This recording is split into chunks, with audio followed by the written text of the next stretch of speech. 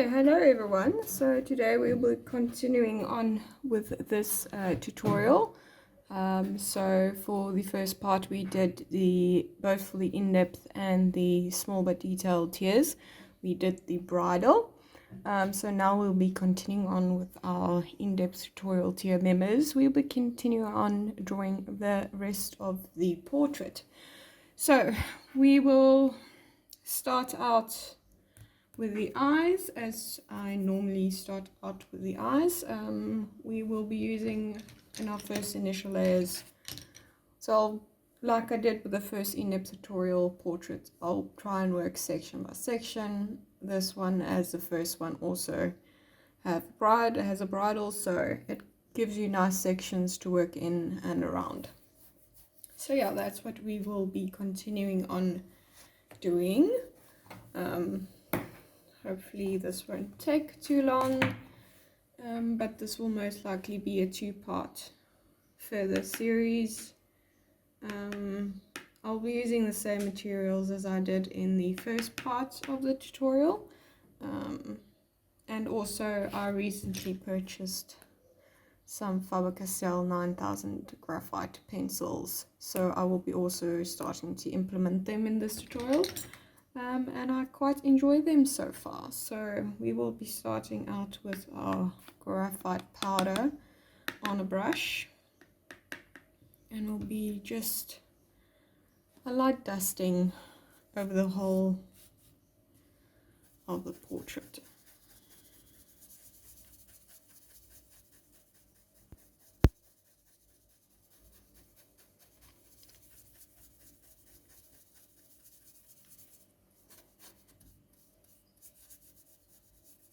Not the whole of the portrait, just this little section of the front of the face. So I try and tap off the majority of the excess before I go in.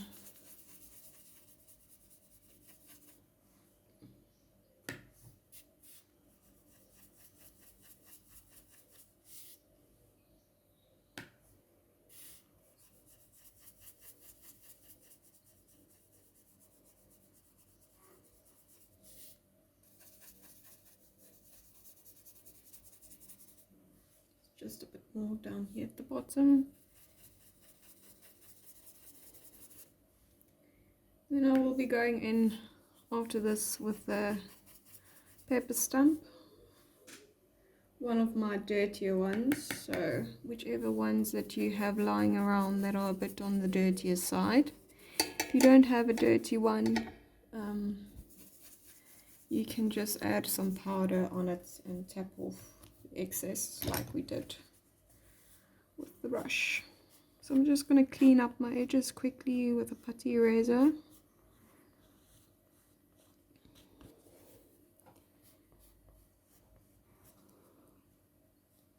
There you go. So I've got this one that is very dirty, and I'm just going to start not sectioning out, but kind of adding in our layers. So I'm going to start right here at the top, at the temple of the horse. So as you can see, this one is nice and dirty, and I don't need to add any powder to it for it to add some more contrast.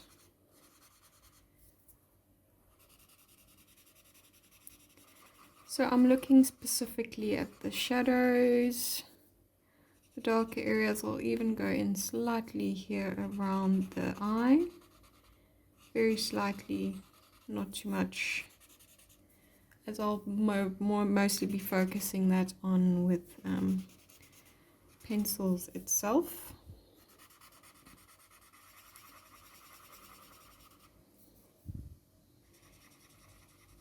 This is also nice when you want to go towards the edges of your portrait. I know the brush can be very messy, so this just helps kind of be more precise.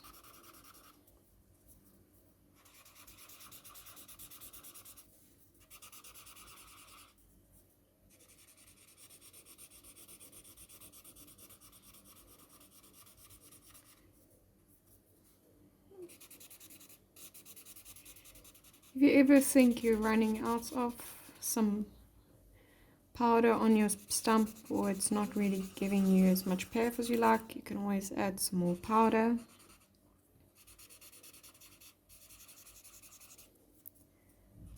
And just tap off the excess so that you don't add too much.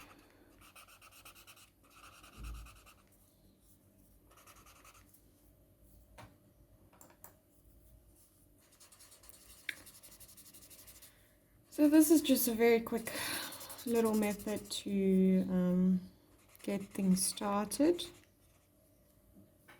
Kind of give you a lay of the land, map out things, especially with that light dusting of graphite powder, you kind of lose your pencil marks. Put in initially.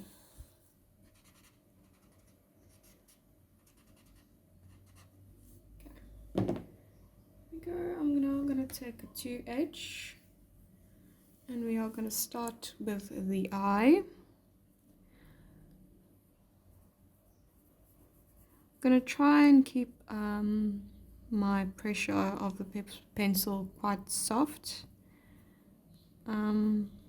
Keeping grip nice and low because I want to be a bit more precise with this initial stage of layering.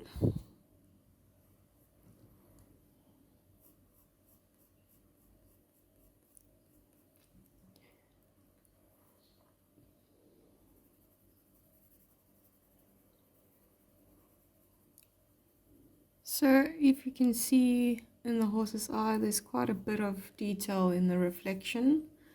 I'm not going to try and put everything in. Just get a basic form of it. I'm not really sure that it's standing in a stable block. I mean, if this portrait was any larger, I would have really detailed it out. But it is not, so I'm going to keep it quite small. I don't want it to attract too much from the eye itself.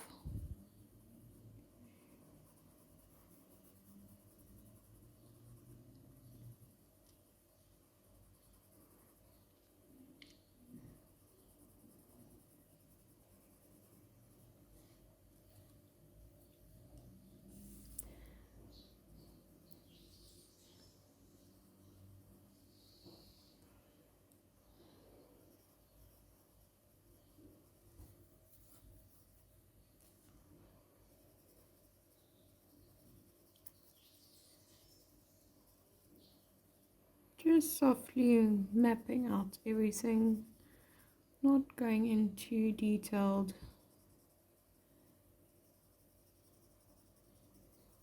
Applying a bit more pressure there in the middle where the pupil is.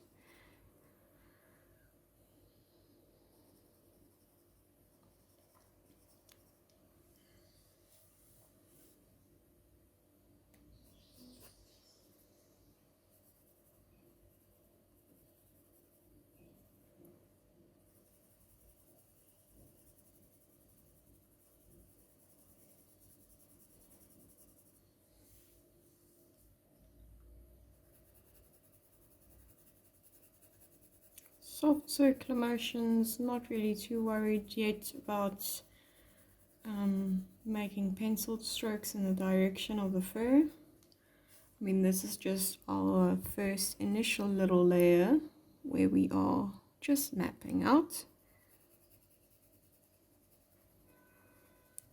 Not too worried about all the other things.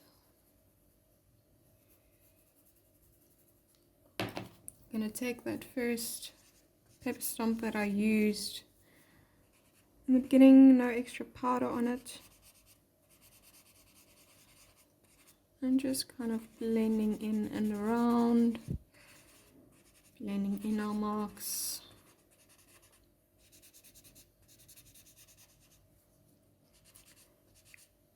Kind of adding more to it. starting to get the basic shape down. Okay, now I'm gonna go in with an HB pencil. Just got to find my sharpener. There we go. Give it a nice sharp point. And we will continue on with our eye. So you will see with the eye, I will go straight in with the darker values. It's just sometimes a bit easier with the smaller details to go in straight, because you can't always build up in that small little area. So.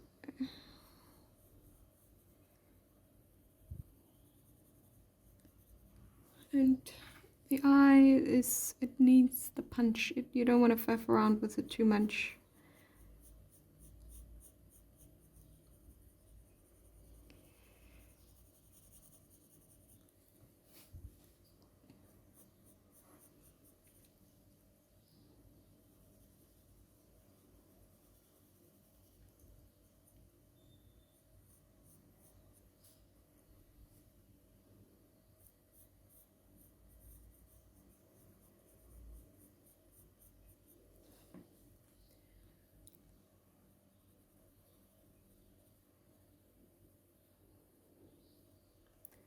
I'm still kind of using soft-ish pressure, kind of just letting the pencil do most of the work. It's not the deepest pencil, but for now, the beginning layers, it works just fine.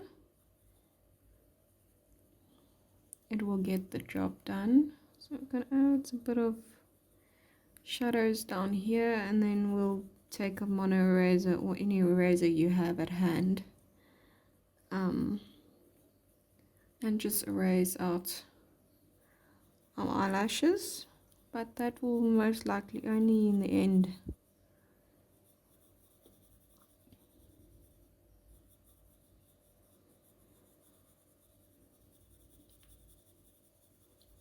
Still soft circular motions.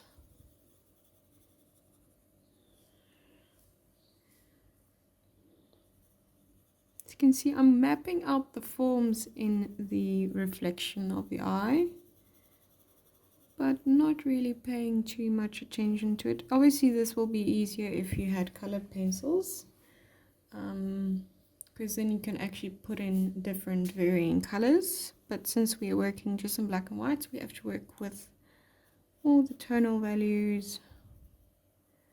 So we kind of change up the way we convey what's going on in the eye.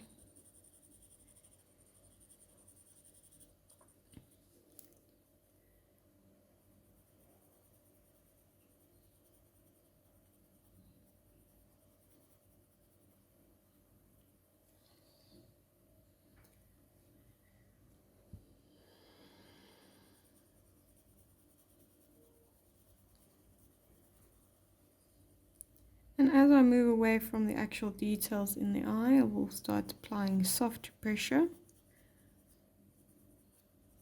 And actually just use not the tip of the pencil, but the side of the pencil. That's more worn down.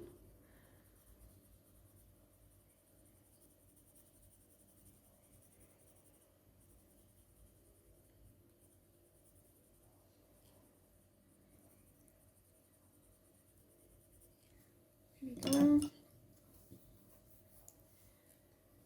Pick in with a 2H pencil.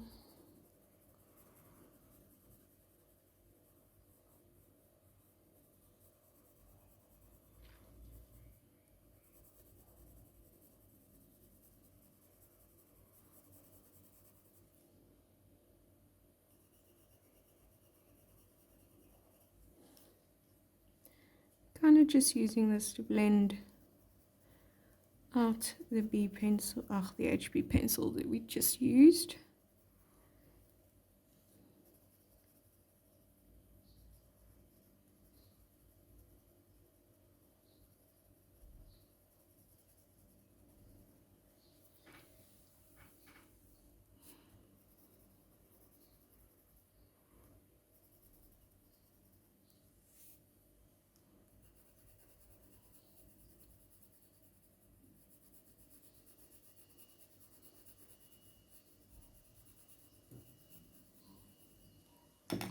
Take our blending stump, circular motions, blending in and around.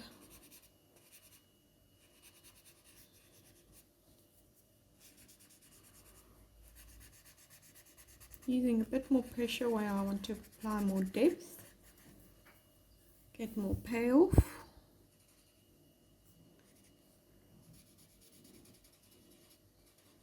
Here I'm also going to use more pressure to blend out easier in and around, softer when I get into the lighter areas, and blend down.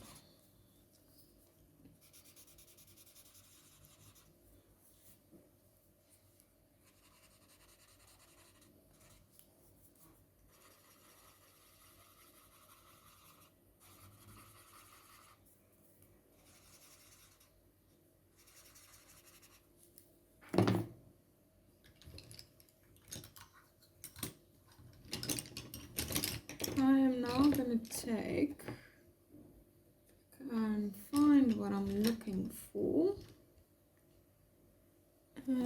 Yeah, 3B pencil. So we're going up. And then just the same as we did with our HB. We're just gonna continue on, mapping everything out, being a bit more precise, because this is now a darker pencil.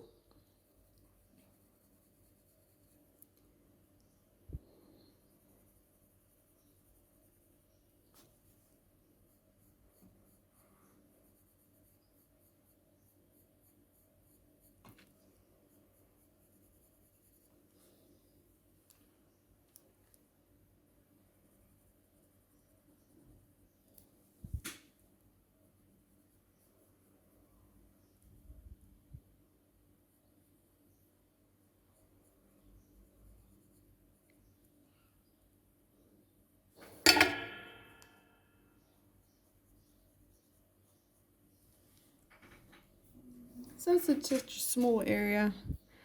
Don't have to be too precise with everything.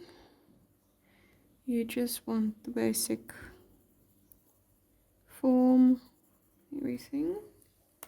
So now I'm going to take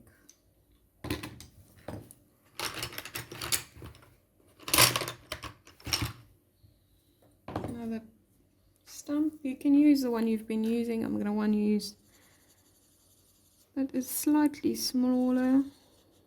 I'm just going to blend out the entire eye,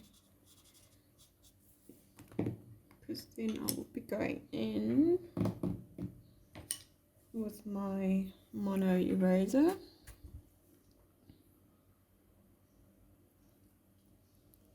And just putting in soft highlights.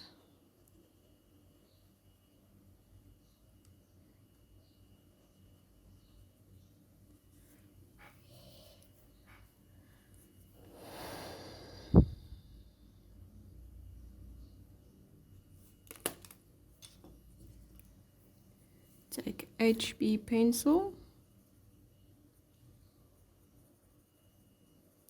You're going to kind of stroke downwards like you are drawing lashes, but in actual fact you're obviously not.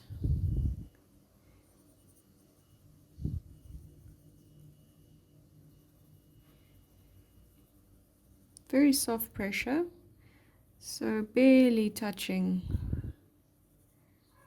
the paper.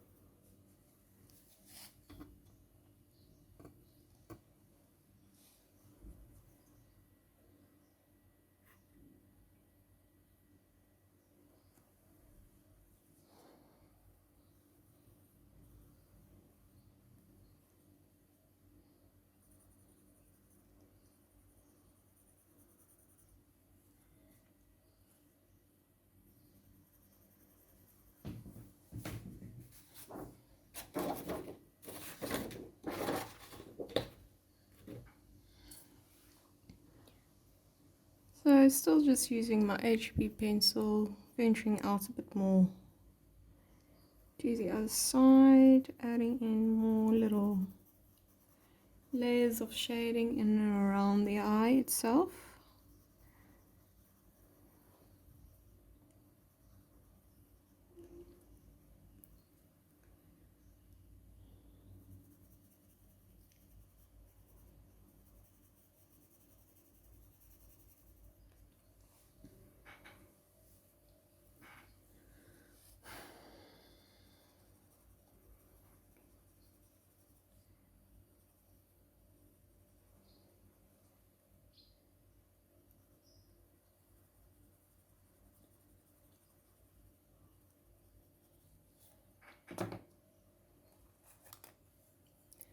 Take my 3B pencil,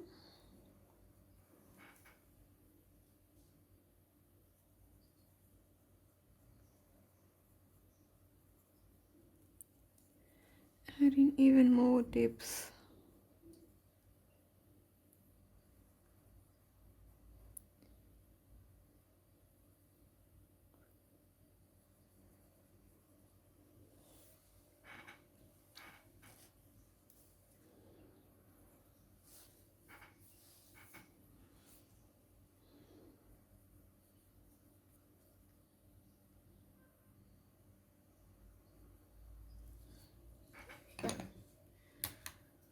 Now I'm going to move on slightly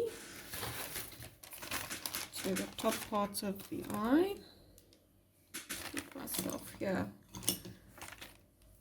so that I don't dirty up my hand or smudge everything. So I'm going to leave the eye as is, and then you know the drill. Once I get everything kind of more towards the end of kind of the final stages, we'll go back in with more details. So I'm just taking my 2H pencil. Here I'm using more strokes in the direction, because this is more contours that we're working with, and as well as fur. So I'm just using my 2H now to continue on to map out all these little areas, and I'll use the powder as well to kind of also help blend out everything.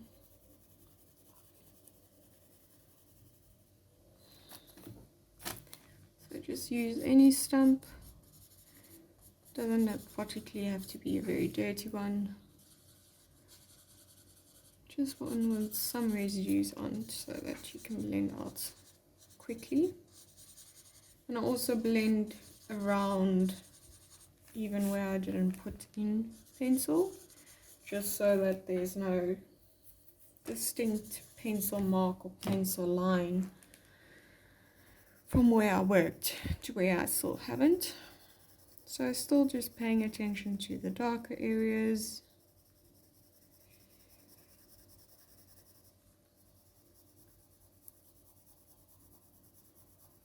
Changing the angle kind of in the direction of the contour.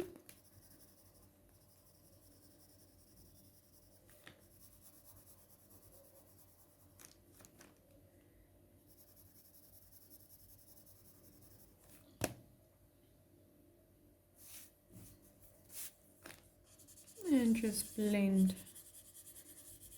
that out again.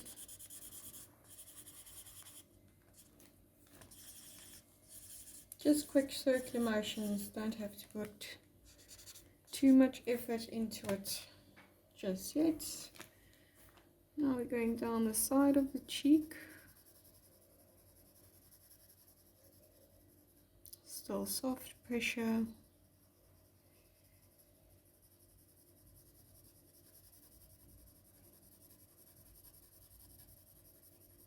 Kind of angling up because the fur direction kind of goes in this angled up direction. Very, very, very soft pressure. Not too much at all.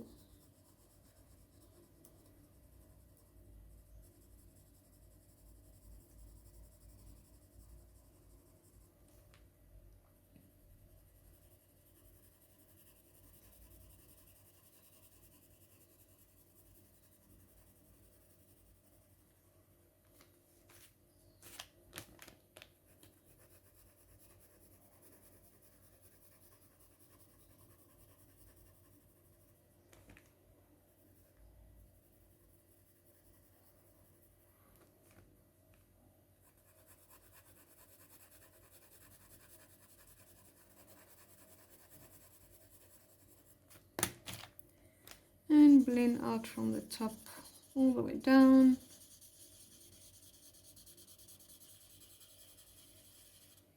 And blend around and in between as well.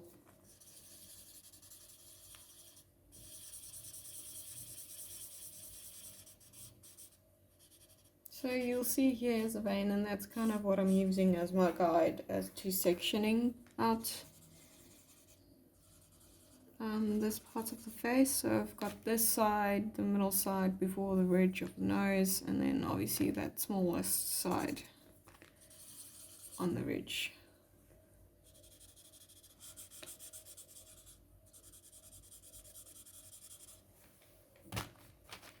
Moving on.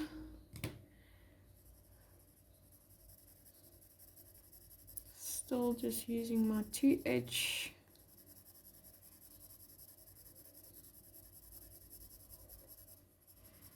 Connect here, there's kind of this highlighted bit here in this area. Not really paying too much attention to it, kind of ignoring it.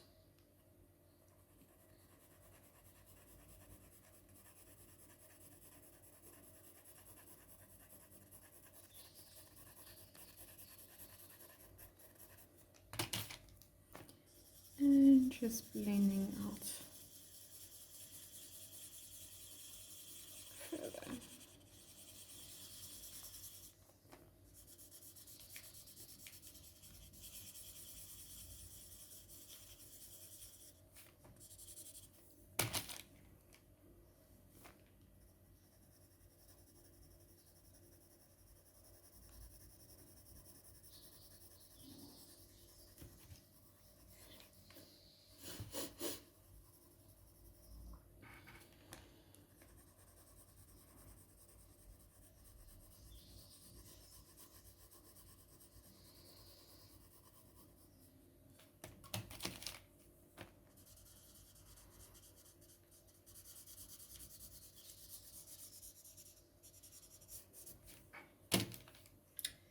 Now I'm going to take a putty eraser, just to be more, the mono eraser will be too precise. I want something a bit softer. Oops, is he? So I'll just kind of mold it into a little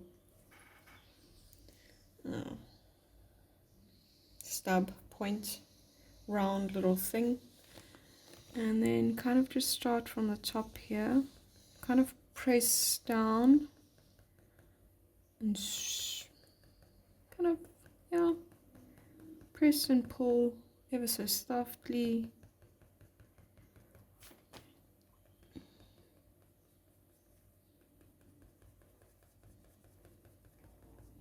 Just to add some semblance of contour.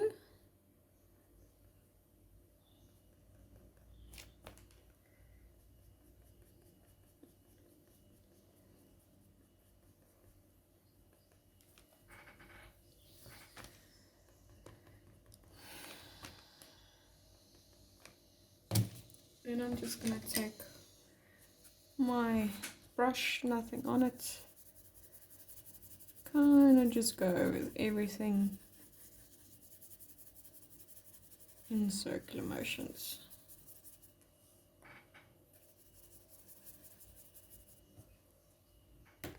Okay, so I'll be taking my B pencil now and just continuing on to work around the eye with details.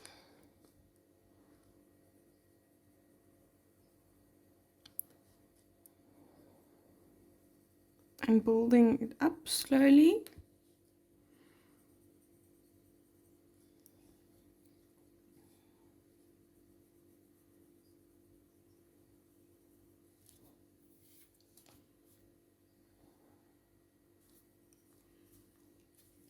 Let me just get something to rest my hand on so that I don't smudge everything.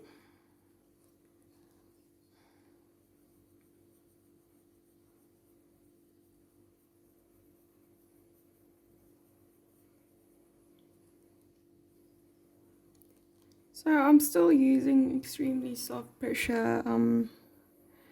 Don't want to put too much pencil down too quickly or make it look harsh. So I'm also just going to take my 5H. You can use any H, the lowest H pencil you have. I'm just going to fill in that little white gap there. And also kind of blend out on the top over there. You won't see much of a difference with the layers we've put down in terms of a darkening of a value, but it will just help kind of smooth everything out. Maybe take a bit of the grain of your pencil away.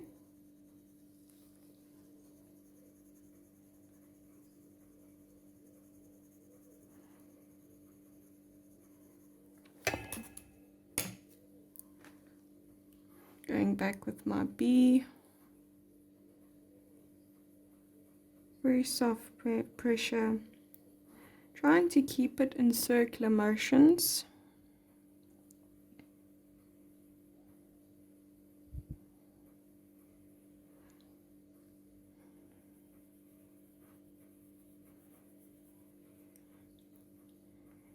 Back into the eye.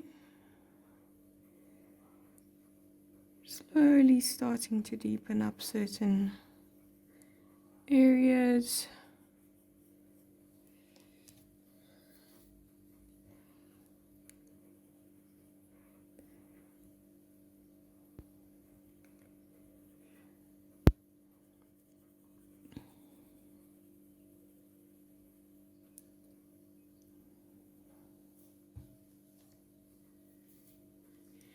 So you can see I'm not focusing too much on the details, as I said, with the reflection, more just the feel of it so that it will look natural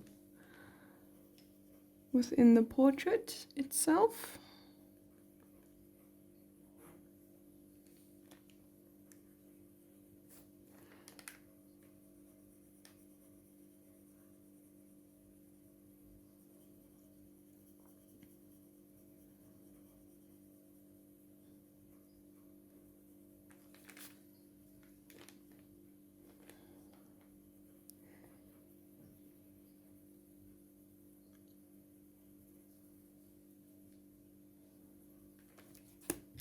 I'm going to take a blending stump and just blend all around where we kind of worked, inside the eye as well. It's supposed to look a little bit more fuzzy and blended than actual details, but we are working our way up to that.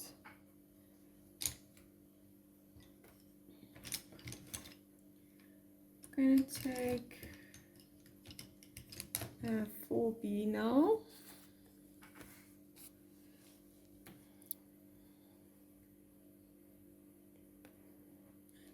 Just kind of work my way around again.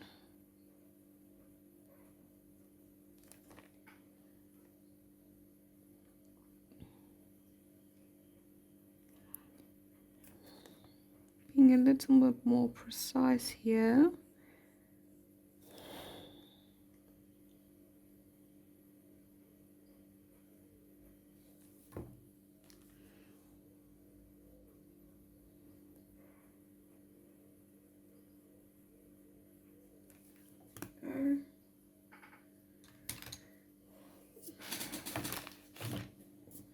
Quickly take a mono eraser. Just going to quickly clean up mine.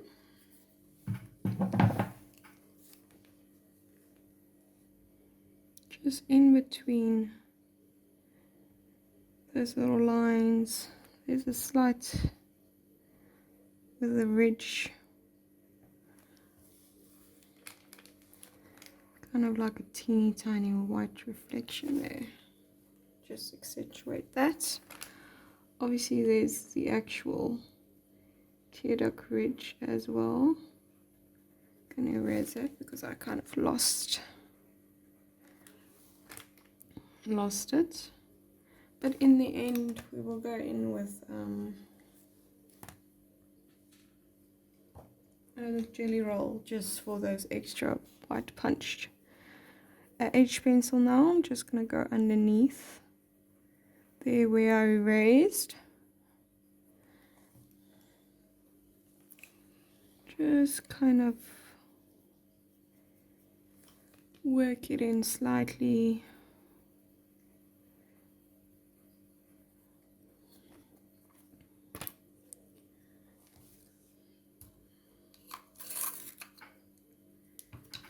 B pencil. Add a bit of more depth on the inside. The waterline. As well as in the eyeball itself.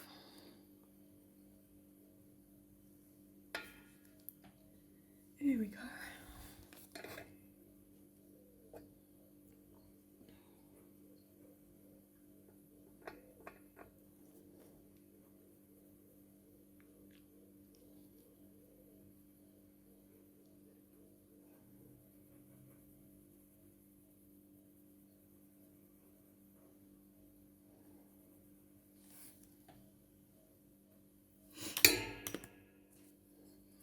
Back in with my 4B pencil.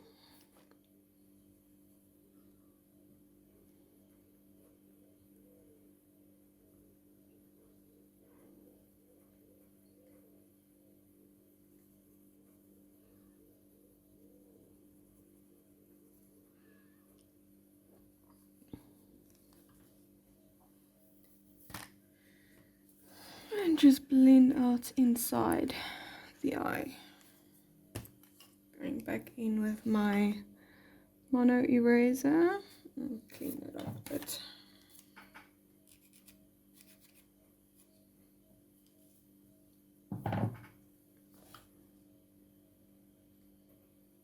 And just add little lashes.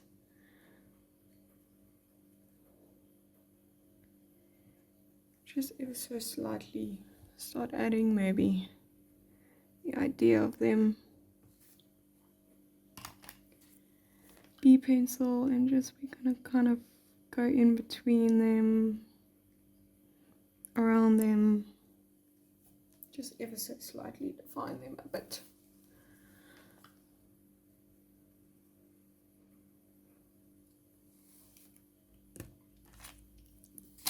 Now I'm gonna move away from the eye. I'm using my H pencil. Just for now in the beginning.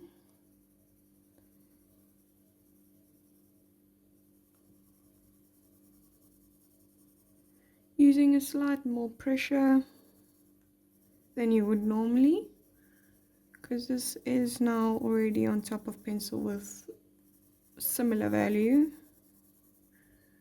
So I won't add much depth, but we're just kind of filling in the gaps a bit more.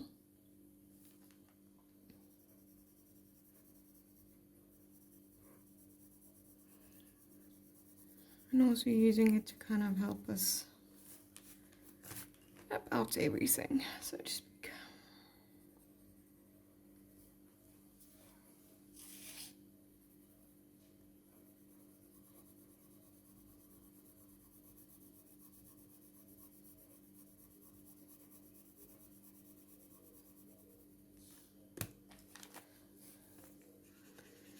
Blend it all out, circular motions. Not a lot of pressure. Let the stump do the work for you.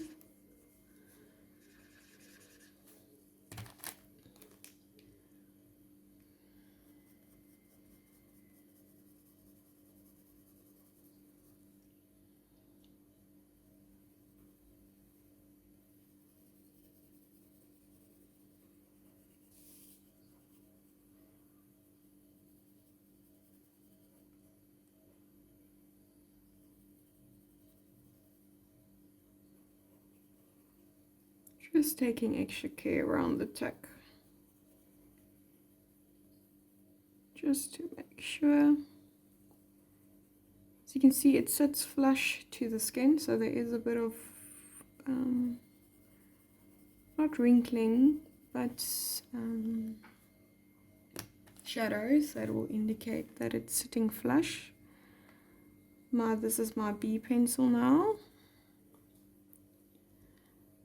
I'm just gonna kind of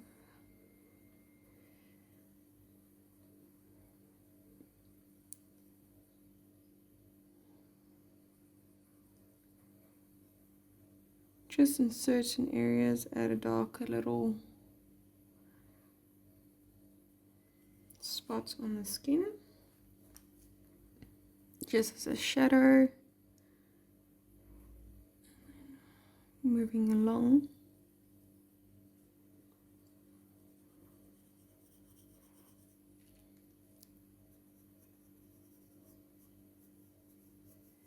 You will see I sometimes use strokes in these beginning stages, so that will kind of, we will blend it out, but it will sometimes be slightly visible under the layers, and that will just add a little more depth to the final product.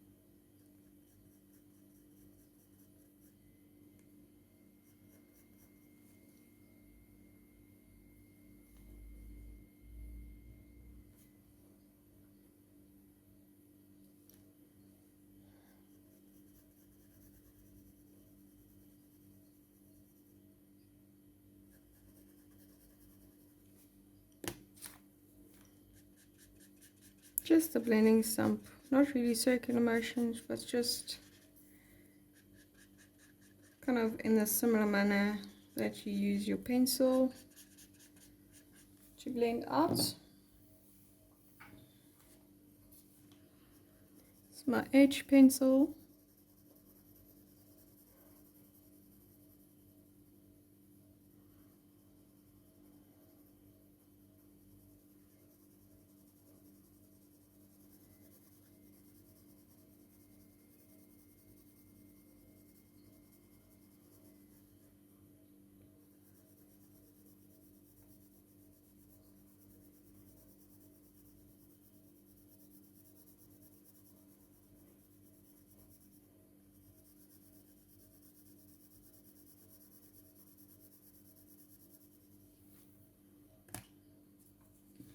And just blend that out again.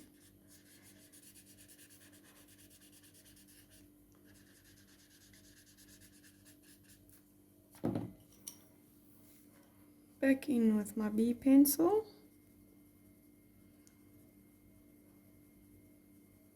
Focusing a bit more on adding that depth.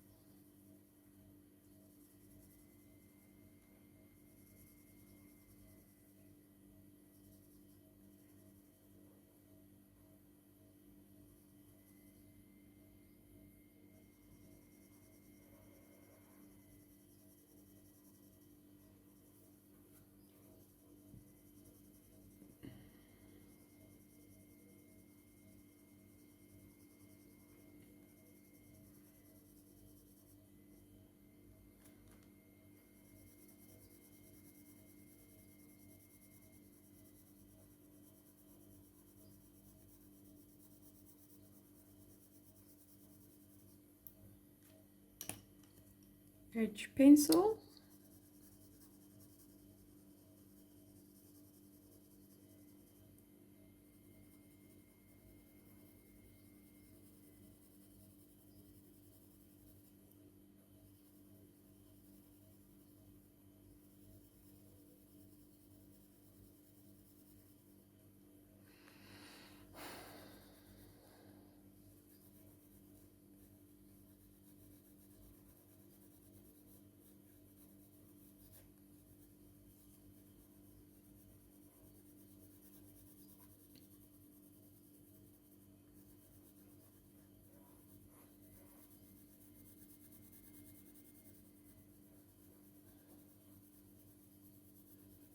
As I'm mapping up, I'm very aware of the shapes of the highlights and the contours, and I'm trying to follow them close enough so that we at least get the contours on the shape of the horse's face correct, as these shadows and highlights will accentuate dips and bumps and ridges.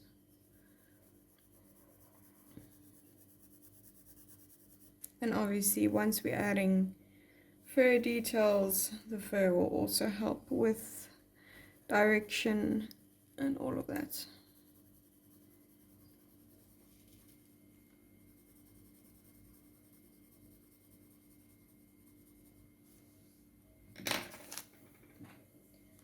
Just take your blending stump. You can either use circular motions or strokes, depending on the area or the feel that you want. If it's a larger area, I'll most likely use circular motions. Also around like the edges between the darks and the lights, I'll use circular motions to blend. But inside where I've kind of already put down pencil, I'll use similar motions as I did with the pencil.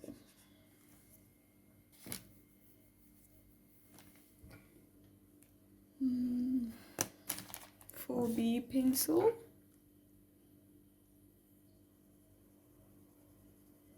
and you're going to use very soft pressure for this.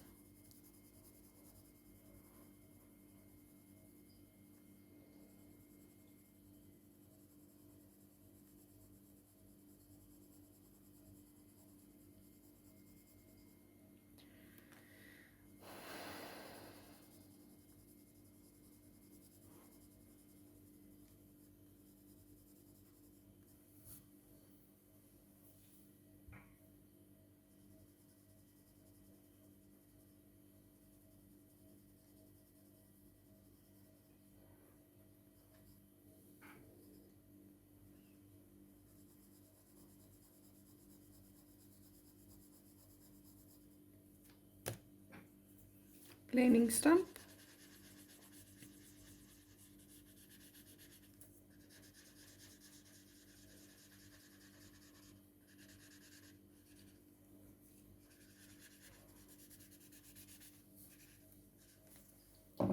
Now I'm going to take a mono eraser.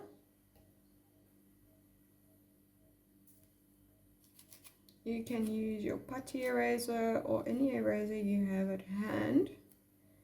Something that you can have a fine point or fine-ish point with. And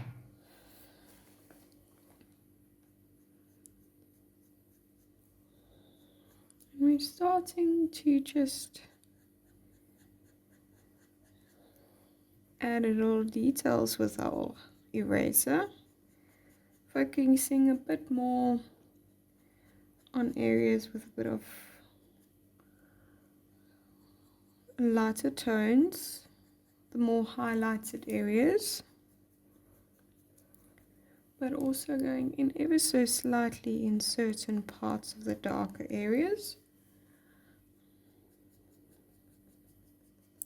This will just start to help establish a base for our fur details.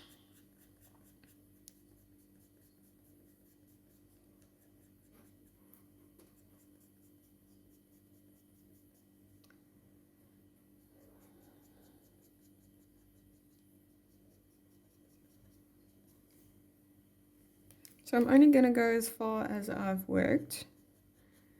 So keeping it in this little corner up here.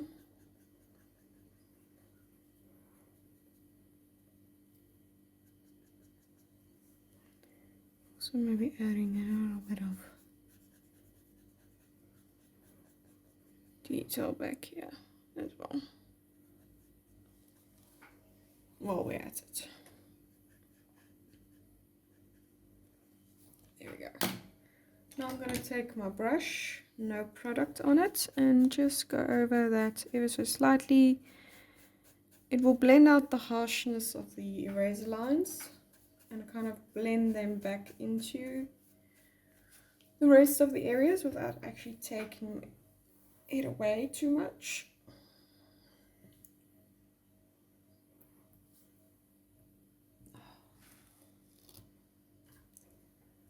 I'm looking for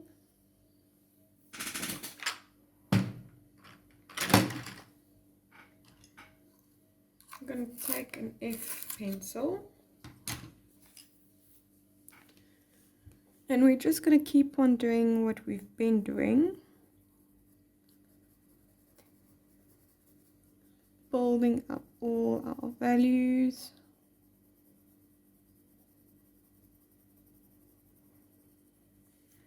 And also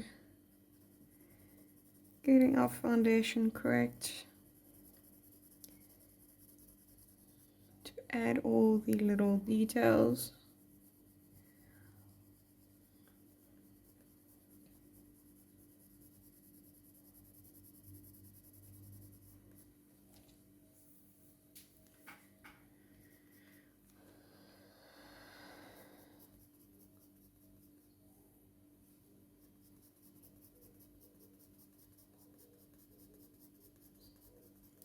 You can see already starting to slightly put a bit of texture in here, but not using the point, I'm using the flatter side of the pencil. So I don't want it to be too precise or too deep in tone, too dark.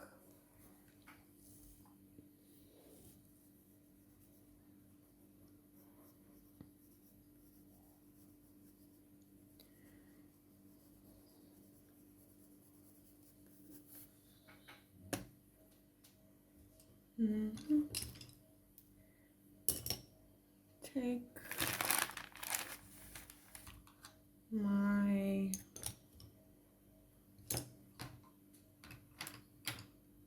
keep losing pencils. 7H.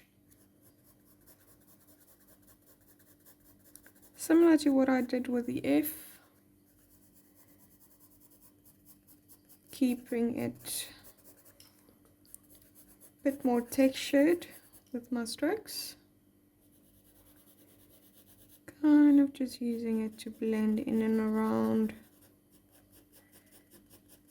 fill the gaps, so to speak.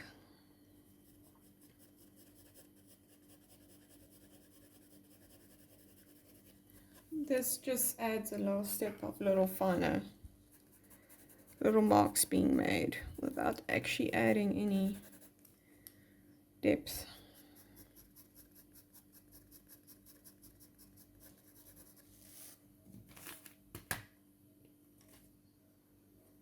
B pencil.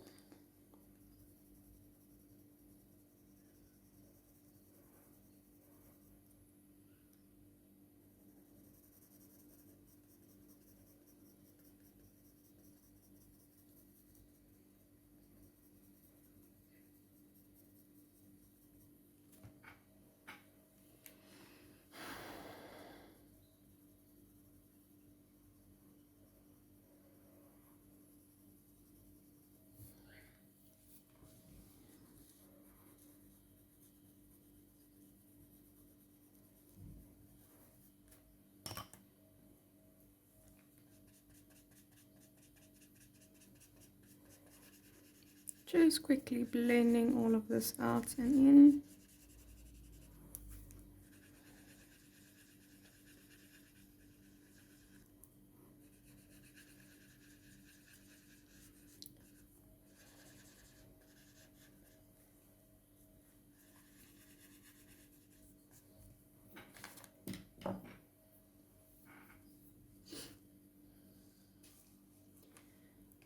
Back in with my F.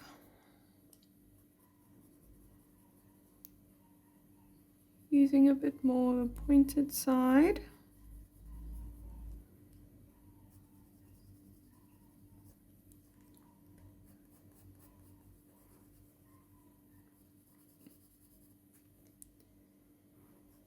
ever so slightly bridging the gap between our lights and our darks so that it's not that stark.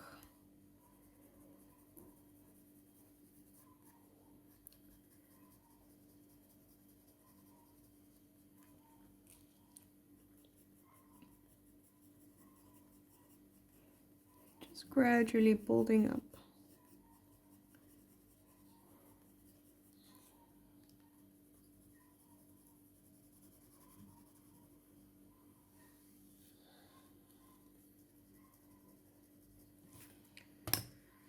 I'm going to take my 4B pencil, give it a nice point. We're just going to kind of go around the edge here ever so slightly, add a little depth to this as well. And very, very soft pressure when doing this. Don't want to go in too harsh.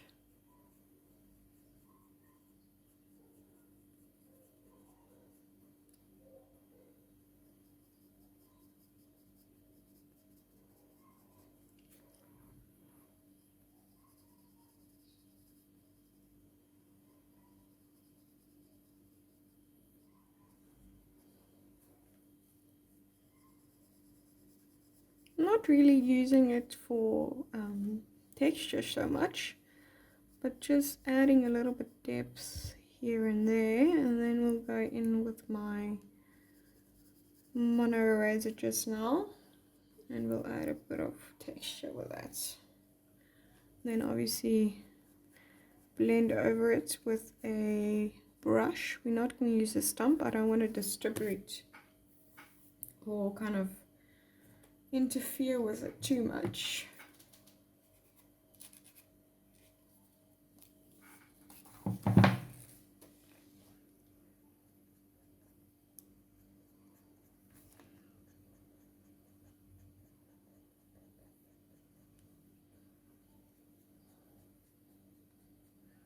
So really focusing now on a bit more of the whiter highlights, the more prominent kind of fur strokes.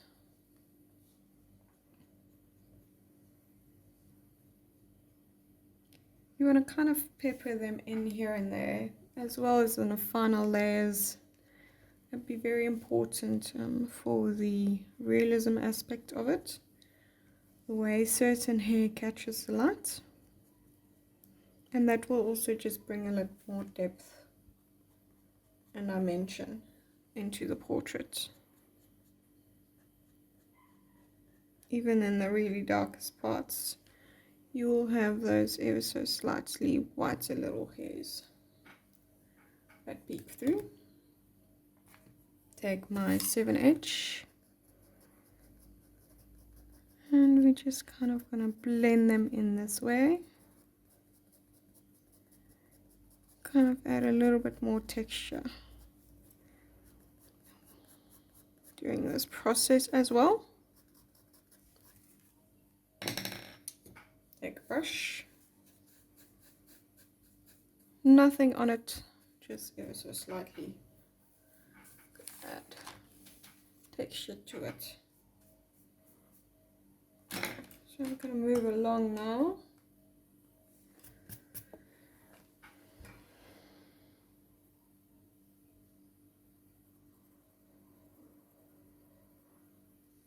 This is my F pencil.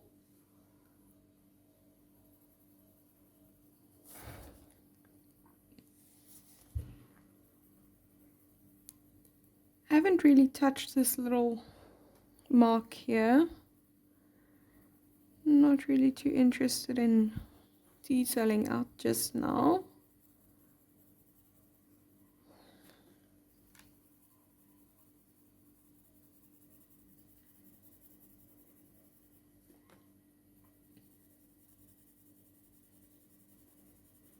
very soft pressure. The F pencil just really packs a punch on top of other softer layers, because this is kind of a darker area, but we'll blend it out all anyways.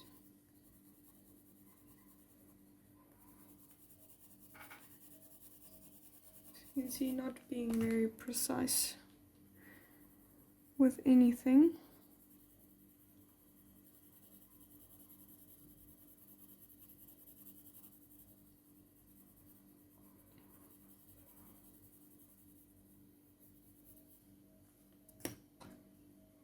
I'm going to work in sections, so I'm just going to blend this out. Circular motions, a little bit more pressure around the edge, just to blend it in.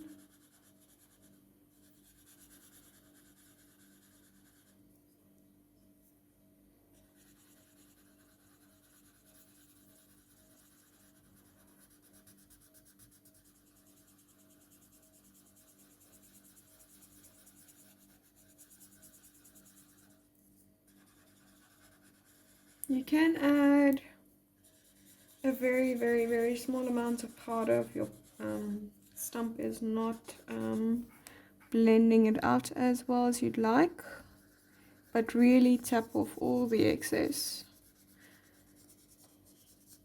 as much as you can, or just get yourself a very dirty one.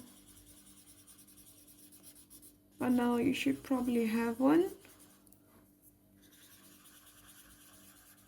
because we've used a pep stump quite a lot in this little section already. And I'm just blending it down as well, even where I haven't put down pencil just yet.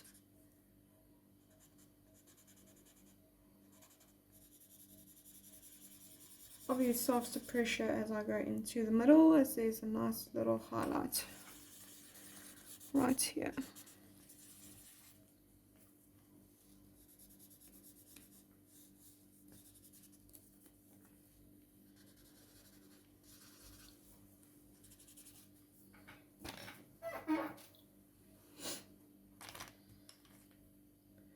Back in with my F pencil. I'm gonna kind of slowly but surely kind of map out this little mark here.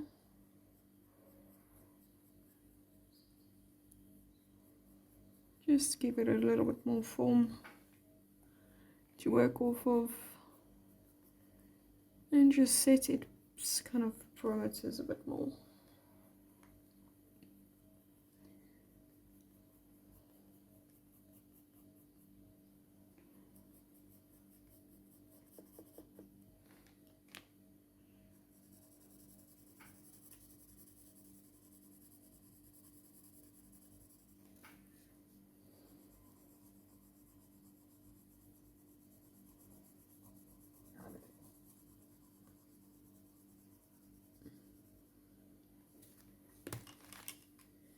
Take a B pencil,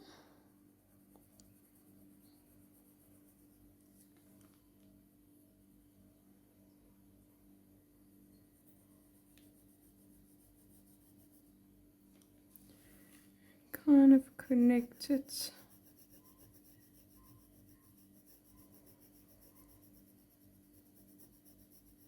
for the bottom side of that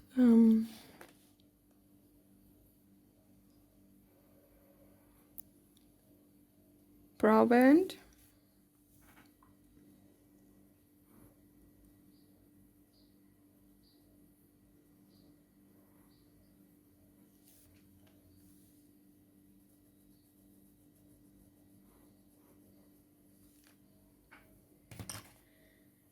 There we go.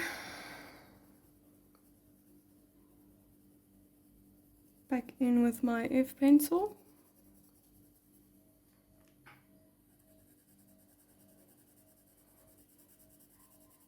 Really just using more the flat side than the sharper pointed side.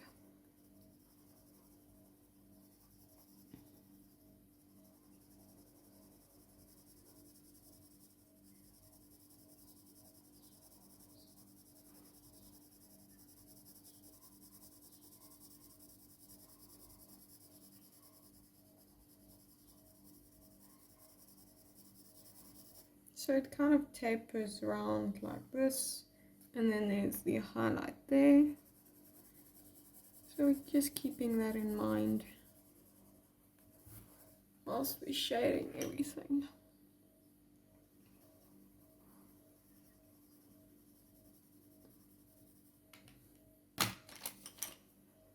Blending stump again.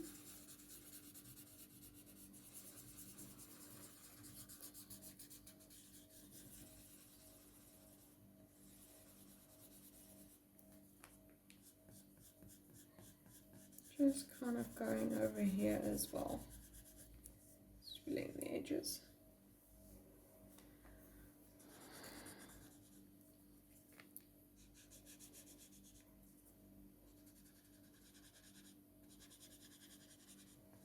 Kind of connecting all of this in here. Kind of want to finish all of this out before I go back into the eye, because then we have a better idea of all our values. Taking my mono eraser just now, kind of just gonna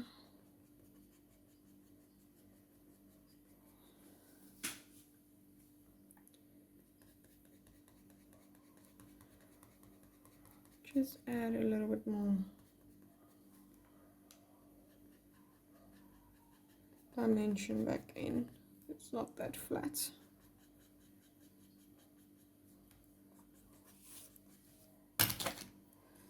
Brush.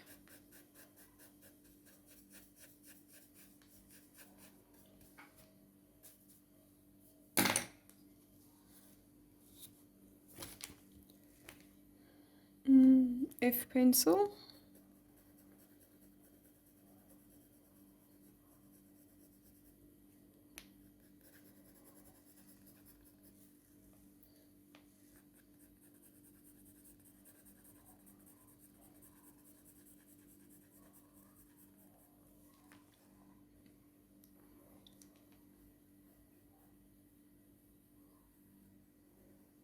Just adding a little bit of depth here, so along in the eye.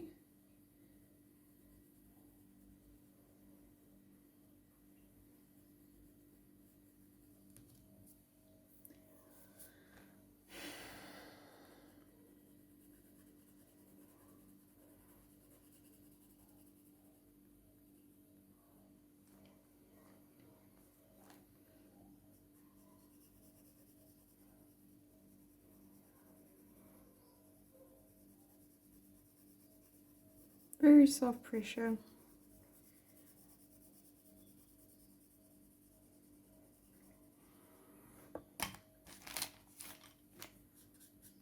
Just blend all of that a bit out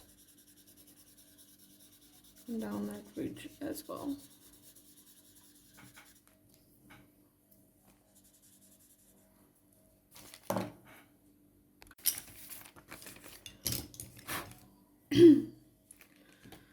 So back in with my F pencil, we're just going to continue on using a bit more of a pointed side.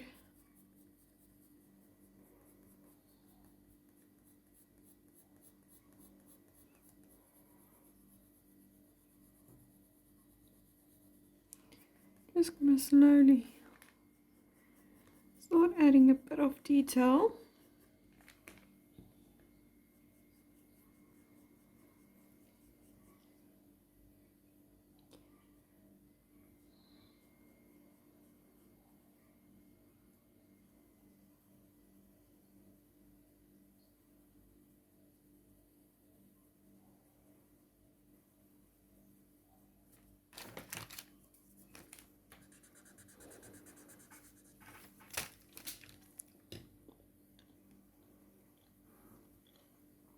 Just also going to add some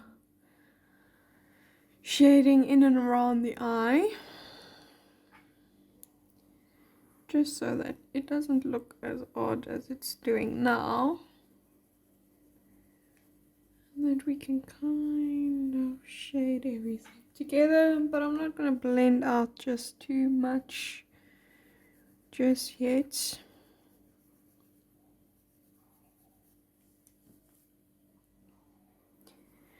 Because I kind of want to start doing in here as well, along with this darker section, do the highlights as well.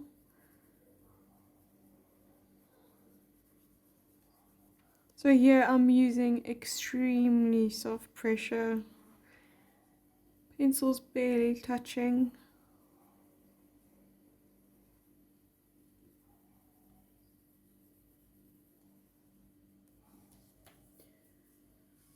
Now you could use an H range pencil for this, but the F will work just fine if you just use softer pressure.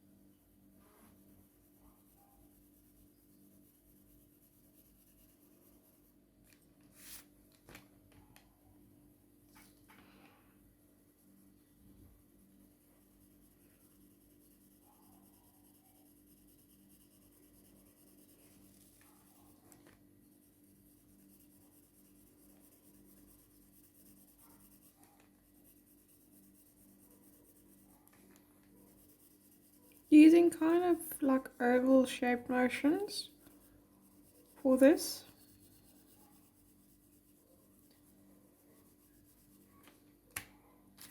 I'll take my blending stump, same as the pencil, soft pressure, no need to use too hard pressure. Didn't really apply a very hard pencil layer.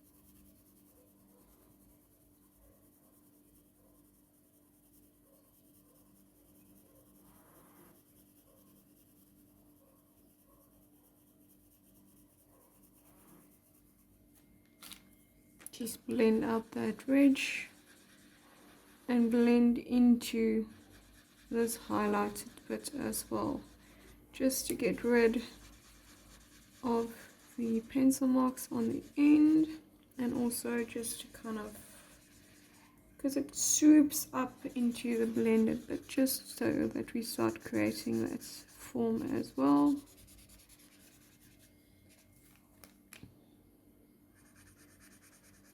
Just connect over here as well.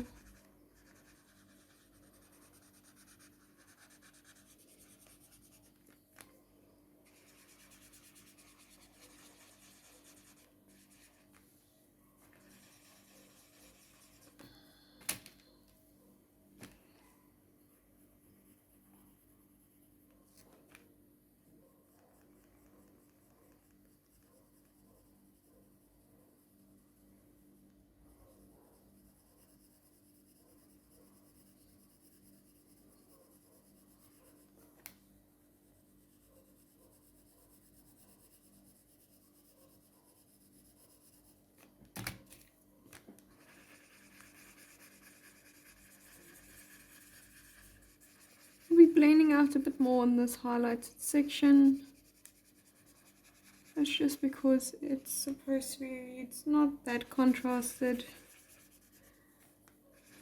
The fur details will be more important in this little area right here.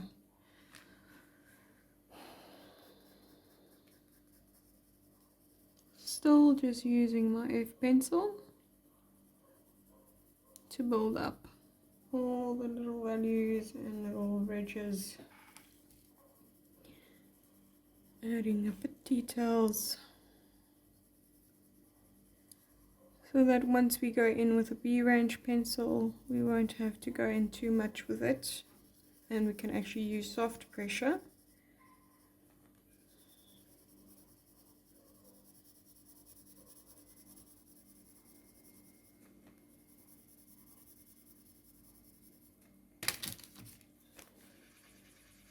When I blend out circular motions and blend into surrounding areas so that you don't have harsh lines.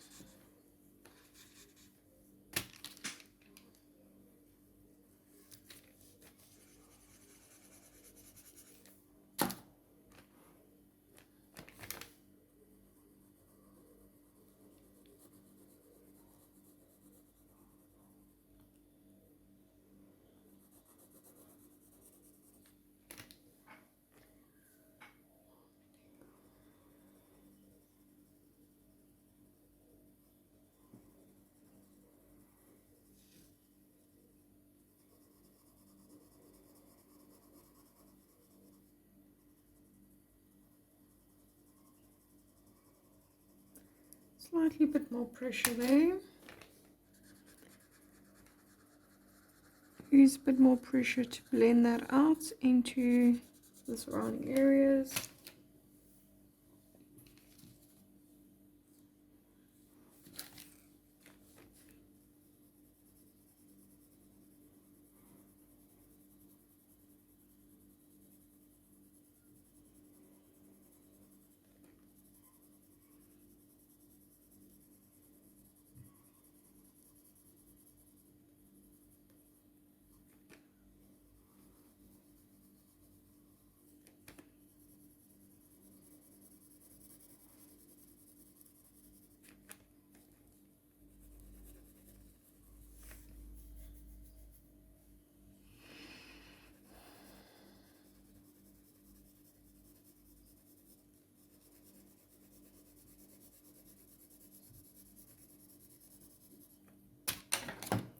I'm going to take brush instead of a blending stump now. Circular motions the same. Kind of want to keep the texture for that little layer, so I'm not taking away too much. Still using my F pencil.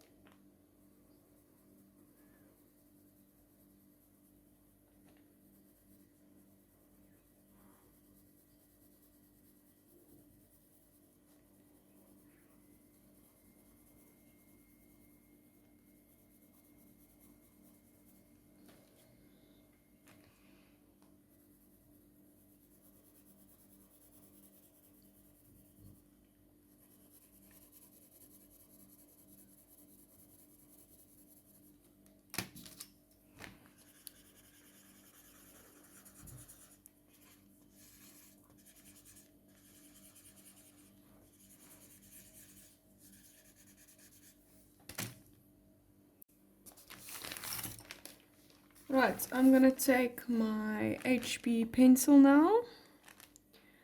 So we're going to start darkening up certain values ever so slightly. I'm going to start here at the top.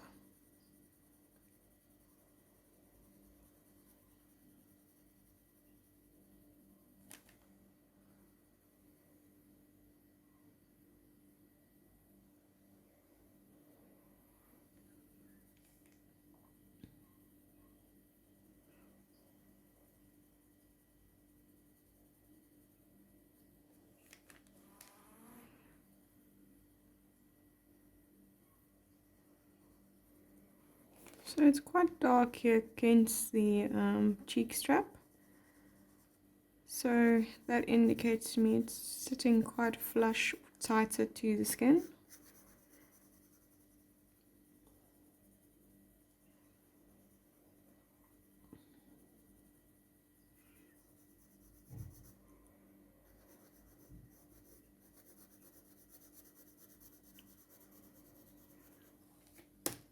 Just gonna darken up, blend out the little edges.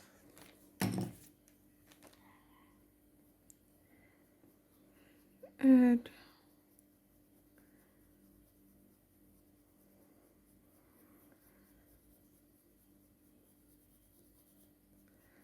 some texture lines.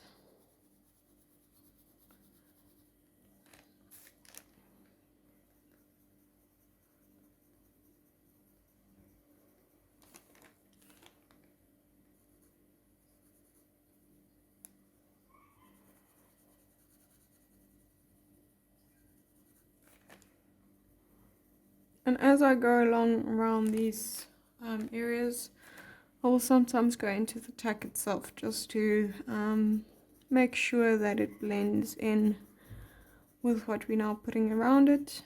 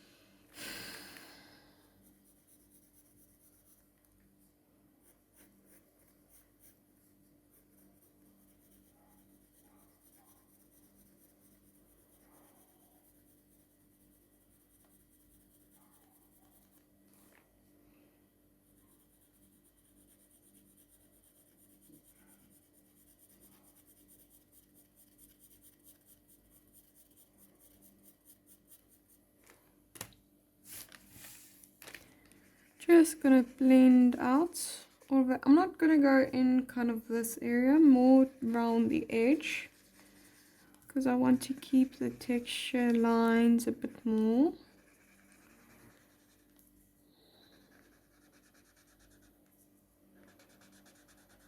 There where I want more pigment, I'll use a bit more pressure on the stump itself.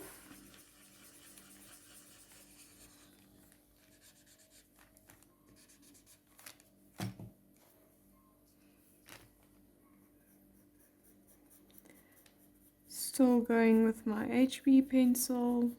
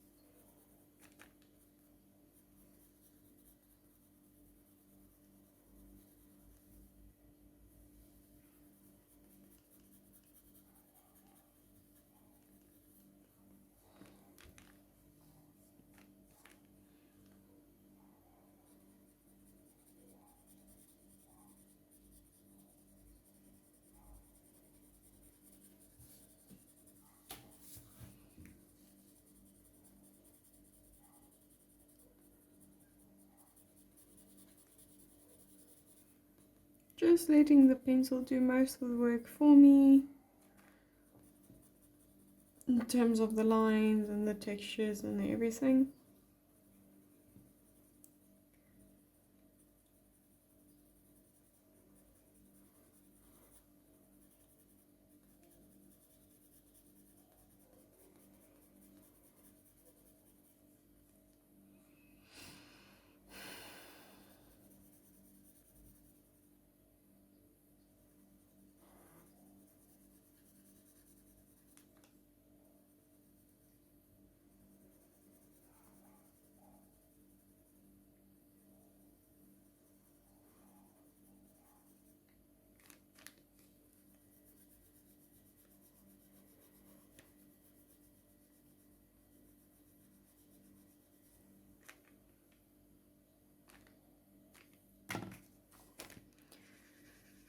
Just going in with a blending stump, and we'll be continuing on layering like that as we go along.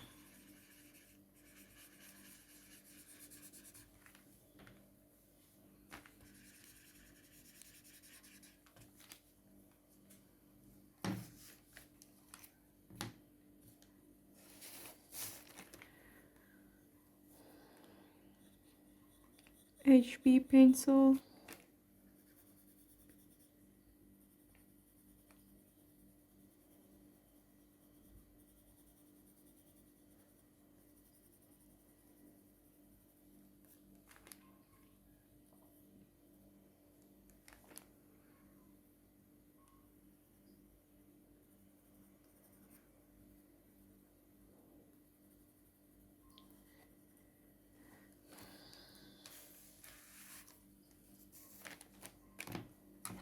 Blending stump.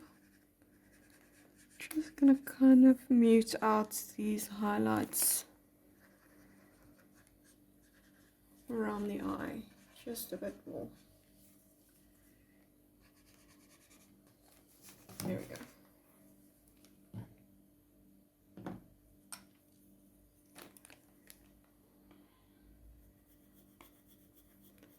Still just using my HB.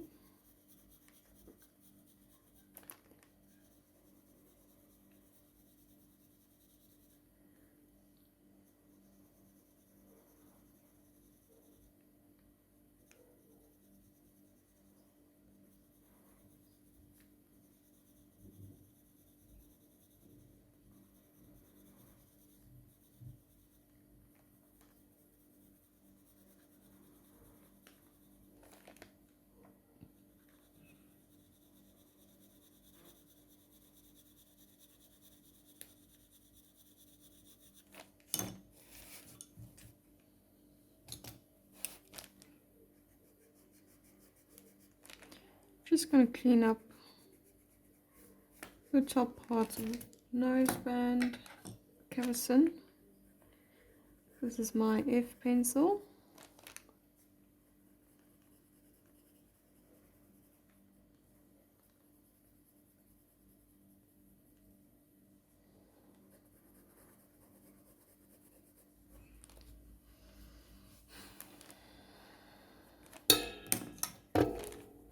I will soon be moving on to another part of the horse.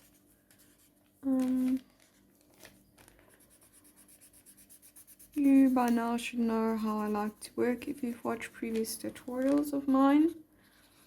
I like to cover most of the horse before I do any last minute details or highlight darkest highlights or shading. Just gonna go in with a few last little pieces. Gonna take my mono eraser and we're just gonna add in some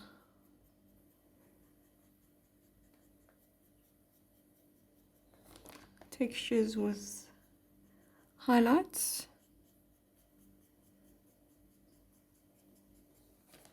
Before we move along,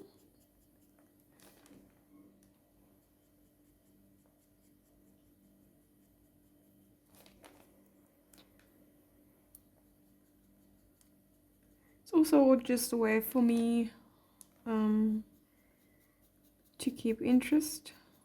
I'm one of those people that if I do draw without filming or doing a tutorial, I'll jump all over the place.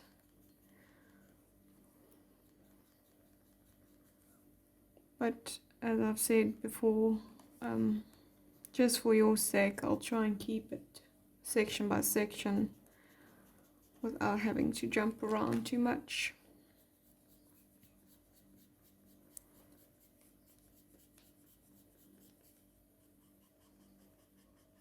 Some people are a lot better at it than I am, but that's just the way their mind works, differing from mine. I mean, you might draw the same way I do, but this is the safest option, to do section by section. and also just helps to keep it concise and easy to follow.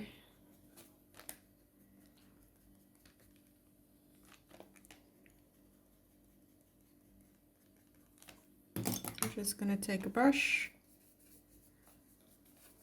and just kind of go through it. Okay, so we will be moving on to the ears, and then we will be working our way down to the muzzle. So I'm just going to take some graphite powder on my brush, and I'm just going to give myself a light layer to work off of.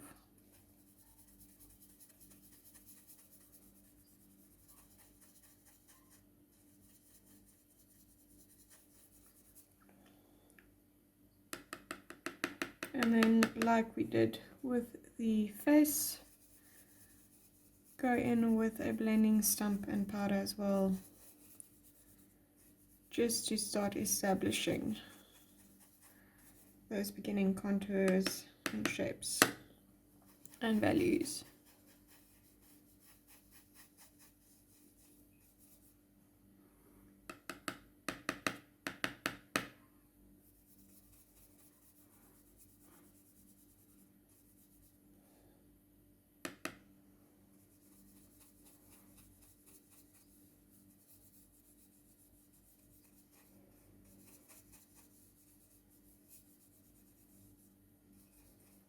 You can go over the edges. This light dusting of powder erases very easily. So I'm just going to take my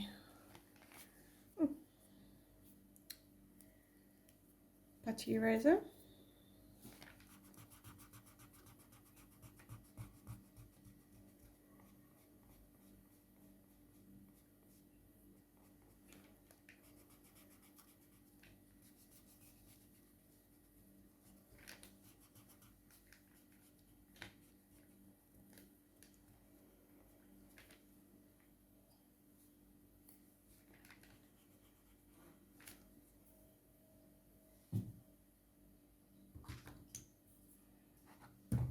Now we're going to take blending stump.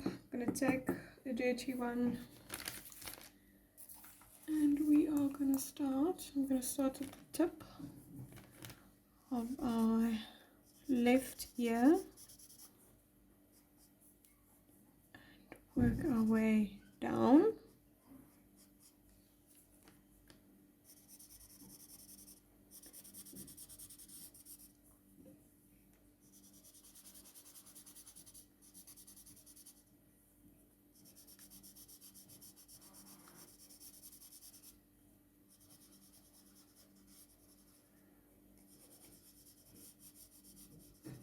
More pressure for darker areas, lighter pressure for more highlighted areas.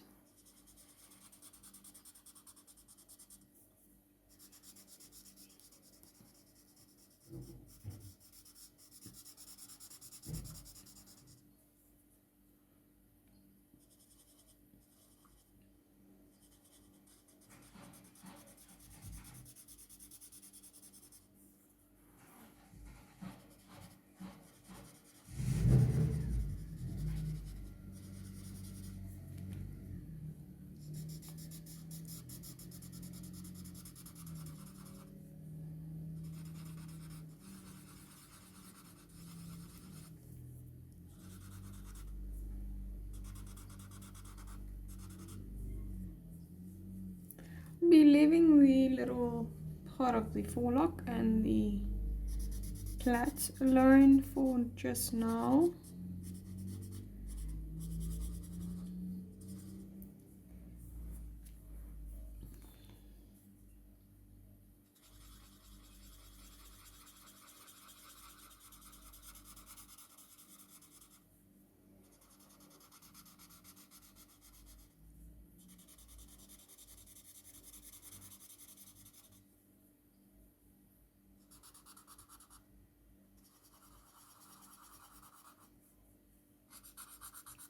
I haven't added powder since that first time, because this one is quite dirty, but I might just add for this little darker section here, just a tiny bit.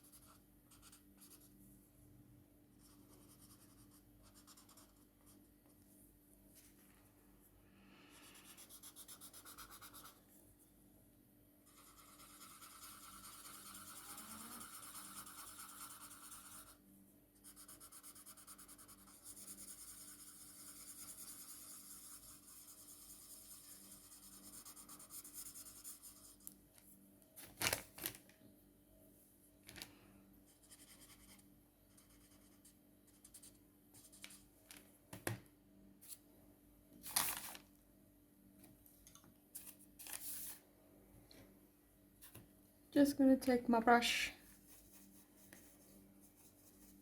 just gonna go over, blend even more.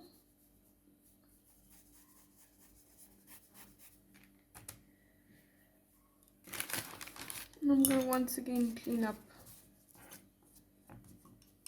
around the area.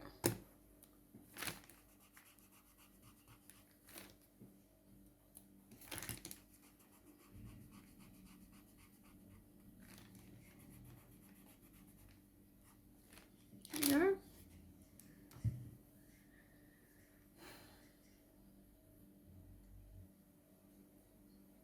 Now I'm gonna take my putty eraser inside,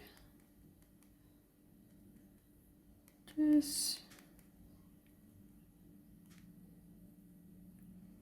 getting to kind of help with the shape.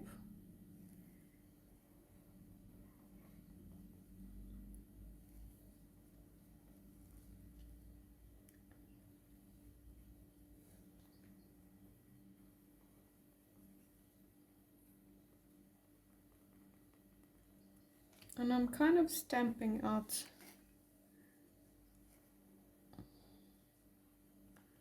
the pencil rather than erasing. There we go. Now I'm going to take my mono eraser for the plait.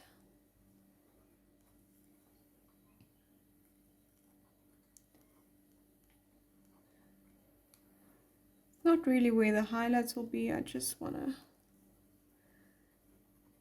kind of accentuate its borders where it is. There we go.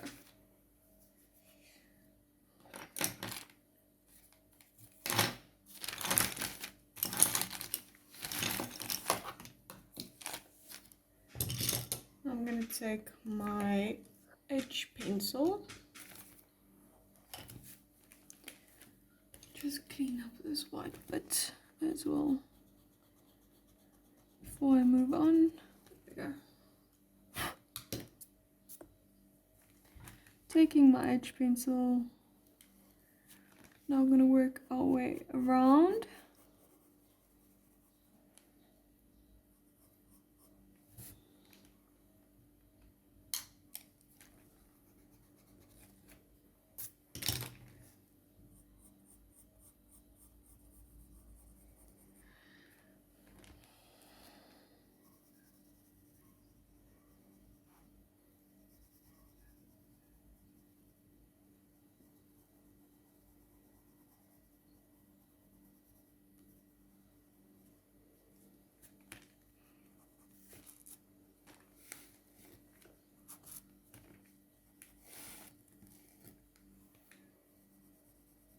So starting at the top,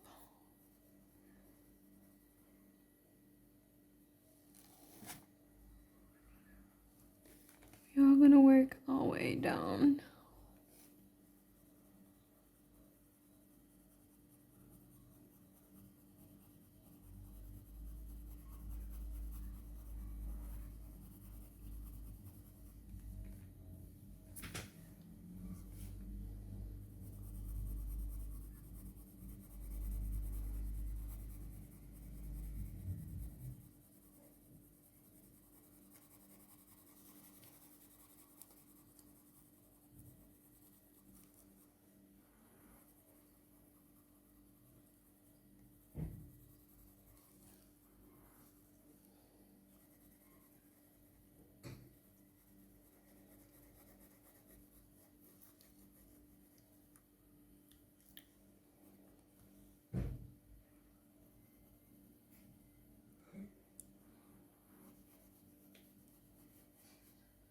So it's going to seem harsh here in the beginning now.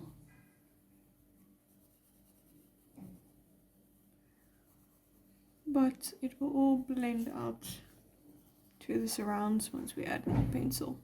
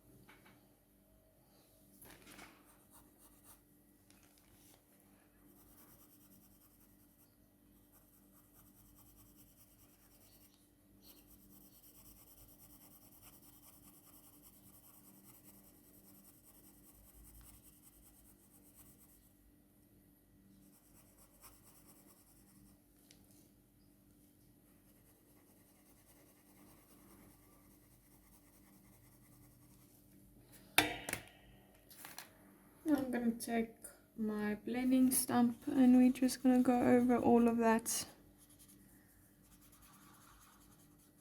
and just blend it all in. You can go over the highlighted bits, go in with the eraser just to clean it all up, but it won't be as dark as the surrounds as there is no extra pencil on it.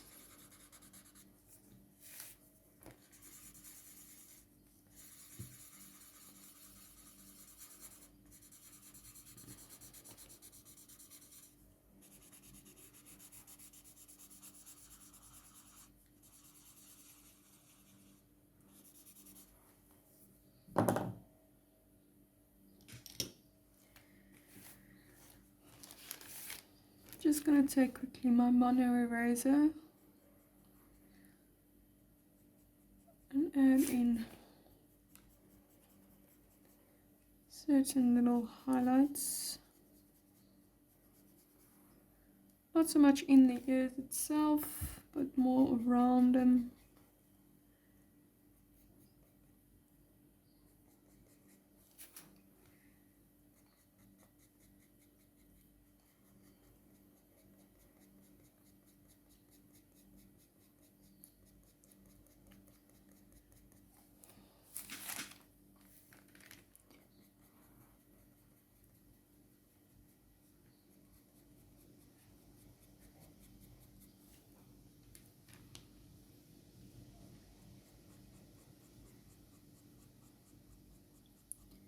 I'd rather use a stroke motion with the eraser as well, then I won't take out whole chunks of actual pencil areas, more little pieces here and there. I don't take away too much and have to fill in the area all over again. Then I just take my brush, kind of just sweep it over everything. I'm gonna take the pencil now.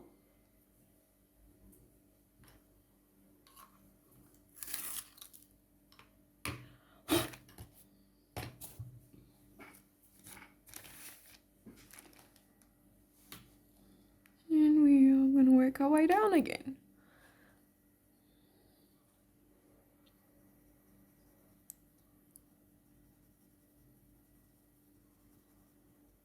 Since we are now with a darker pencil, I'm going to be a bit more wary of my pressure. Don't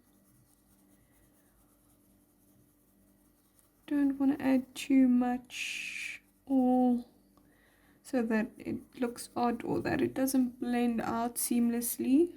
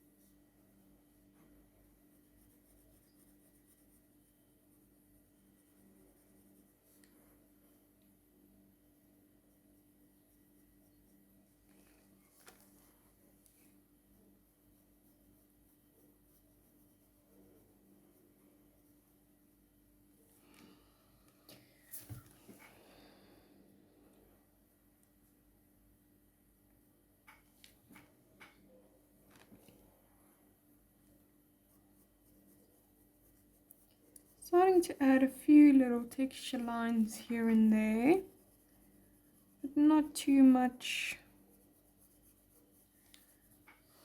as it's not really, it's going to be blended out quite a bit still.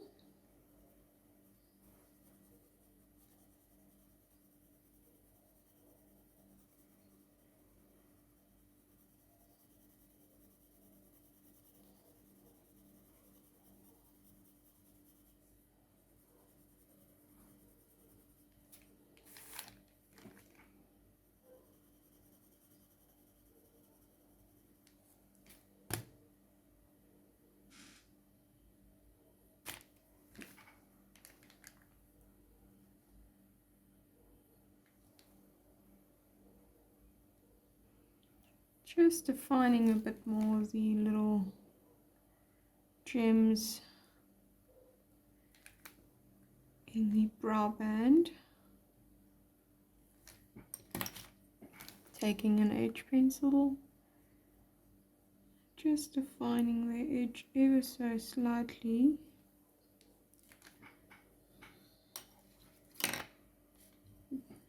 Back in with my B pencil. Now I'm going to add in our little forelock piece.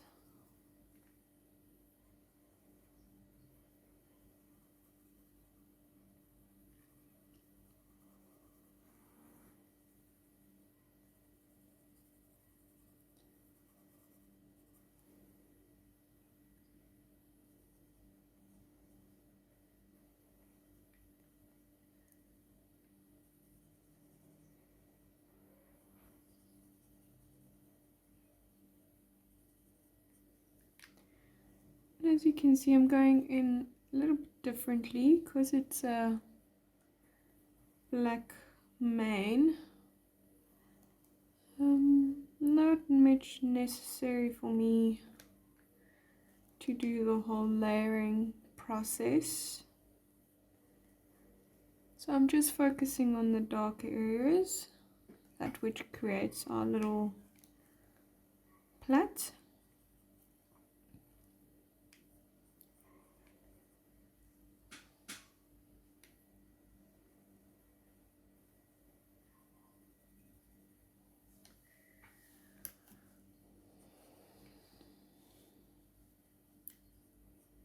Just making sure the elastic band is also defined a bit more.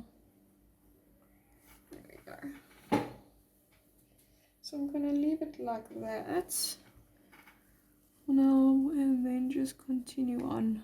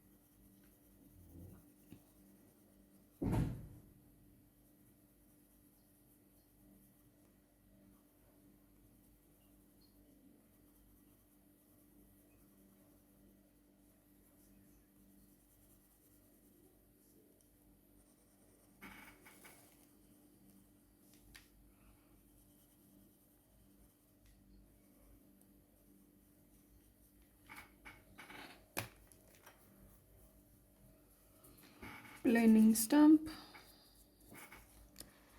If you struggle to blend out certain parts, add a little bit of graphite powder and just take off majority of the excess.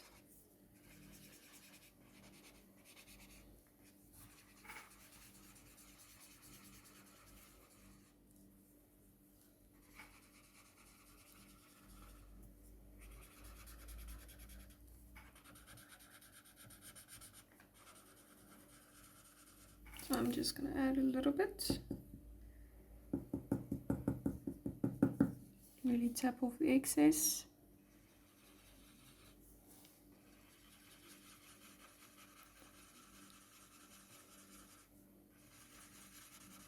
I'm just going to blend out.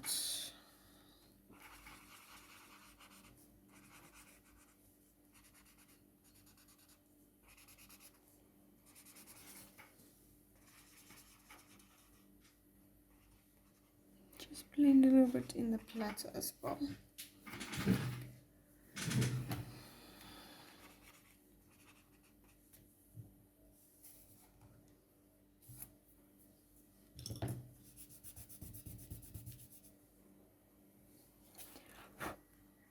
Just going to clean up my edges. So slightly go. I'm going to take my F pencil, just continue on, start defining areas.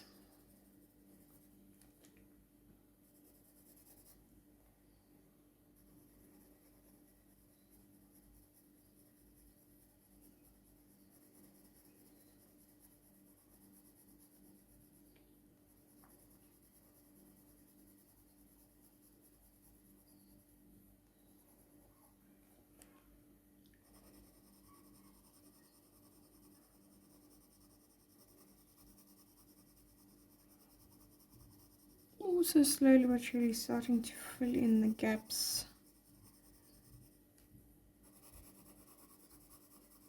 For these hair textures, I'm going to be using the Mono Eraser just to define them out rather than using the pencil.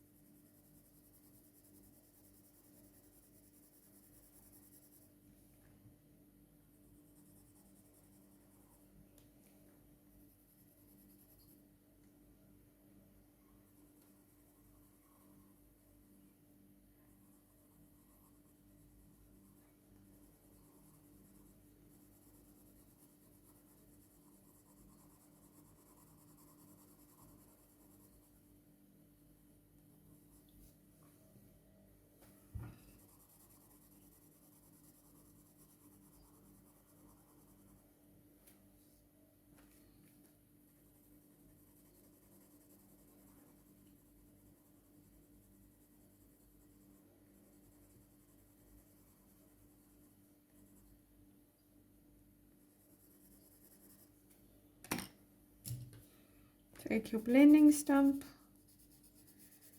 and just blend all over.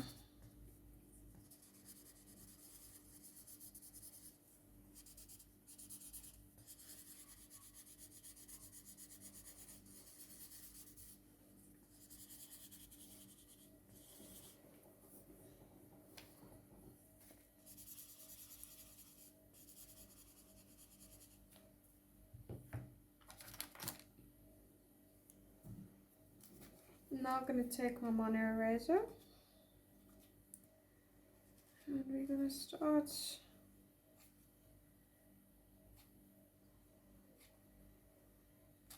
putting in even more details.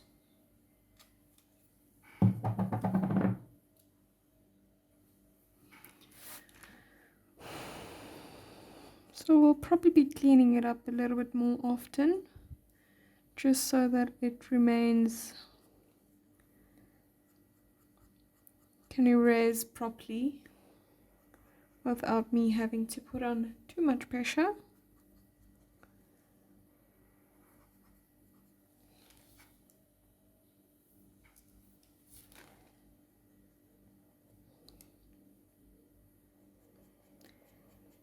I haven't put in too much darks yet, so it still looks a bit flat, but that's completely fine. The contrast is there enough for it to work.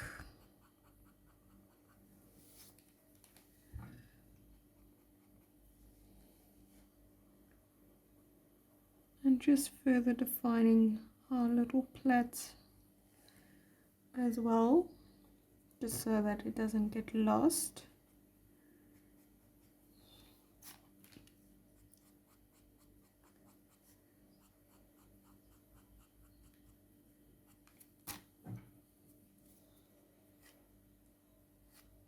So the way I clean my mono eraser is just to get a textured surface and roll it over it, and that way I get myself a fine point. So any textured surface would work.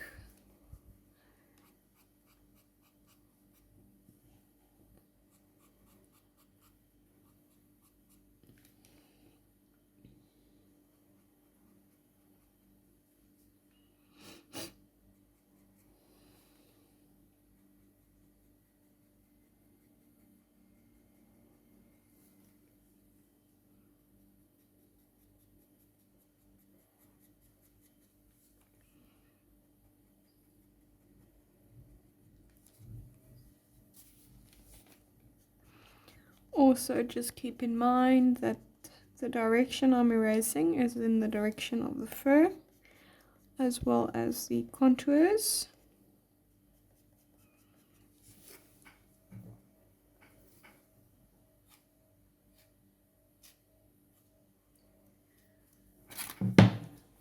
That just keeps it consistent and also helps with future little layers, so that I can always have a little guide for me to show me which way the pencil must go.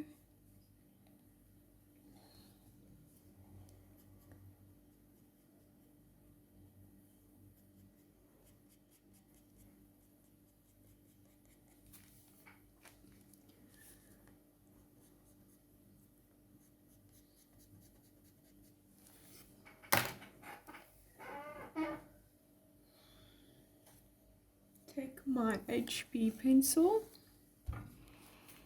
I'm not going to blend over where I put eraser marks down.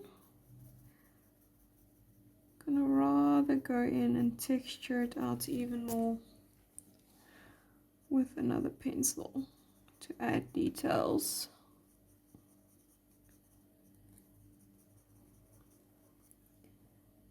And just keep in mind to use soft pressure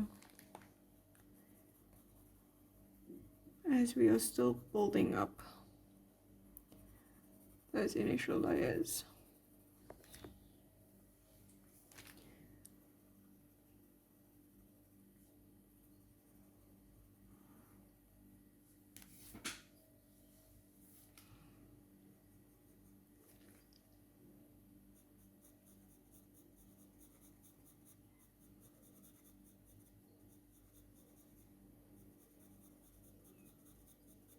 And if you do come to an area like this, rather go from the dark outwards rather than starting in a highlighted part. It just kind of conceals where you put your pencil down with the darker pencils.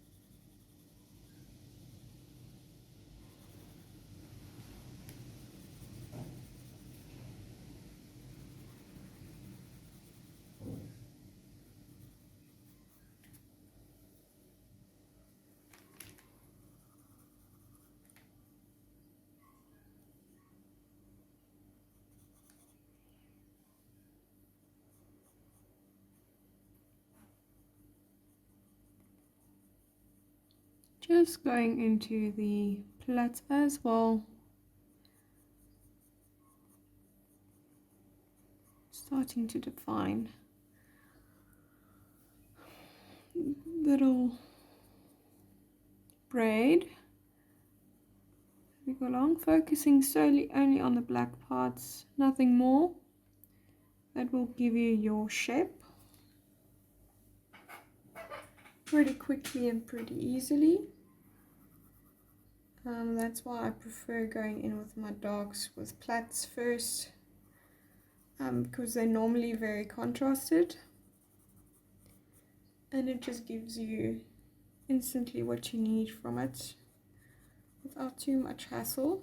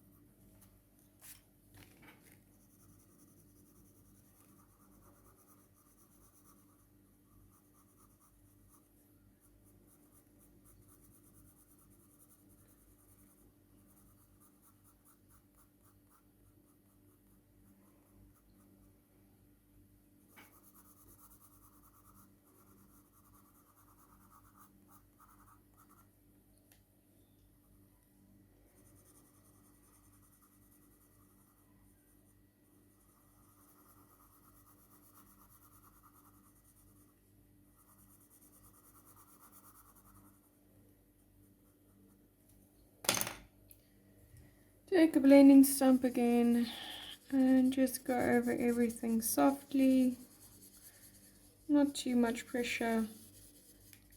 You just want to blend out the rough pencil marks. Okay, so we will be moving along now to the muzzle. So I'm just going to take powder on a brush. I'll be doing this and this together. So powder on a brush. Here I'm going to be trying to be a bit more precise, but that won't always be possible.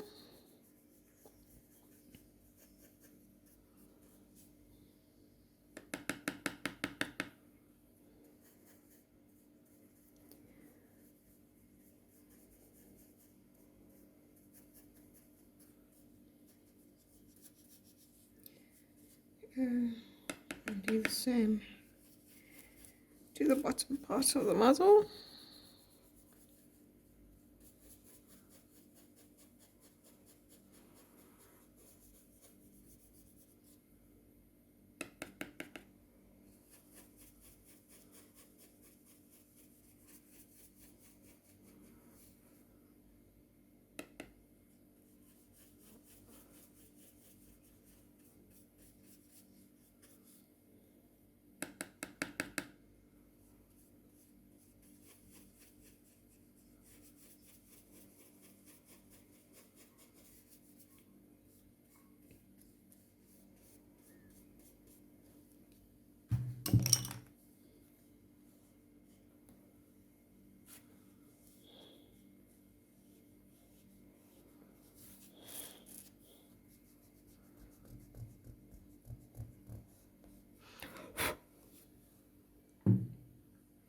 Now taking a blending stump with some powder on it to tap off all the excess, and we're just going to map out all our little contours, and then I'll be cleaning up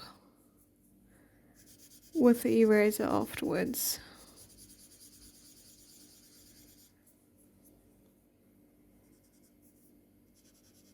So just try and be more careful around here. There's not a lot of space to work with. That's why I'm rather going to clean up afterwards. So there's a lot of moving parts in these areas.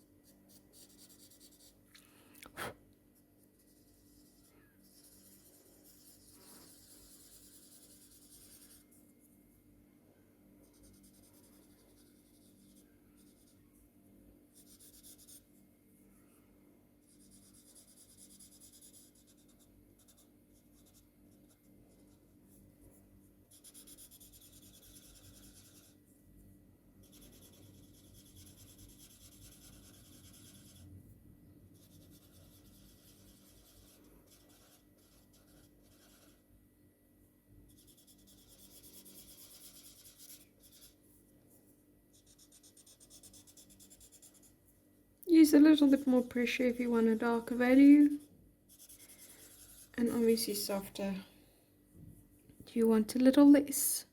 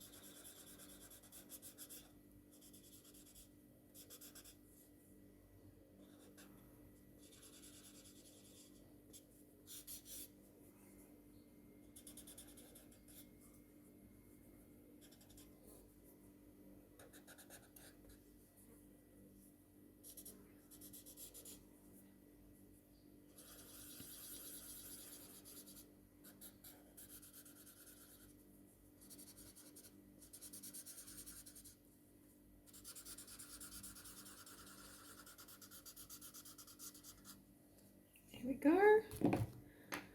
And just clean up.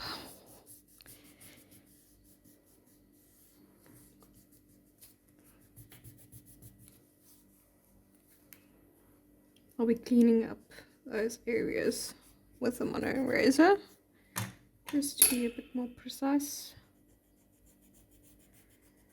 There we go.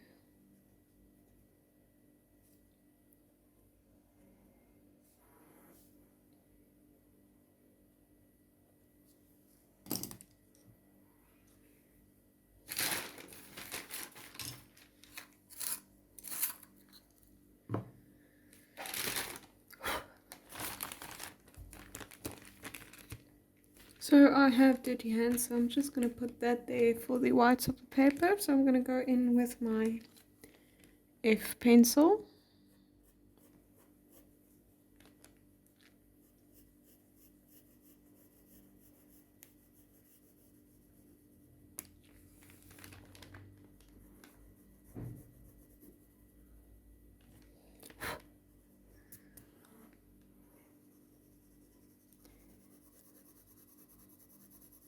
So I'm putting the line down first and then blending down.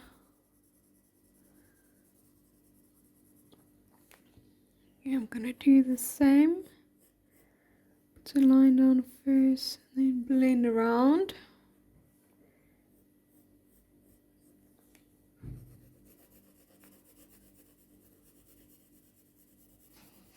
So you'll see there's our little hairs, little whiskers in and around the face. I'll be ignoring that for now and only putting that in with final details.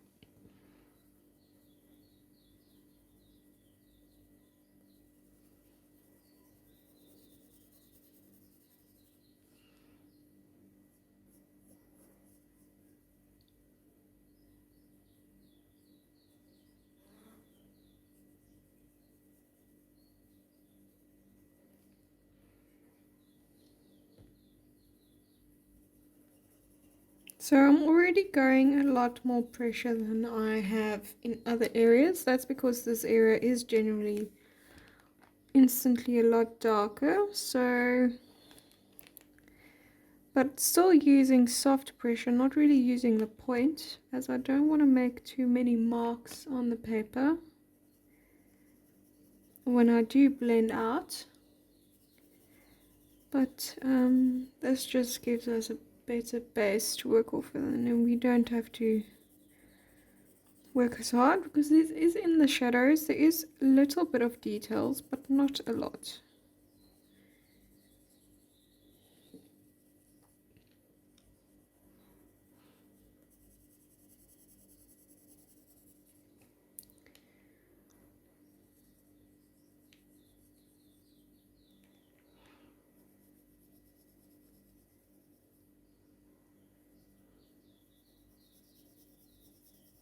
And these little dark areas will define everything else in the text, so I'm just being wary that I don't lose its shape and outline as well.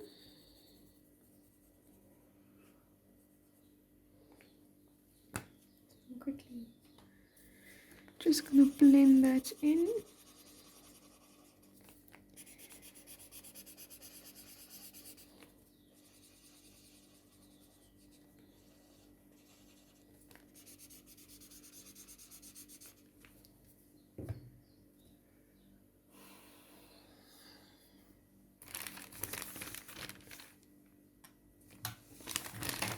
I'm going to take my B pencil.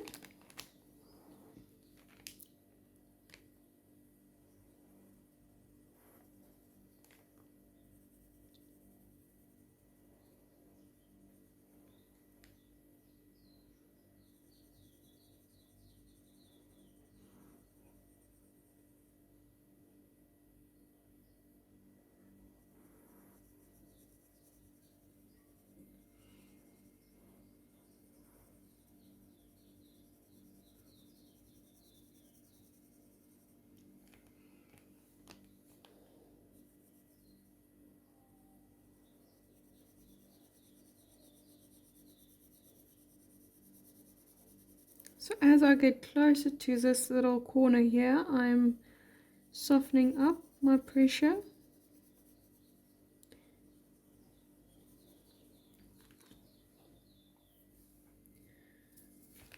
Just blend. Add a bit more.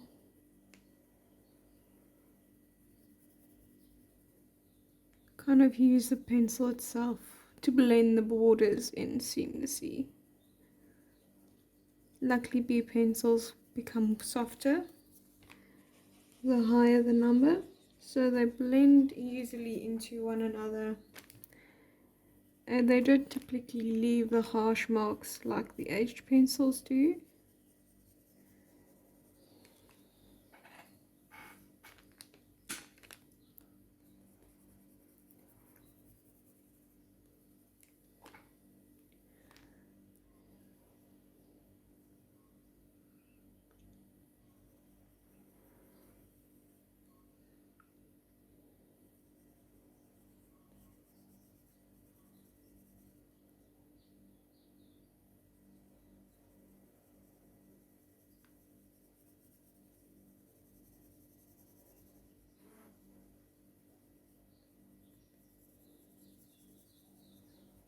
Once we put final details in, I'll focus more on the tack itself, but every now and again I will just go in and kind of adjust ever so slightly more around the edges, so the metal will be adjusted as well, because that will obviously change depending on now the areas around it, which will begin to contrast the metal.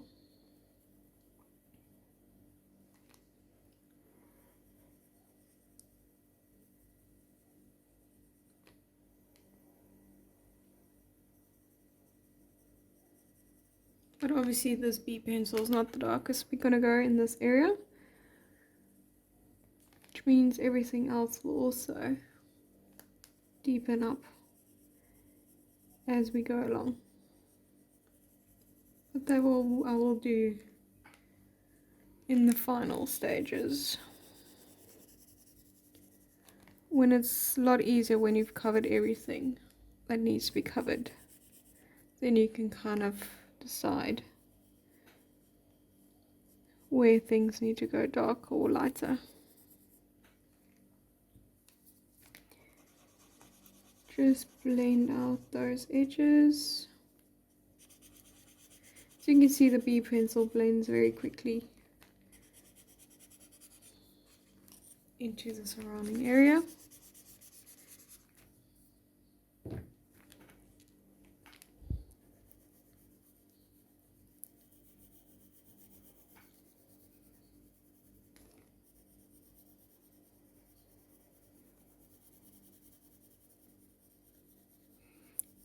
not using a lot of pressure.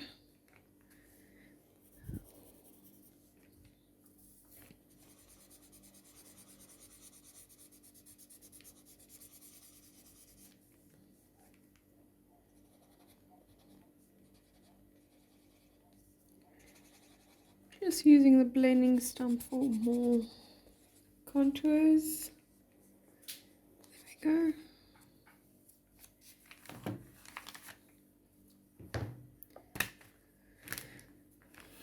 Back in with my F pencil. Now going down.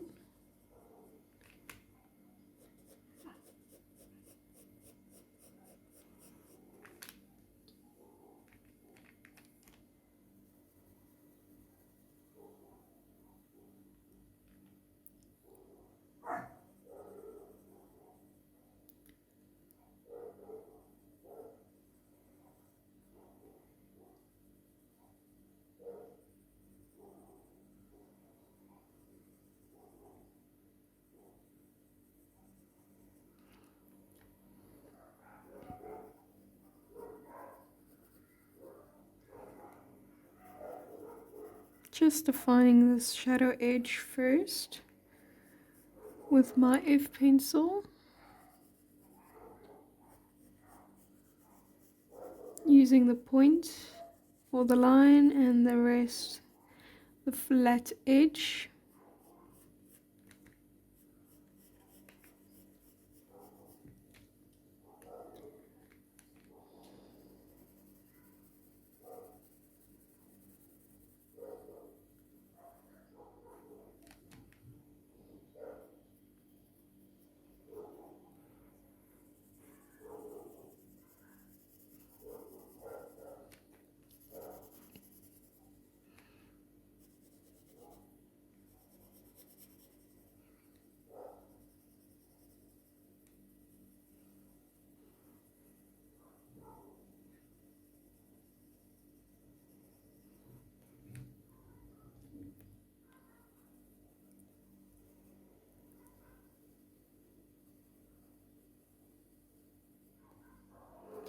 So just also using this pencil to define all the little ridges and bumps.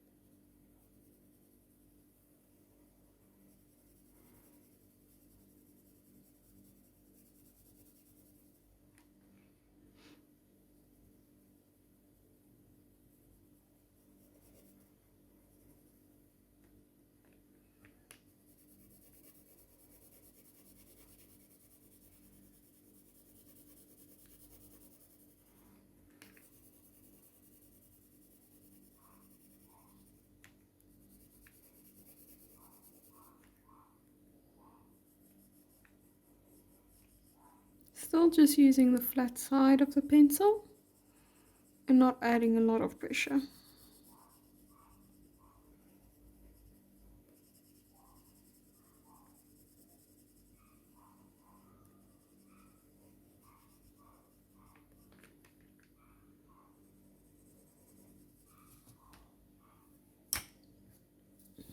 Now I'm just going to take a blending stump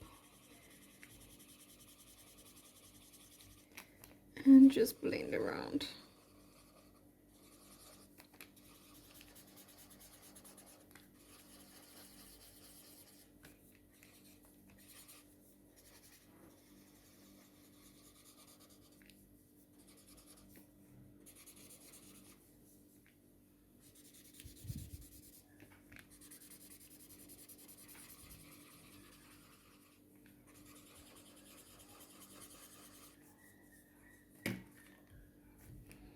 Taking my B pencil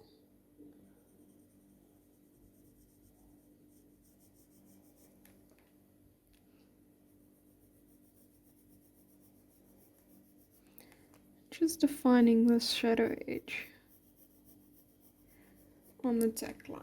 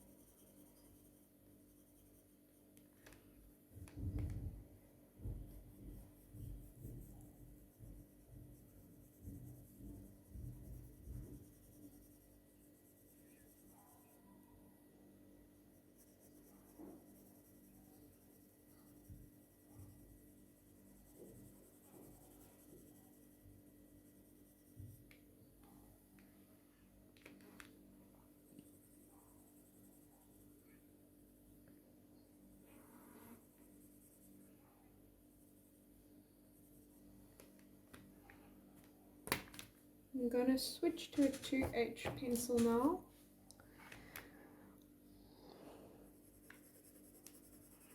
Just for softer tone.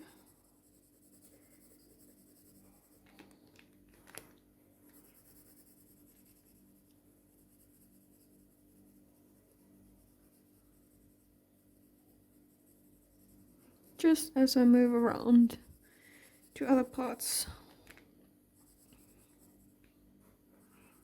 of the muzzle.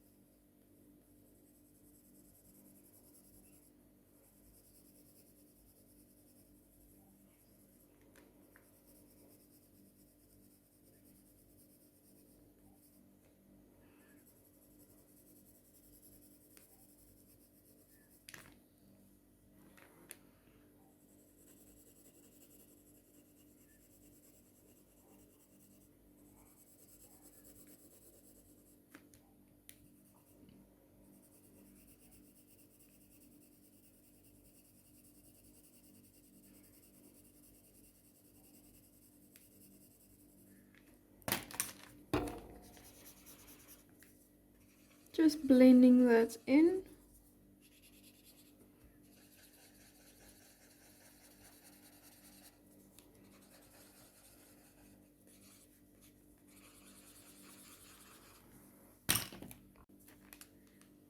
Still using my 2H pencil.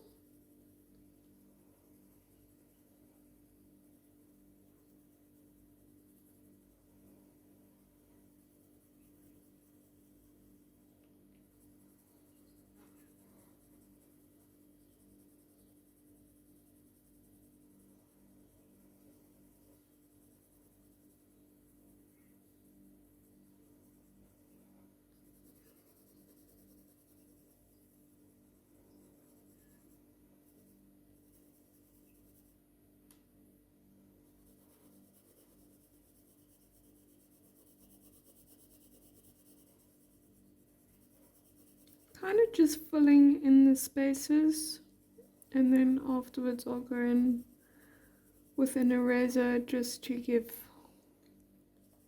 some form, but as well with the 2H, also just going around using various pressures to add a little slight shapes here and there.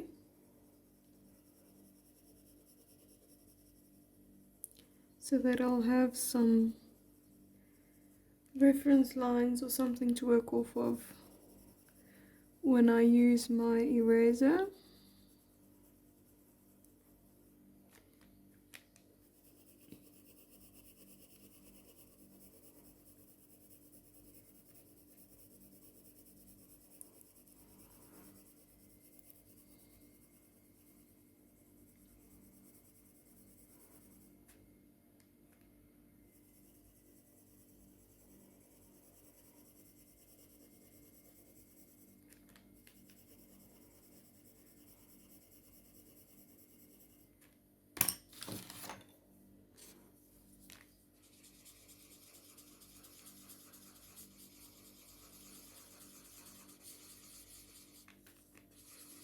Just blending out everything.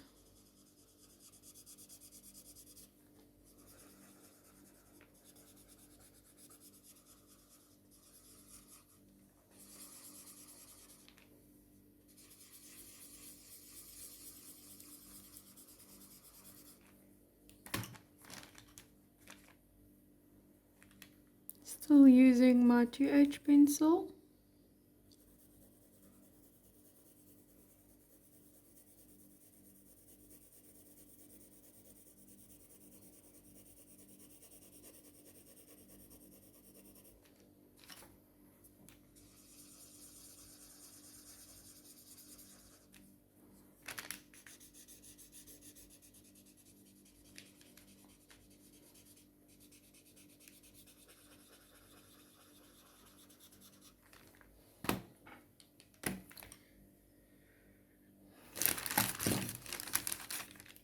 Now I'm going to take my mono eraser. I'm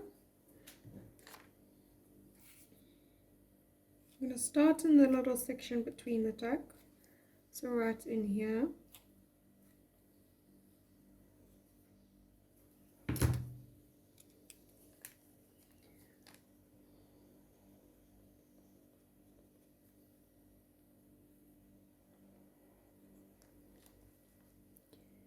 Ever so slightly add some highlights here and there. Some may be a little more bold than they would be in the end, but that's just nothing to worry about. So here's not really defined hair strokes. It's almost as if the muzzle has been shaved.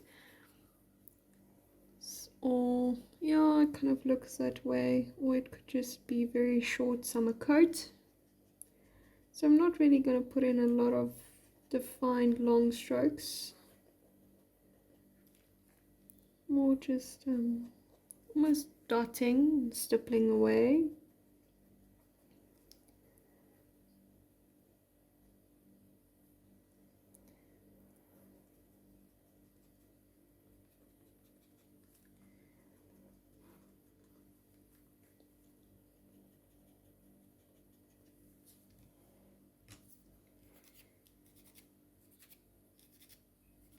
And just keeping my eraser clean so that it takes away the pencil easily.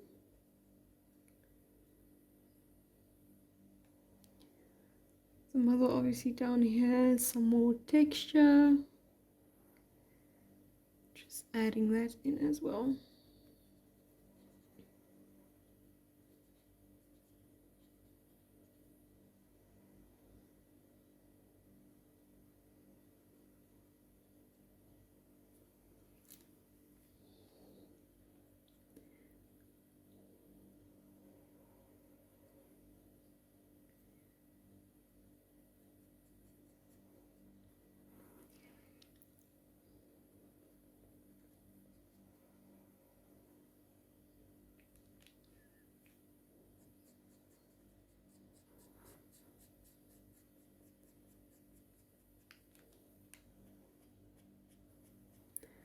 Adding our little hairs inside the muzzle as well, while the layers are still soft and easy to erase. These are white whiskers you see I'll add with a jelly roll right in the end. They'll just be a nuisance to keep white. That's all. So I'd rather opt and put them in right at the end. And then just use pencil to blend it into the surrounds.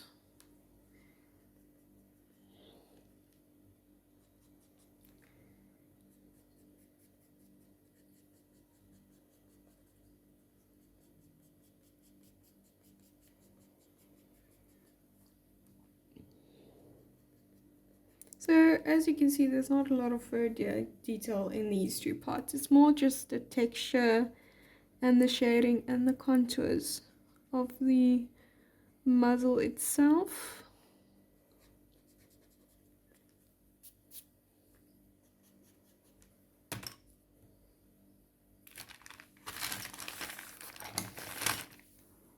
Just take a brush,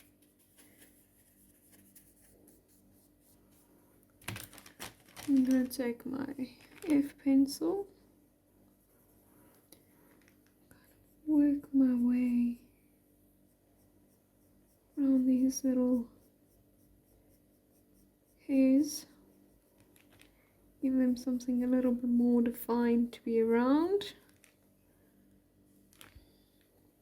And they're obviously not that long, so we'll just blend them in and around. Also, I will define this in the end as well with the jelly roll, but since there's quite a bundled few of them around one spot, I thought I'd just add like the idea of them.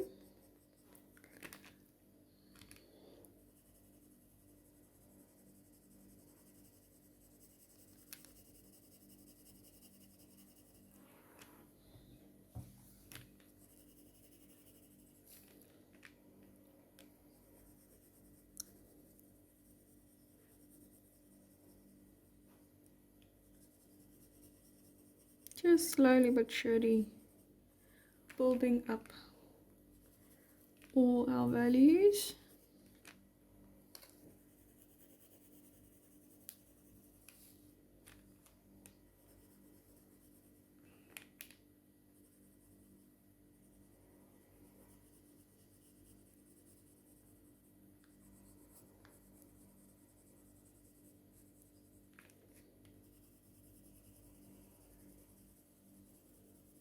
Will start to feel almost like there's resistance on the paper when the layers are starting to become more filled in, and that's when you kind of know you need to go in with something a little bit more darker, because your H pencils is just not going to do the trick.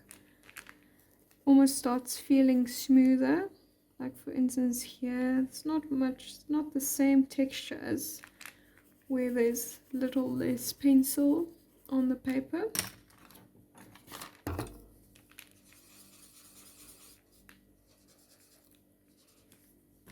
So I'm going to go in.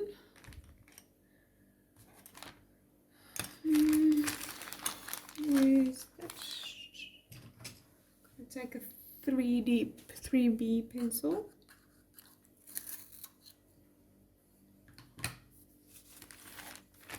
And we're going to kind of work our way around with this pencil.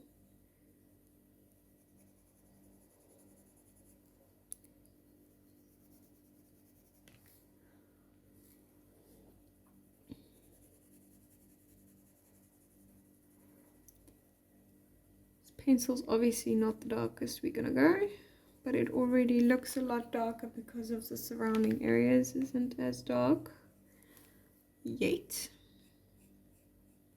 Still building it all up slowly but surely.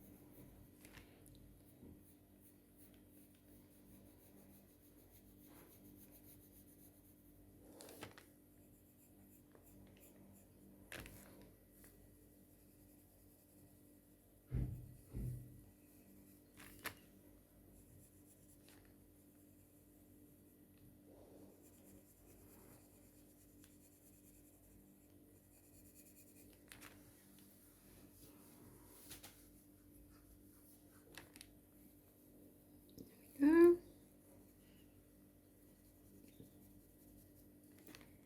Ever so slightly added in a bit of depth.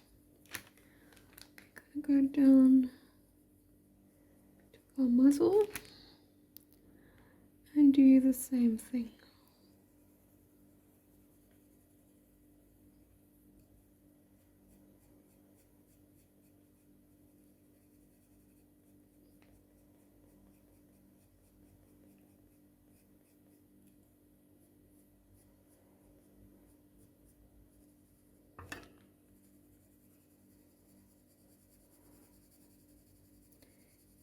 Adding slight more depth without actually going in too much pressure. Still want to have some wiggle room if I'm not happy with something.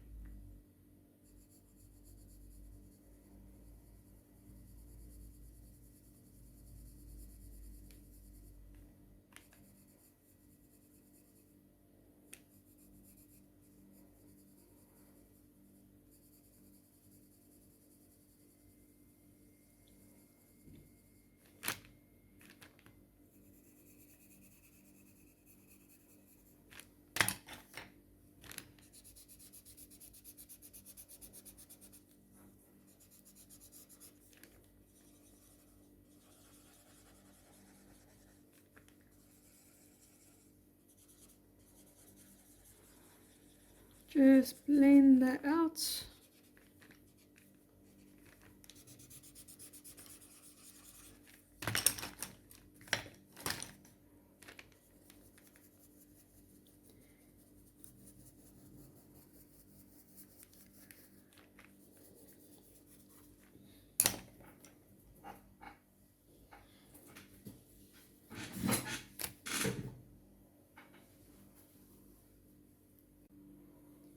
Okay, so I'm taking my HB pencil and we're just gonna continue building up. I'm gonna start in the nostril because it's kind of the defining feature on this side. Obviously, this little chin part here is a defining feature on that side.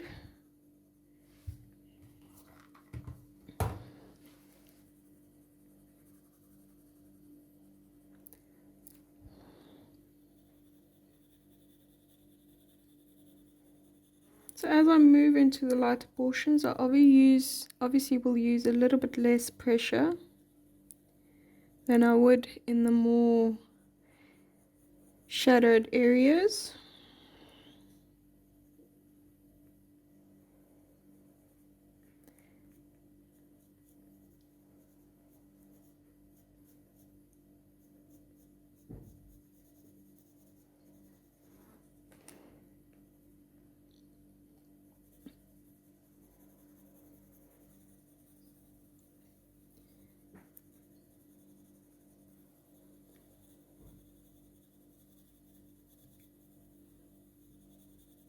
So there is a nice highlighted portion in there where the light hits the inside. So I'll be using soft pressure in that area.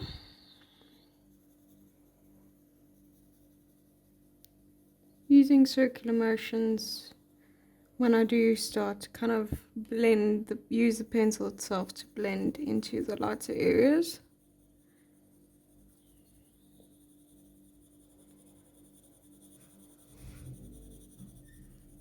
Just to kind of avoid the harsh lines.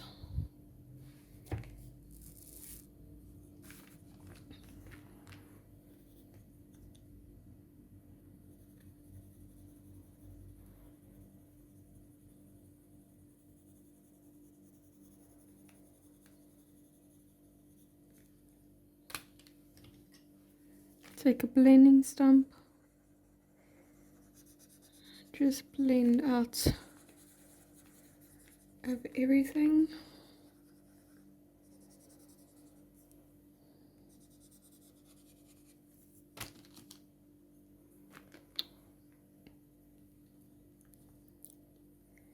Still just using my HB pencil.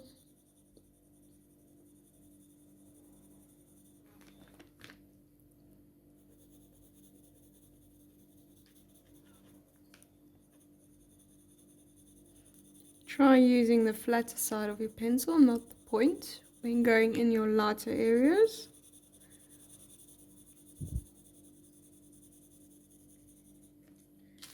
Just take your blending stump and just blend.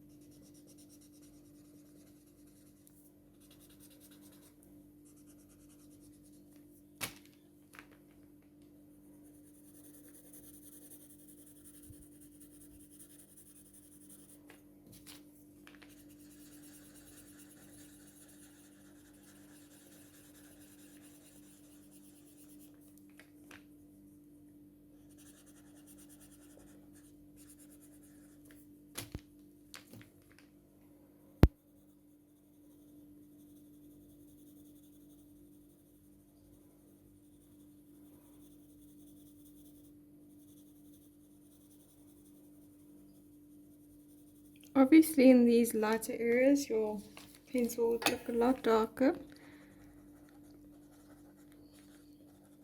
but once we start adding all the darkest values and everything, it won't be as contrasting.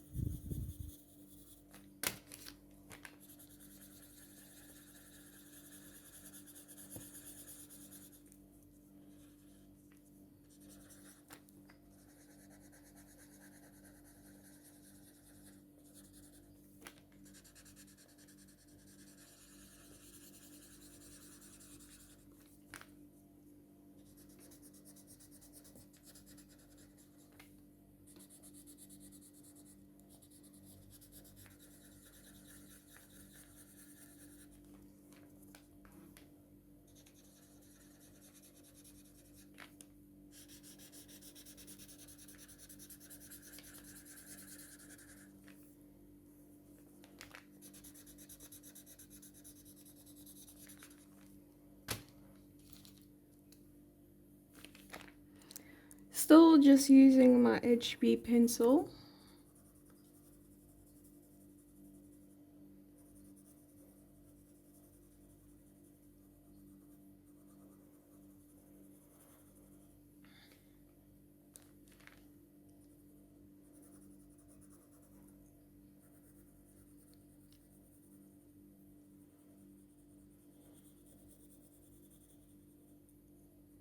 I'll soon be just moving on to the cheek area as well.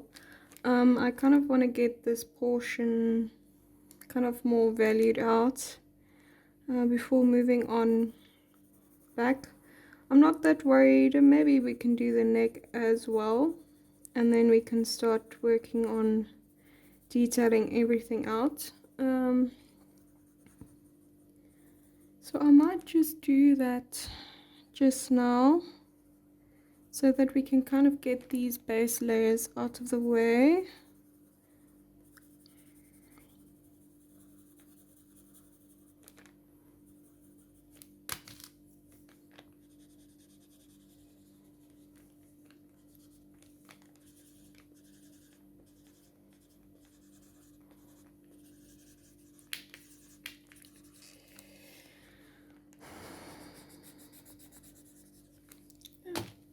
So I'm just gonna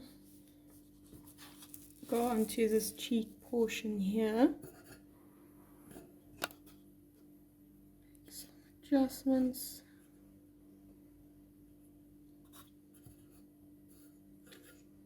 And then we will kind of start filling in the neck and then move back over to the front part of the face. So I'm just gonna get my powder and my brush.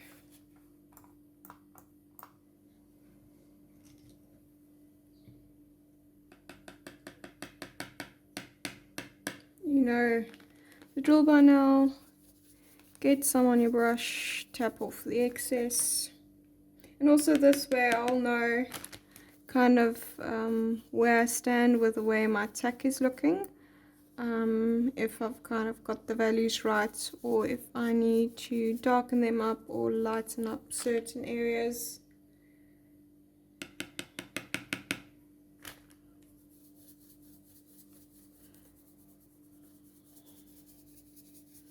It just helps you a bit more, so that you don't complete the rest and then you kind of have to play catch up or lighten up, and then something has to go a lot darker, but you've already got dark values somewhere else, so it's not going to help with the complete picture. So this just, and also just fill in this little middle section right here.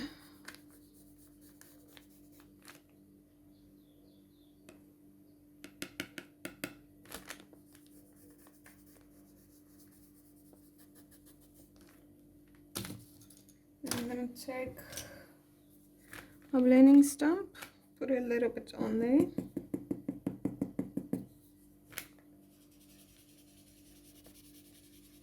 and start kind of deepening up areas so that I don't have to work too much with my pencils.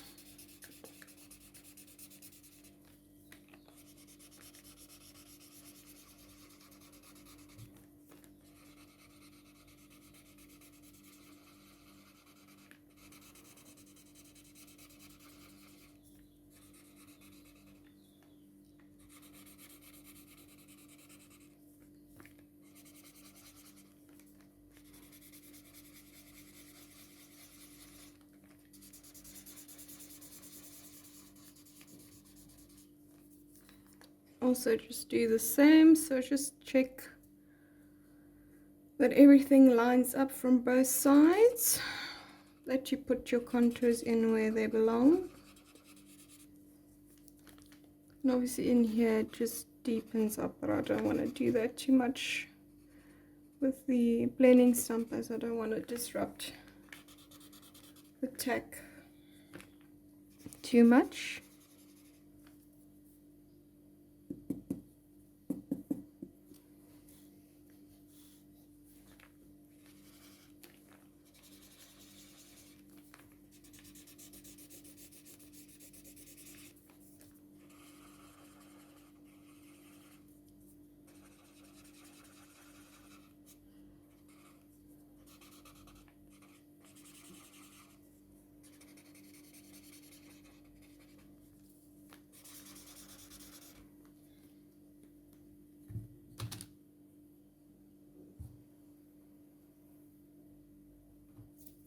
Just gonna take my mono eraser now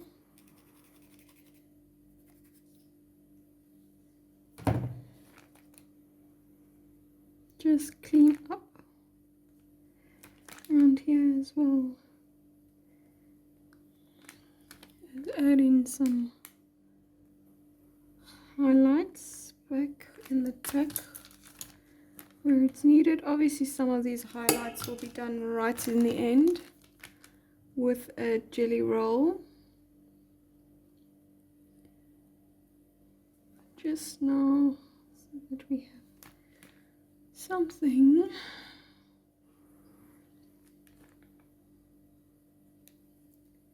we go.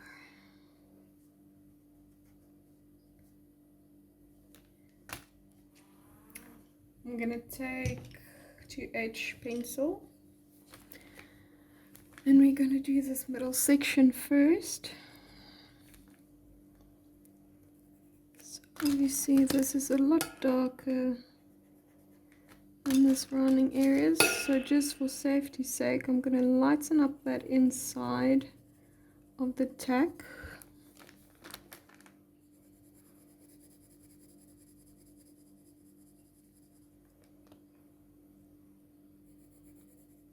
I'm going to use something a little bit deeper in value, so I'm going to take my, if I can find it, B pencil.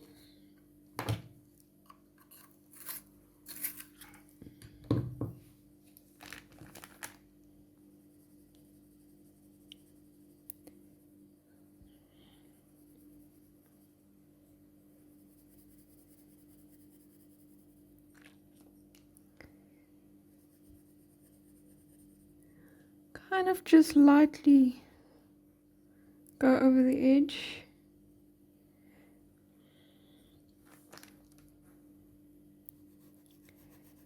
See, this is where you have to kind of play a bit more with your tones and your values so that things don't get lost amongst one another. Sometimes you have to put in very harsh lines to kind of show where something starts or ends, which is exactly what happens in here. Obviously I'll use something a little bit deeper as the portrait progresses.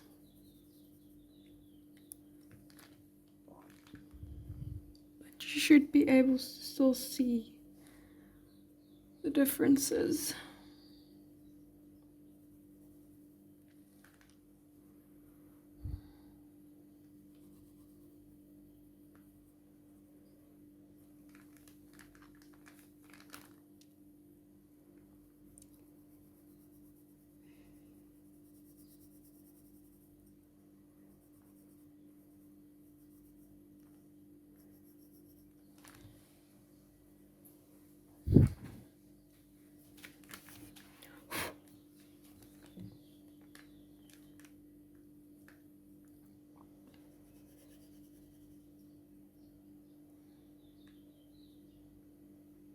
You're almost giving like a faint outline to things when it gets these tonal similarities, just so that you can kind of distinguish them ever so slightly, but you don't want it to be like a very in your face. This is my F pencil outline. You want it to kind of blend in with the surrounds but still give definition. Obviously this is a lot darker than it is in the portrait, but I'll rather erase in highlights. Go. Take your blending stump.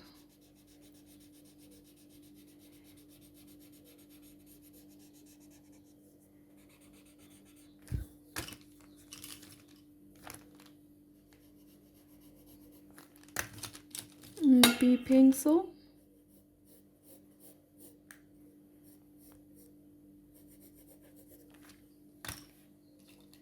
Then you're going to take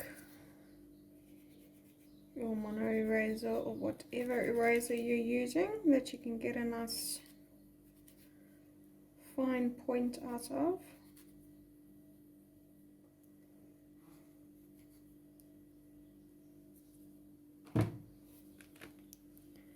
And we're just gonna start adding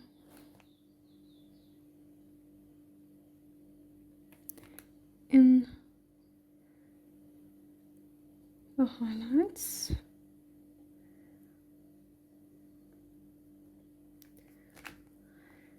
These little areas are some of my least favorite to draw, just in general, because there's not much room to really play with my F pencil now in kind of getting the look you want. Obviously, if you blew this up in scale, if we were drawing this on a very large scale, this obviously would be a lot easier and less intimidating, so to speak. You can get really precise with it, but obviously we are not afforded that luxury in this portrait. Just using my mono eraser just again, just to add in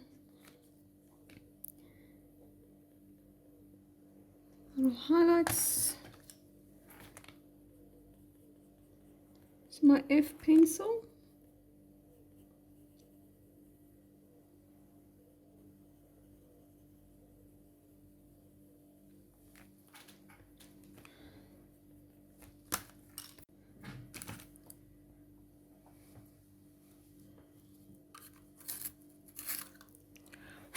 So I'm gonna take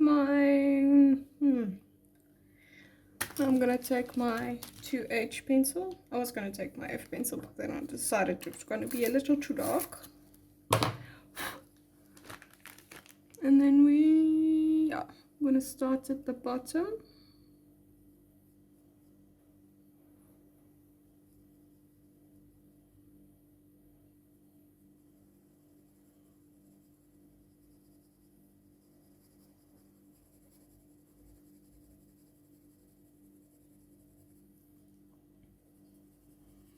And we're just going to kind of focus. The major highlights is just in this little round section here, and the rest is kind of the same value. Obviously the darkest comes from here down at the bottom. It's got similar fur texture details to the front of the face.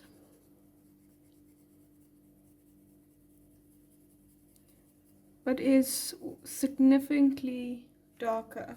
So this highlighted part is similar in tone to kind of this area, not even as highlighted as this one up top here. So this will kind of determine how dark and how light we go in the front part of the face.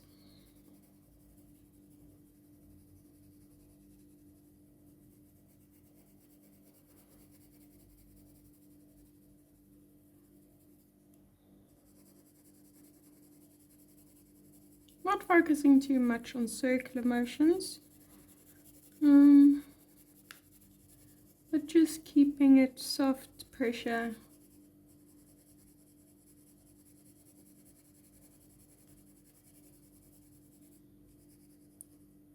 Just be wary around certain bits of the tack. So here the tack will be the darkest part on the side.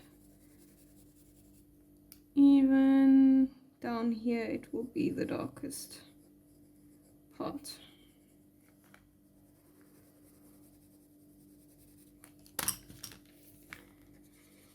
Just taking my blending stump and blending that out.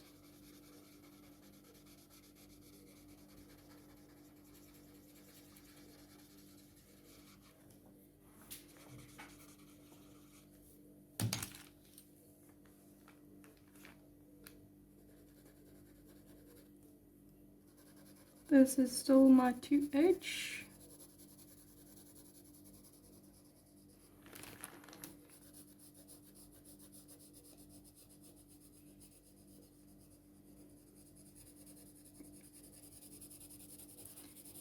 Here I'm using, because it's a larger area, more oval shape, not up and down like this, oval shape, because it is also on a curve.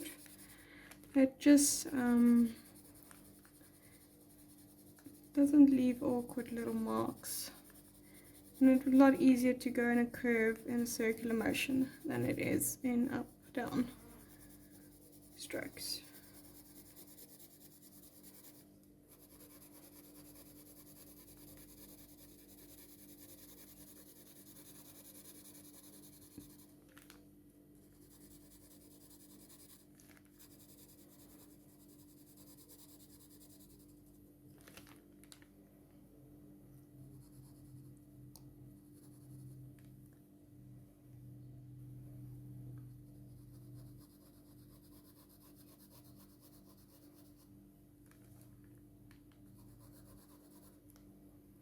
So there's a teeny weeny little highlight right up there in that little corner.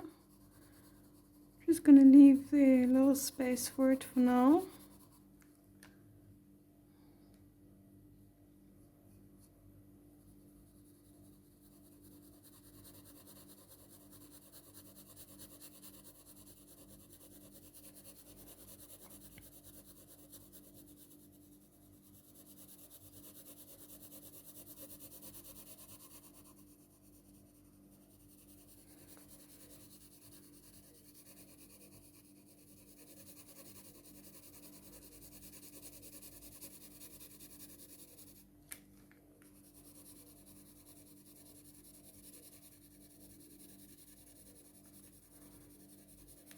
So as I go into the lighter areas, a little bit softer pressure.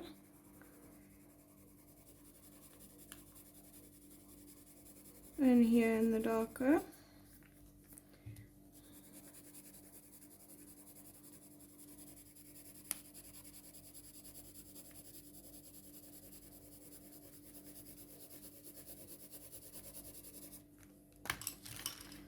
Take your blending stump. I'm going to just use the flat side.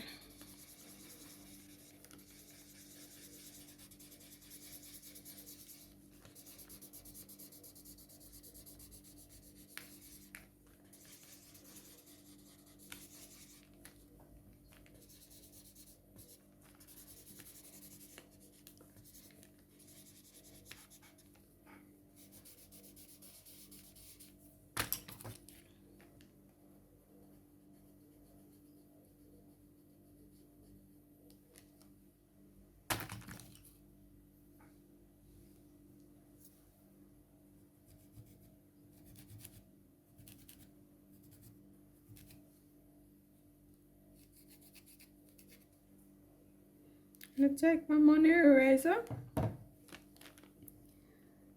same as we've been doing with all the other areas, kind of using it to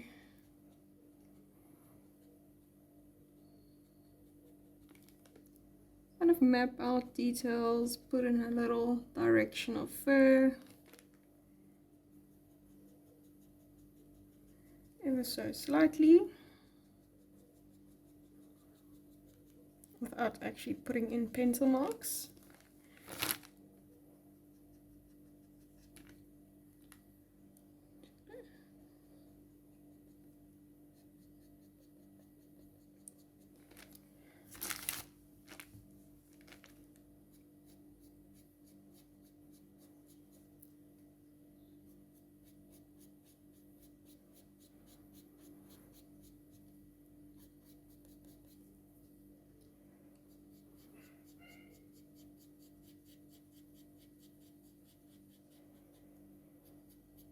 So I'm using longer strokes here at the bottom, and once I get to the top of the cheek, shorter strokes, and also just changing the direction.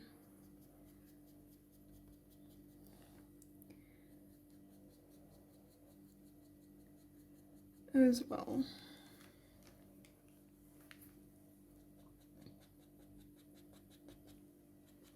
So not doing the whole area, just certain little spots.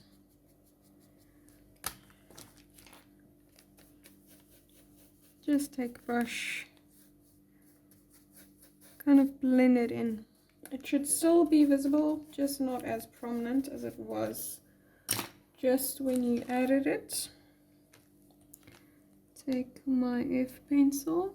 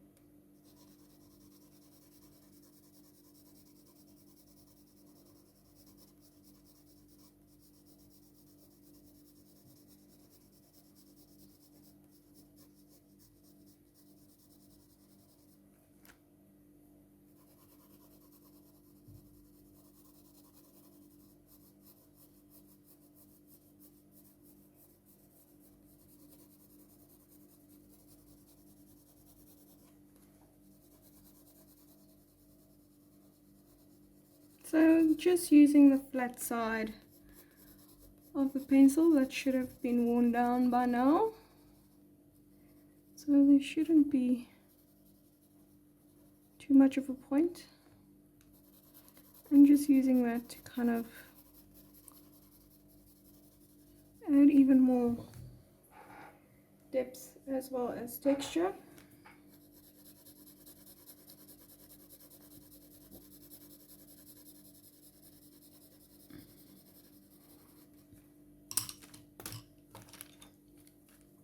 Take a blending stump,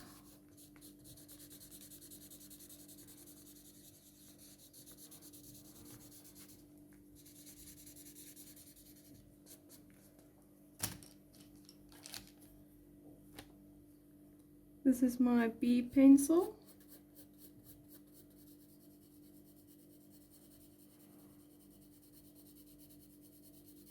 and we're just going to do the same as the F pencil. Soft pressure.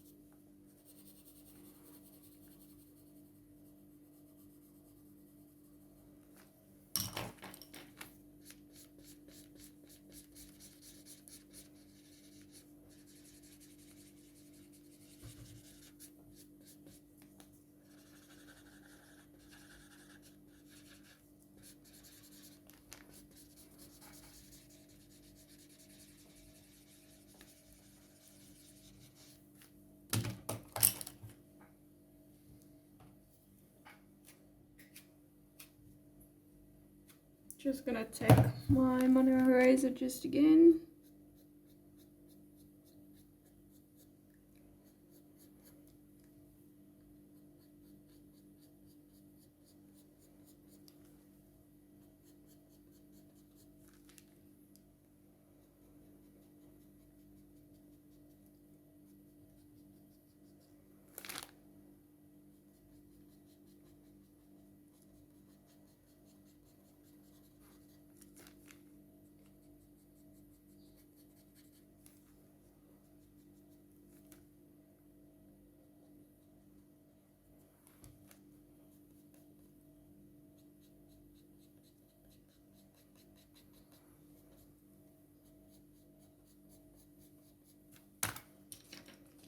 Take your 2H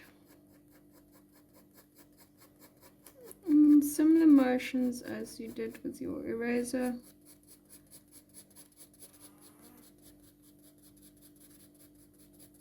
Just start adding texture.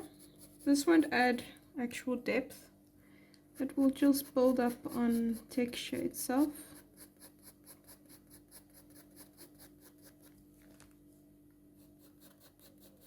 So I'm using a pointed side, but not actually going like this, more a flatter angle, and that will just make sure that I don't add too much pressure still.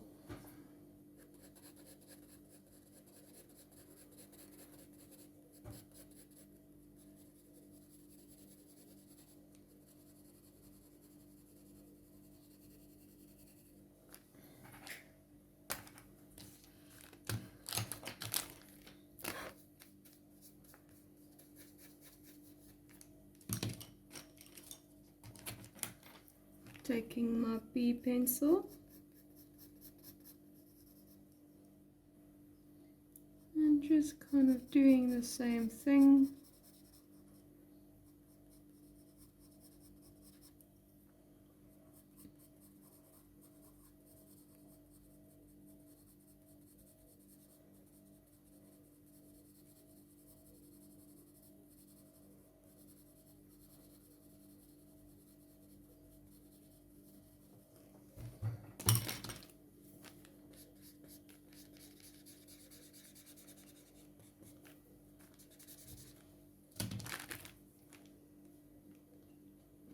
Back in with my mono eraser.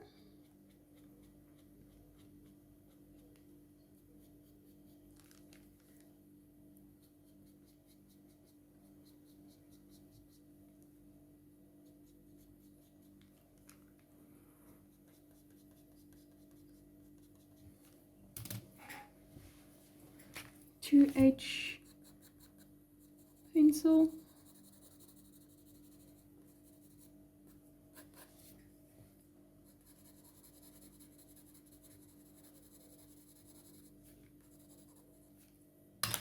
Okay.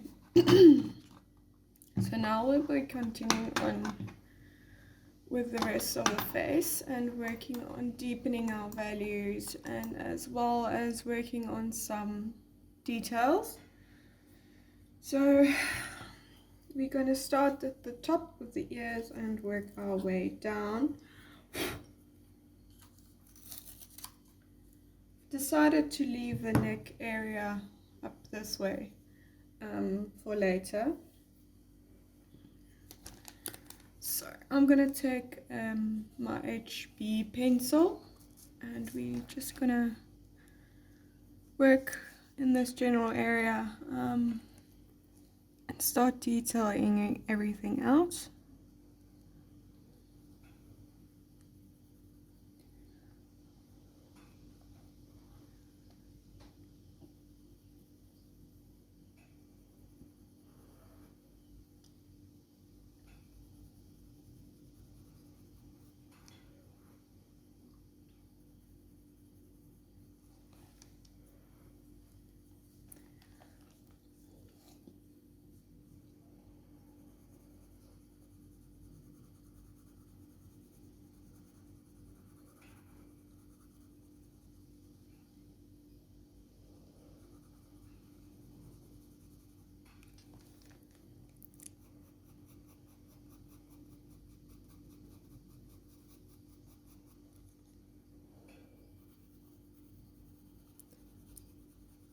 So I'm using enough pressure to make a real difference in the value that's showing.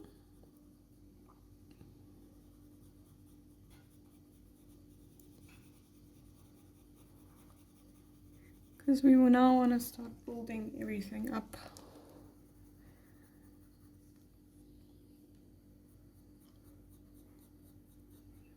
In this more front part of the ear, I'll be using more fur-like strokes, just to start texturing things out.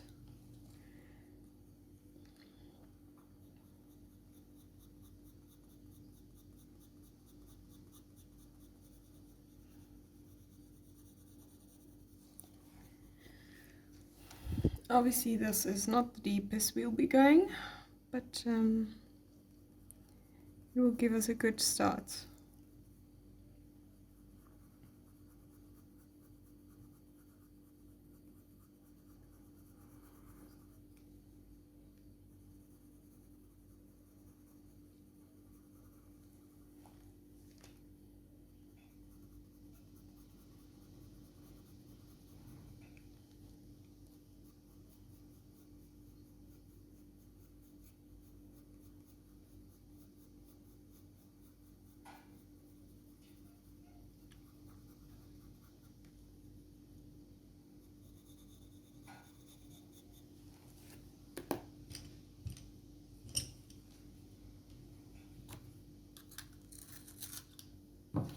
Take a 3B pencil.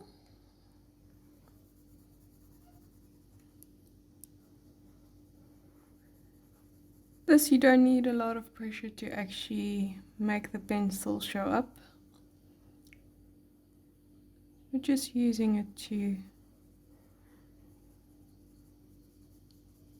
deepen up a bit and also use a pencil's actual texture to kind of add a little bit of interest.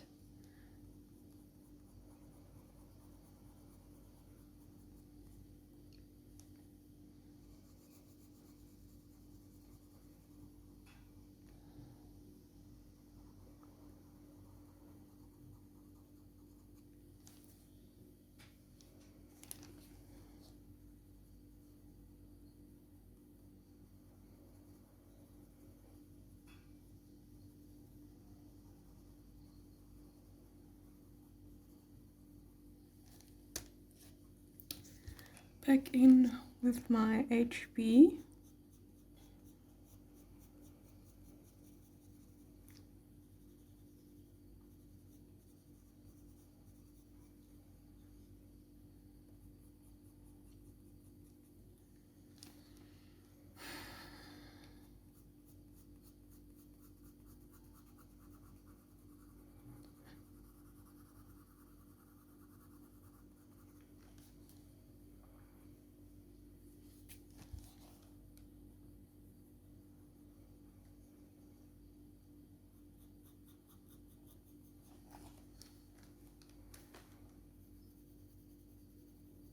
We will be using the Mono Eraser to add some of the highlights back in.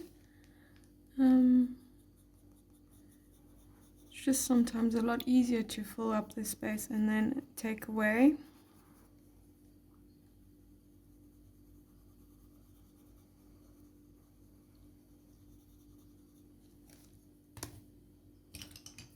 Just going to use a blending stump to kind of not blend the whole thing, just blend in a little bit.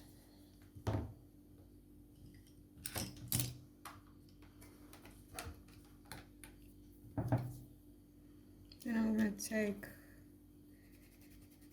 my Mono Eraser.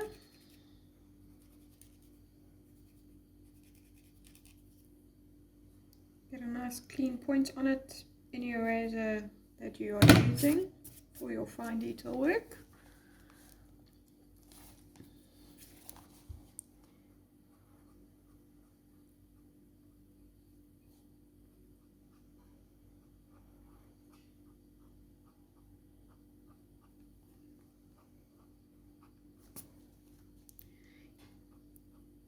only erase in certain little areas.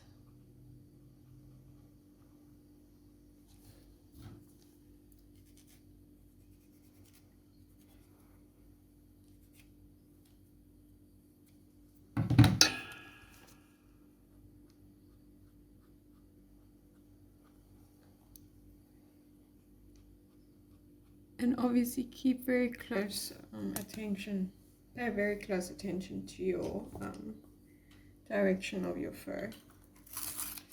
I'm going to take my F. We're just going to go around those highlights.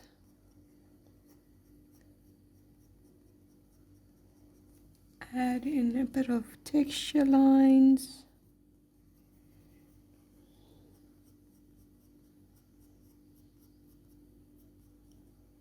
Just kind of blend them back in the ears.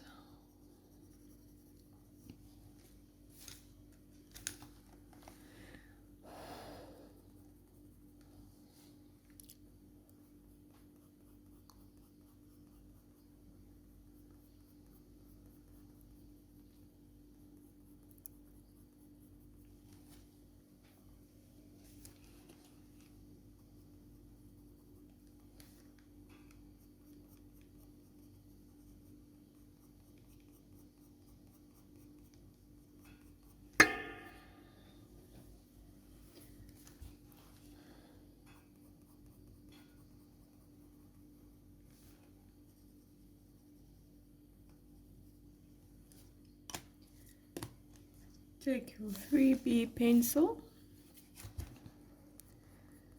And we're just going to deepen up this ridge right here.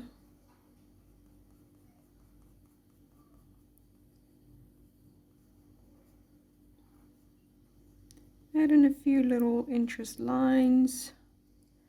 Not really cover the whole space, but just more using lines and little dots and marks to add a little texture and interest and depth without actually covering the whole thing with the 3B.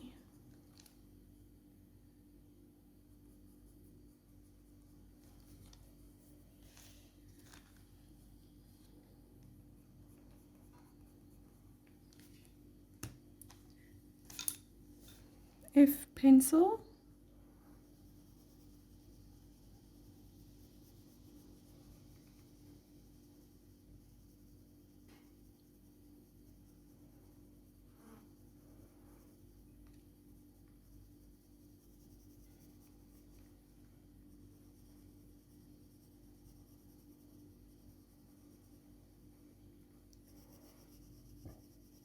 And we're just deepening up these creases. HB pencil.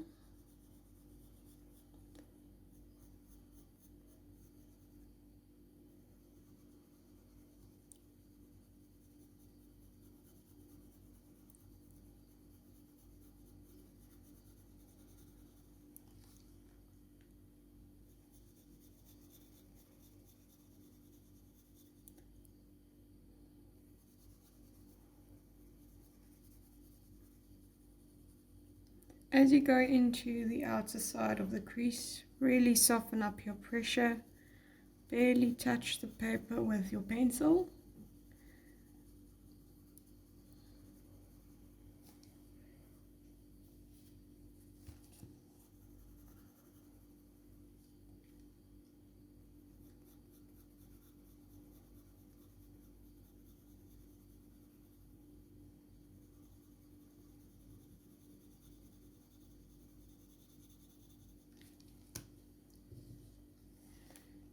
Just take a blending stump, blend those edges in. 3B pencil, similar to the HB, soft pressure.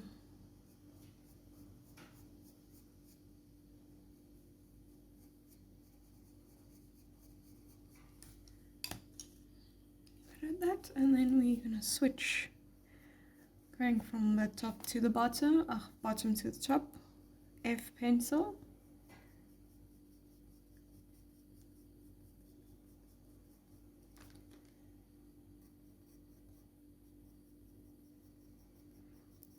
Kind of just join these areas.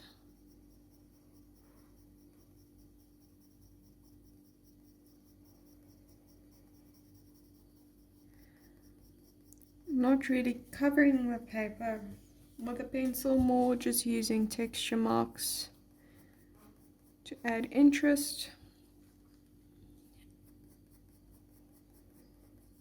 Already lay down the foundation for these pencils, for these strokes to be made, so we don't have to pay too much attention to actually deepening the values by covering the whole paper or the whole area.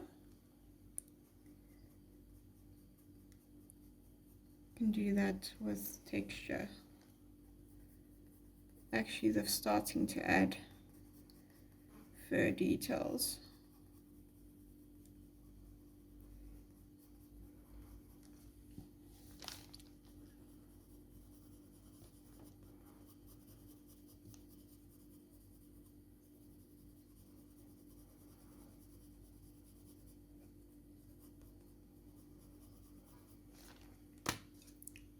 HB pencil.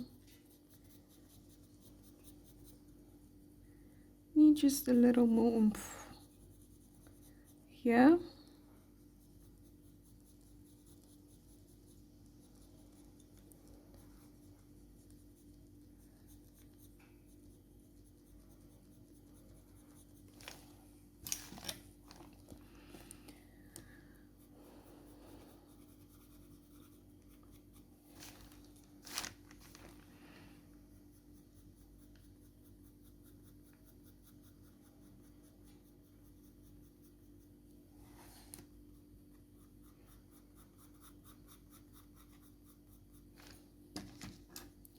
Just take a blending stump, kind of blend continuously throughout to make sure everything just connects. I take a 2H pencil just for these more lighter areas.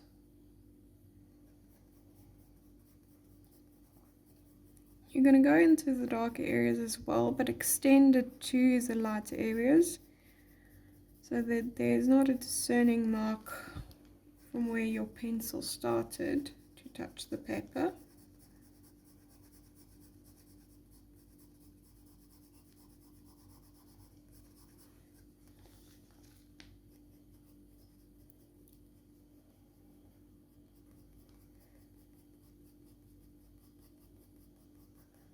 Obviously, we still need to add some highlights as well.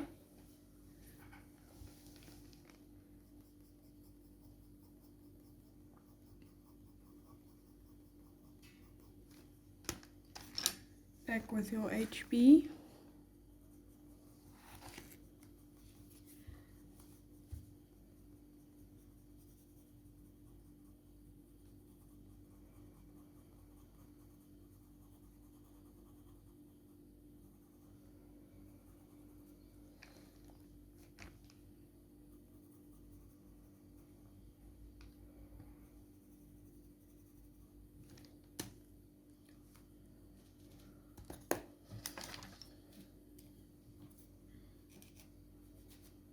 Now I'm just going to add some little highlights with my mono eraser.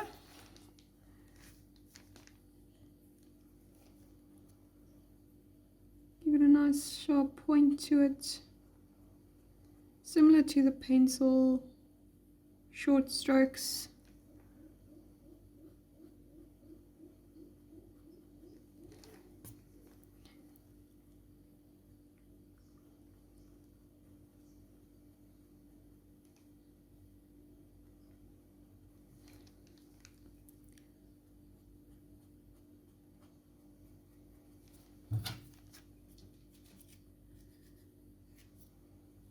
clean it up if you see that it's not really taking away too much or enough.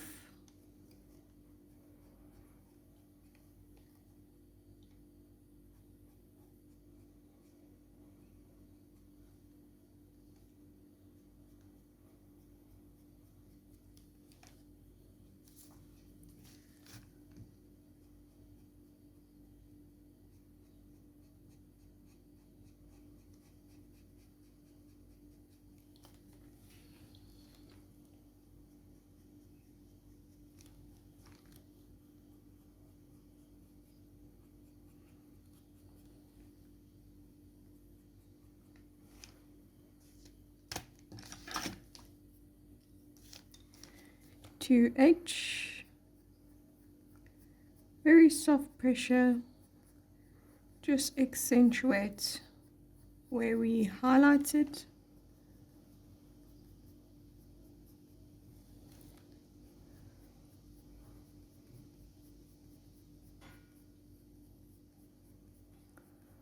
Little marks in similar direction to what you have erased.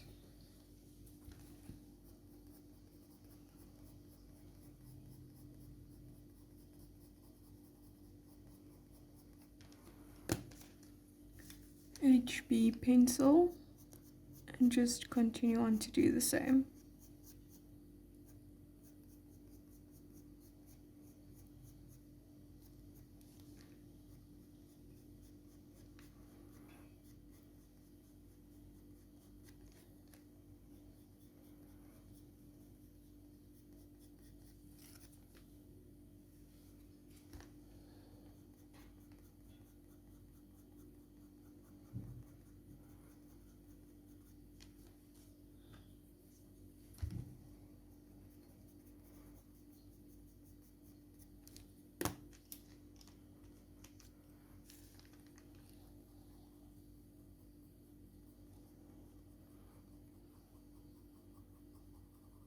And this is my 2H.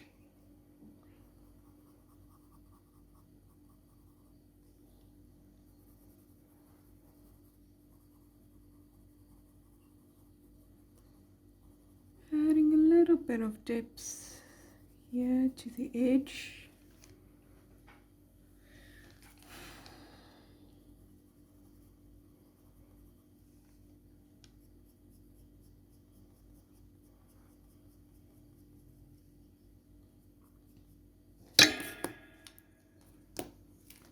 HB pencil.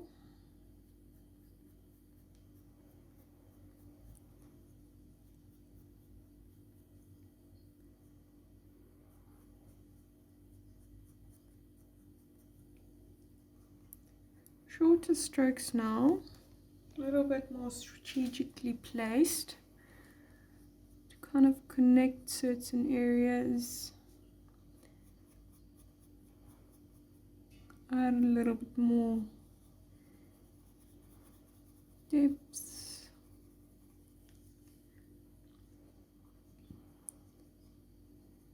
Just to work on the details.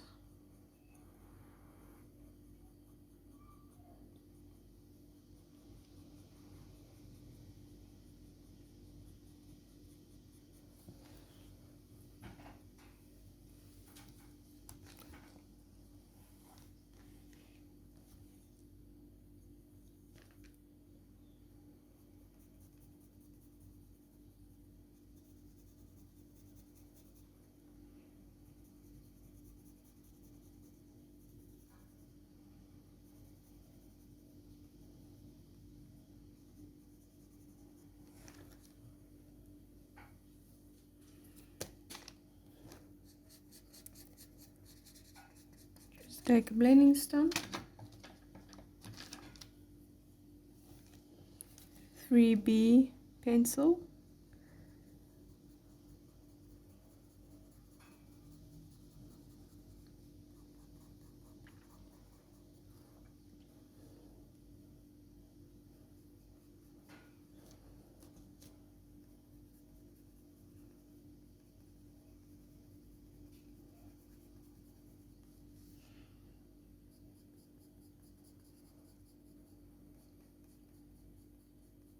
Just do the same as you would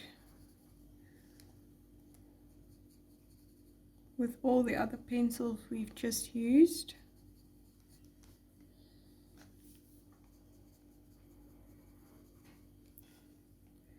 Just adding a little bit of depth.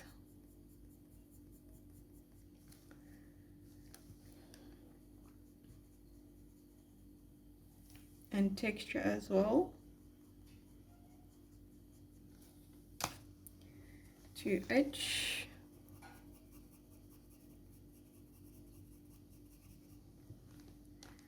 Connect.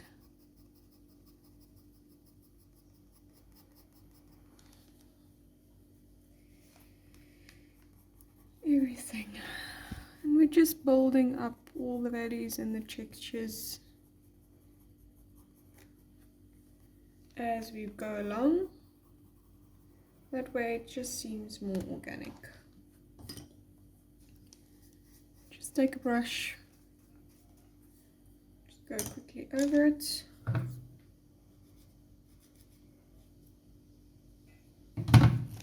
Mono Eraser.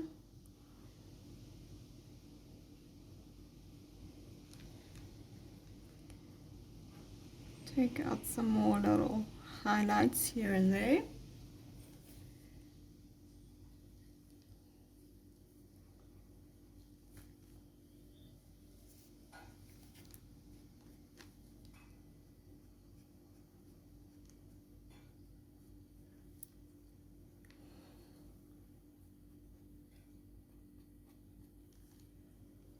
Okay, gonna be moving along just a little bit to this here.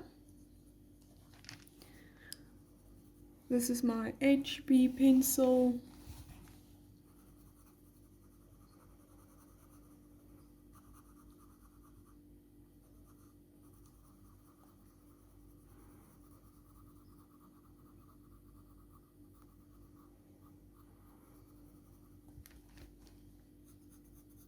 Here the actual hair in the ear is more prominent than in this one.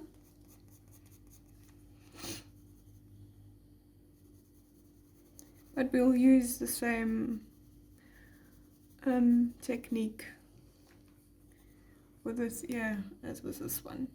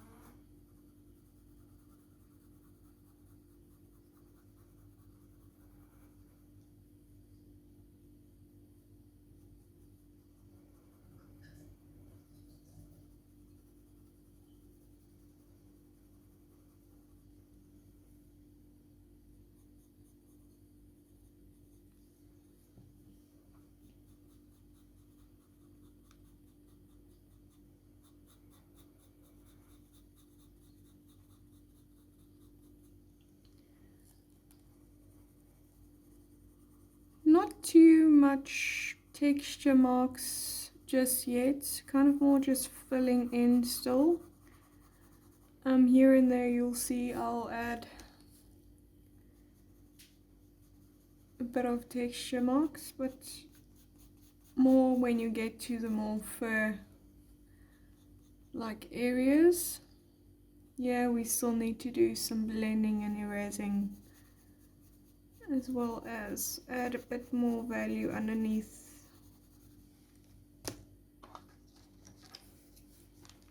Blending stump.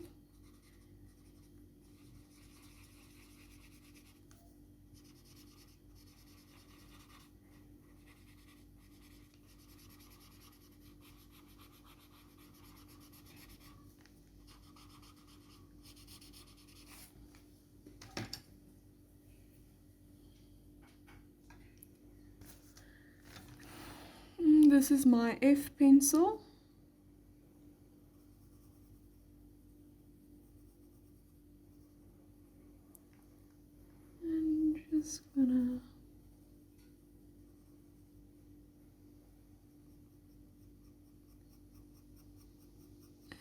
little bit of texture. So long.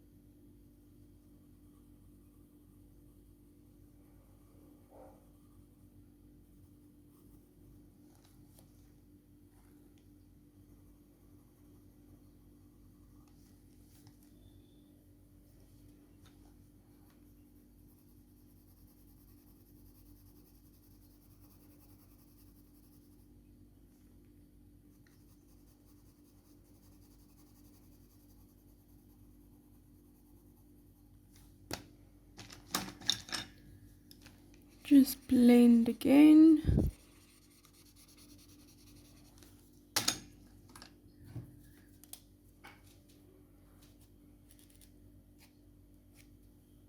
Take your mono eraser. And we're just going to start adding some highlights.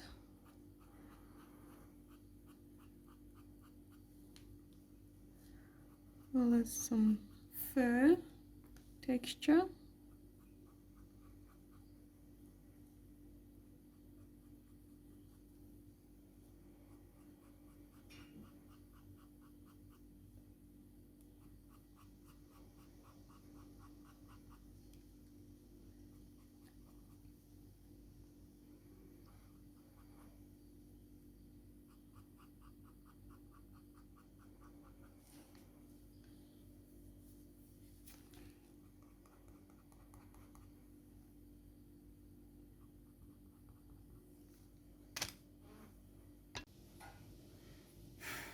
Now I'm going to take my HB pencil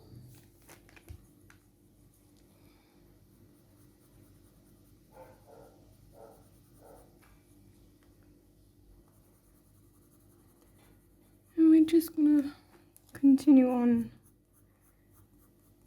building up our values.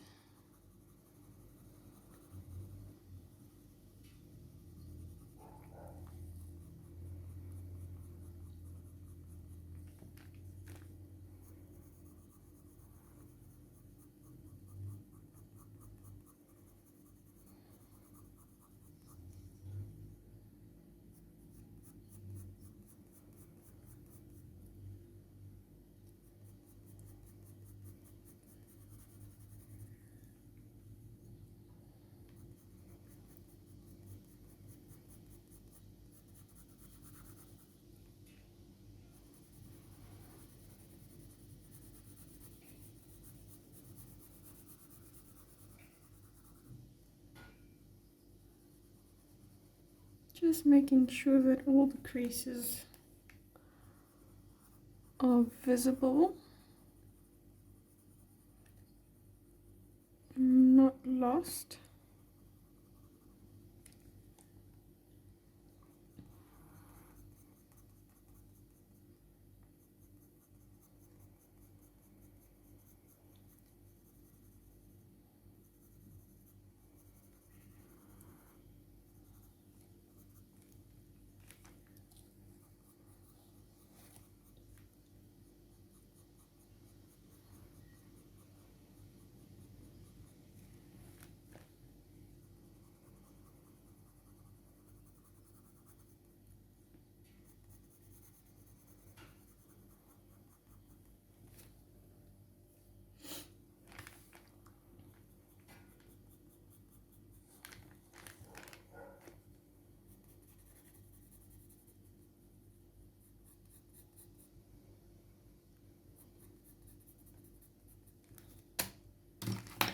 Just going to take a 2H pencil and use it to kind of fill in the gaps where we just use our HB.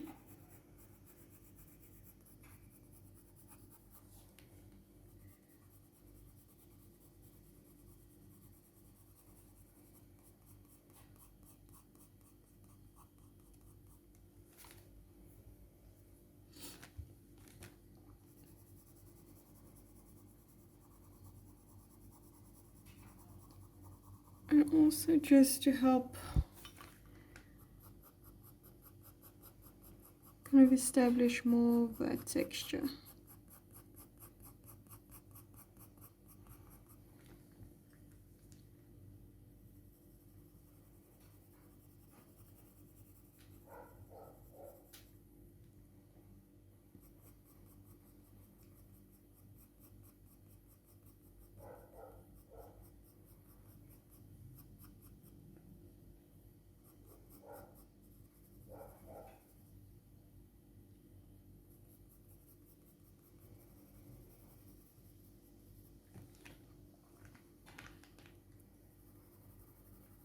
And this will just kind of blend out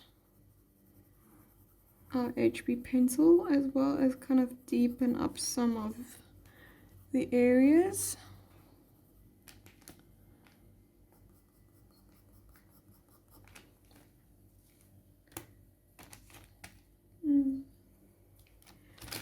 Back in with HB.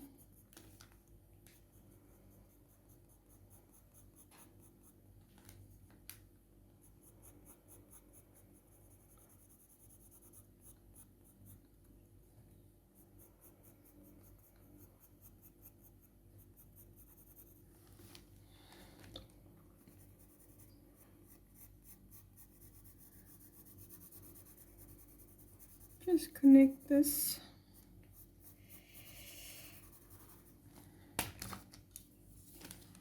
Blending stump. Go all over. Take my mono eraser. Clean that up.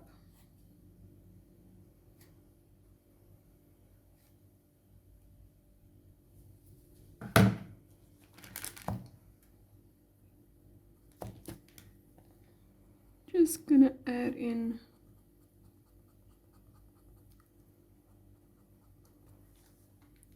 some of the highlights.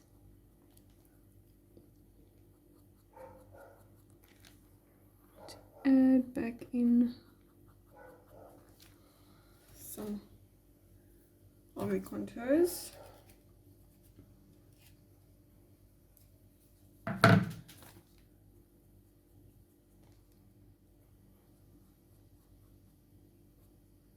Also, we'll add in our hair inside the ear.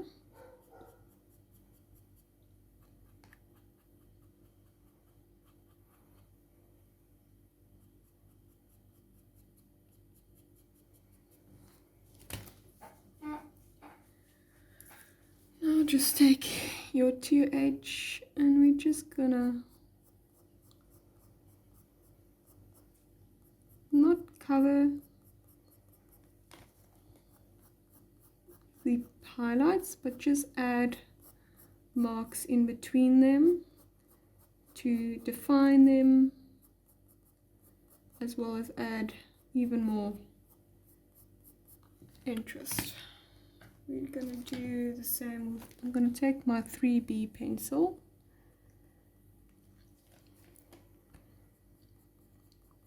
Very softly. Not a lot of pressure. And kind of do the same.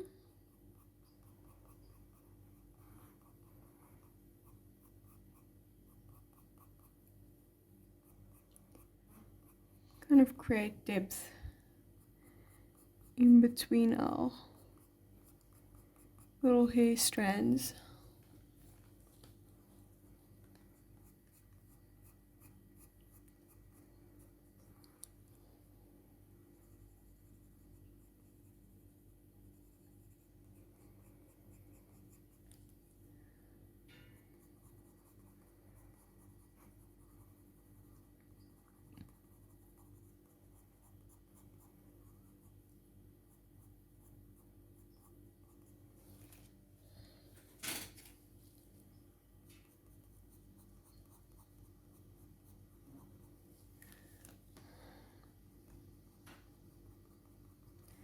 So just use very soft, short strokes.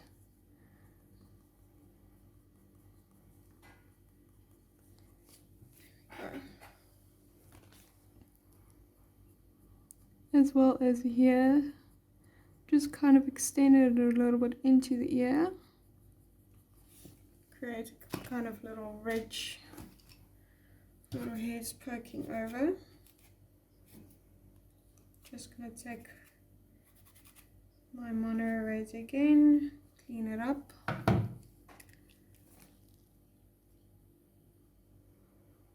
And kind of sweep in as well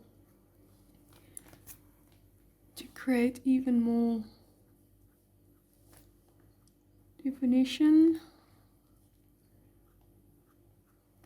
Change up some of the direction as well.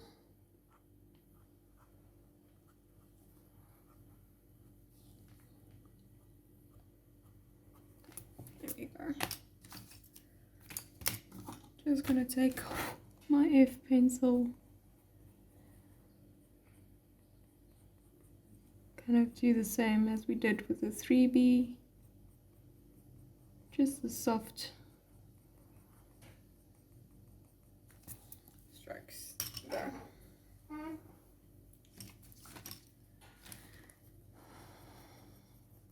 Very soft pressure there.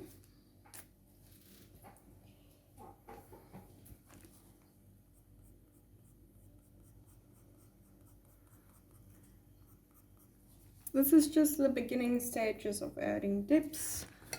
We will do this all over the portrait and then come back and just finesse even more. So this is still my F pencil.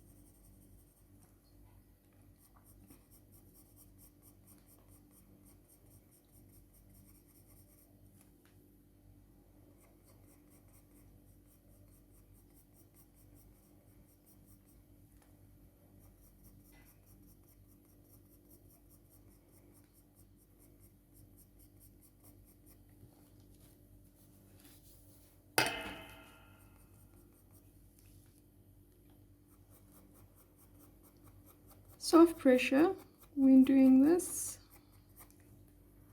not yet adding too much.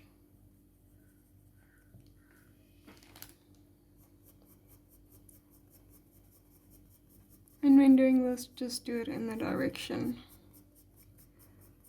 of our fur.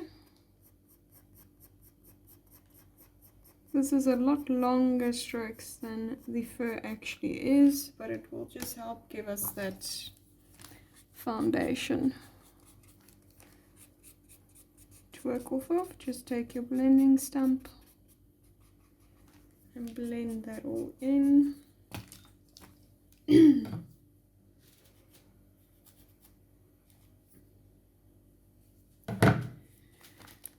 Take your mono eraser. Use short strokes for this one.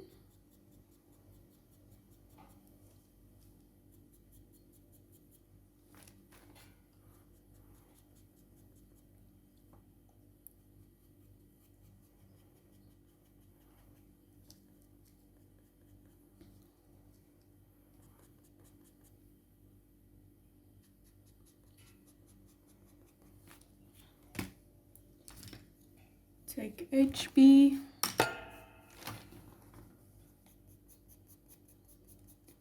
And the same as the mono eraser, shorter strokes.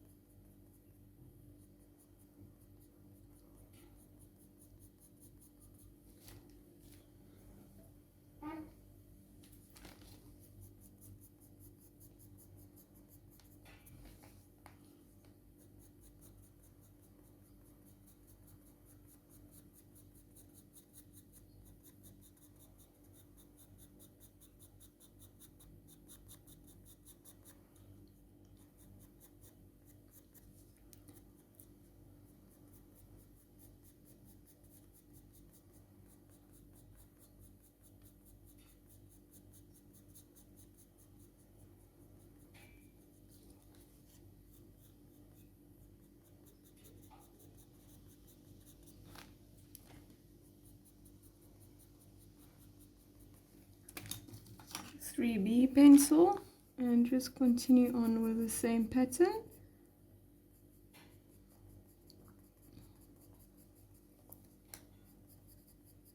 You won't do this necessarily everywhere, just in certain little spots to add a little extra texture.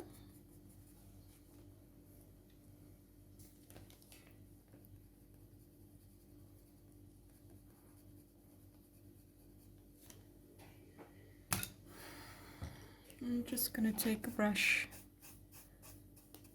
and brush over everything. There we go.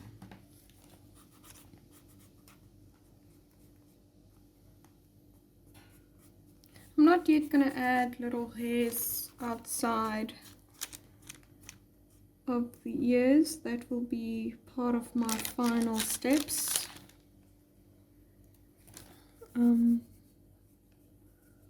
For now, just gonna move on to the little plaits. Just quickly cleaning up around. So for the plaits, I'm gonna go straight in with something even darker. I'm gonna take my 6B. Anything you have closest to your 6B that's higher than a 4B, even use a 5B if you like. We're just gonna establish our dark values we've already kind of put in. This you need a very fine point for, so you can really sharpen it up. You can only look at the really black parts of the plait and add that in.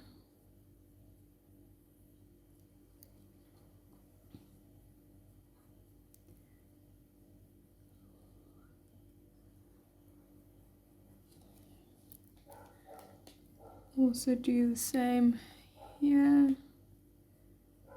Add some in the elastic little lines. Underneath here. We're just going to generally make this a bit darker than it is in the reference so that it stands out from the forehead. And also just kind of blend it into those areas.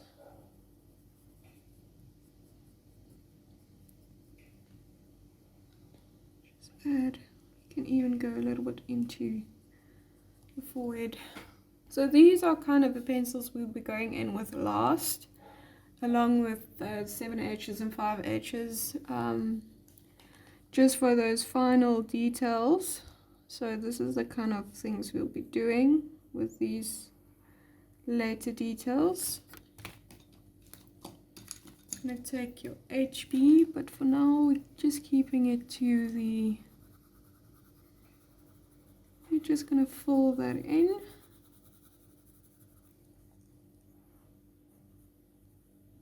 Not going to pay too much attention to the elastic just now.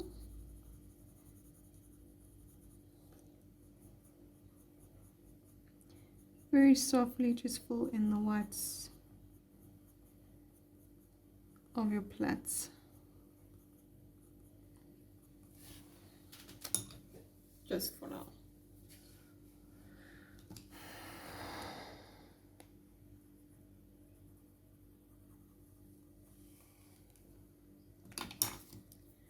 Take a blending stump, just blend that all in.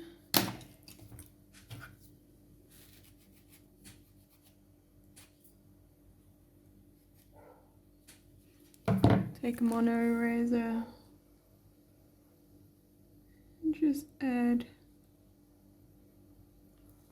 tiny bit of highlights.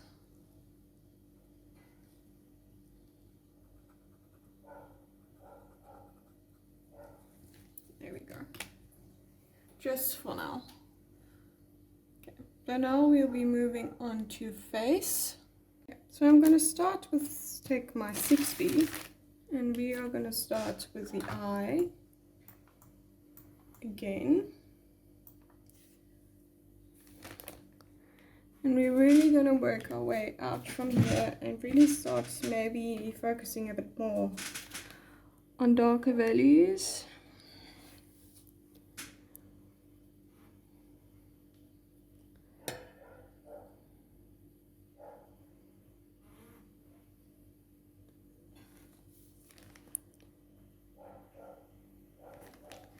Try and be really precise and careful with your 6B.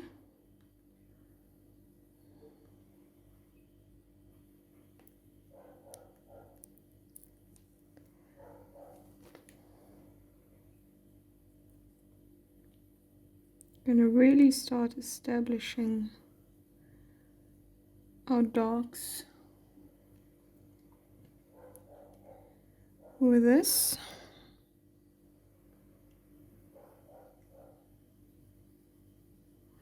Not using as much pressure as we did at the top here. Just enough so that it is different from, I think we use the 3B as the highest we used here. Very soft pressure within the eye itself.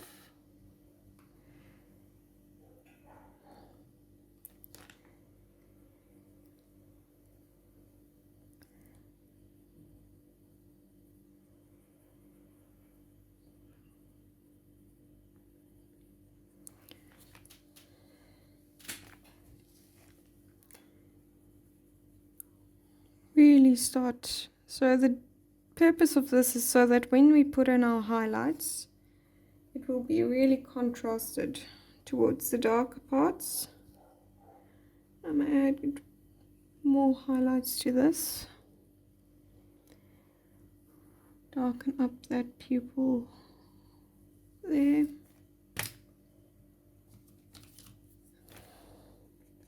And it should already look more defined than what you had. I'm going to take my F pencil,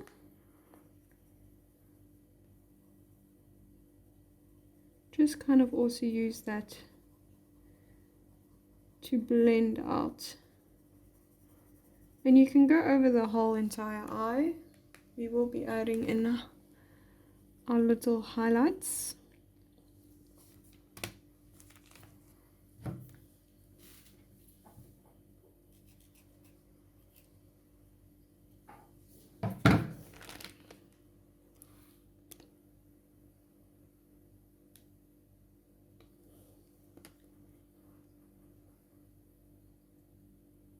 So I'm focusing on the lightest parts in the reflection itself, rather than actually taking out. So there's this little triangle over here I'm taking out, and then you'll see it kind of looks like a roof. And there's a very light part in the sky that I'm taking out, and then here's a very white little highlight. And I'm also going to softly take out this little half moon section here as well. Just going to blend in that dark line ever so slightly. So this half moon is going to be a lot lighter than it is in the reference. Just going to clean up my mono eraser again. Then there's a little line here that I'm just going to take out. So I'm using just the very light parts of the actual reflection as a guide for kind of the most important little highlights in the eye itself. And I'm just going to highlight this little inside portion as well. And just take your F pencil, work around it, darken up that pupil even more. There we go.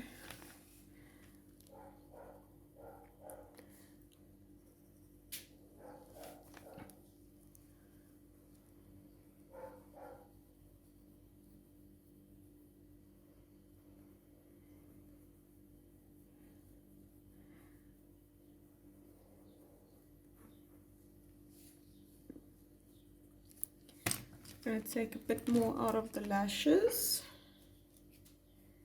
just ever so slightly, define them a bit more.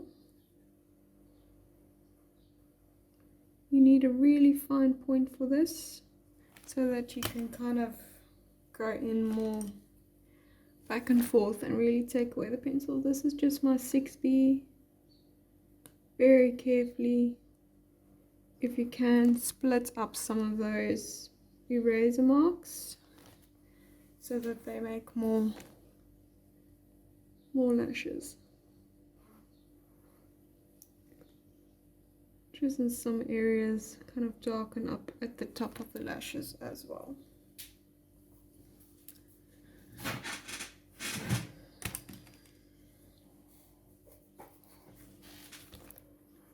Leave that at that for now and just take my F pencil and we are going to work on the surrounding parts of the eye. Start building up those values.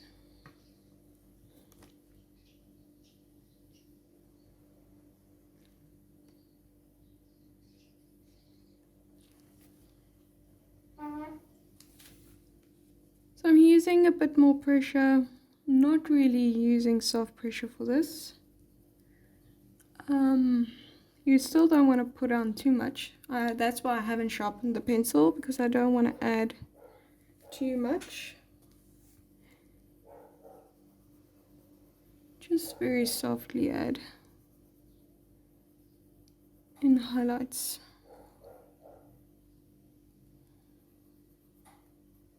And define some of the creases.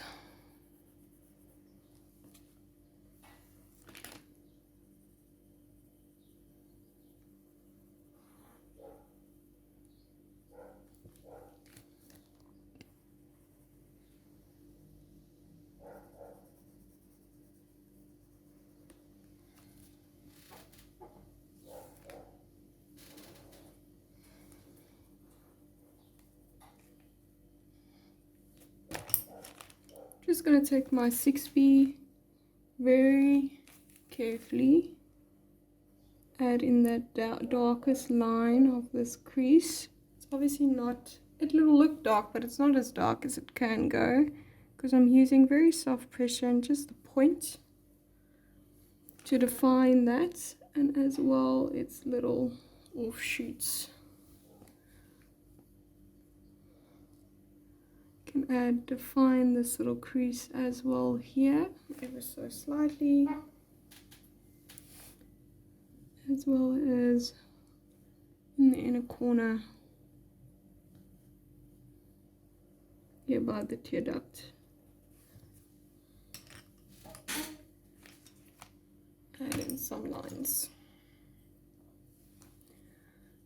This is my 2H pencil.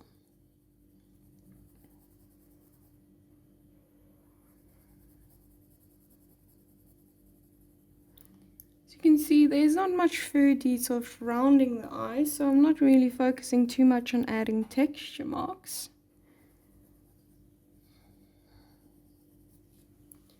Just want to build up the values and more.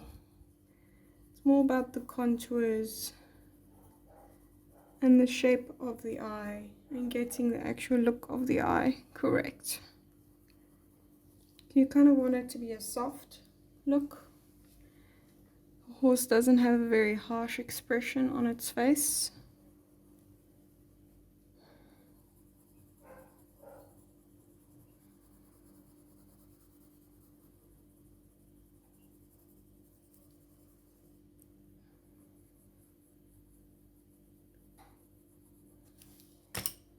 Take your HB. We're just going to darken up this bottom grey area of the eye.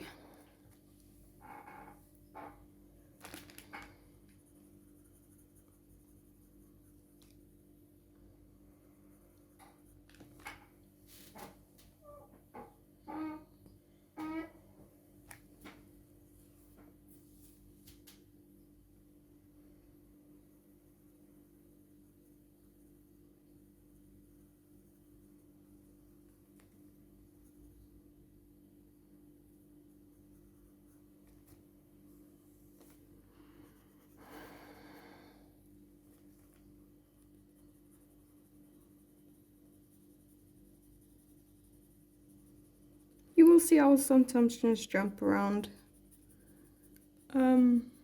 certain areas, just adding a bit of texture around this bottom part of the eye. Very short up and down strokes, not too much.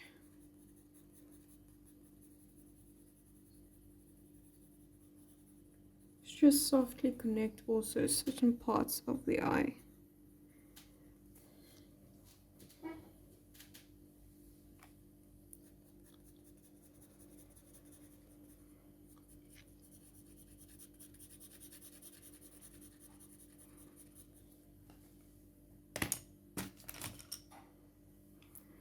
So I'm going to take my 6B pencil,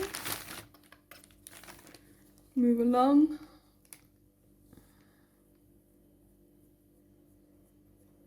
Going to start kind of in the darkest areas. I'm going to start kind of using our darkest pencils to add a bit of fur texture.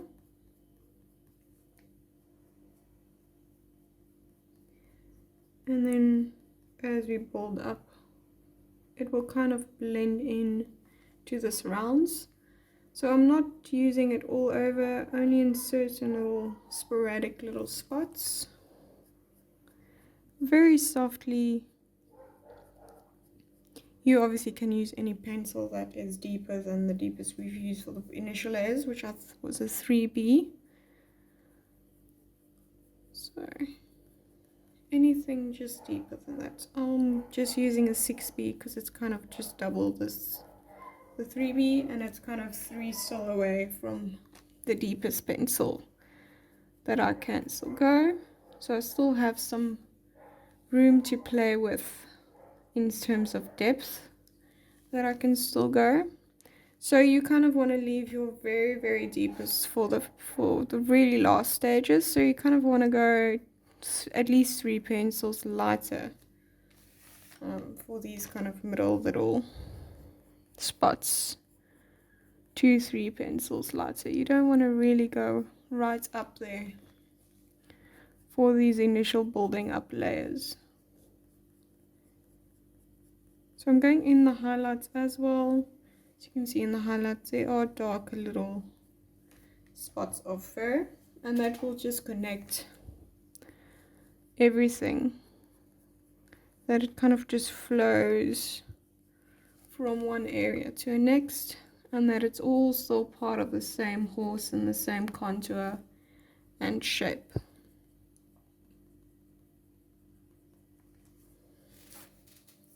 And you should already see kind of the effect of it, just adding here and there a little line, that the texture just becomes more fluid, kind of works into one another, that you don't need to do too much to establish that. Do the same here. You can even do this step, I do this step even in the lightest parts of the fur.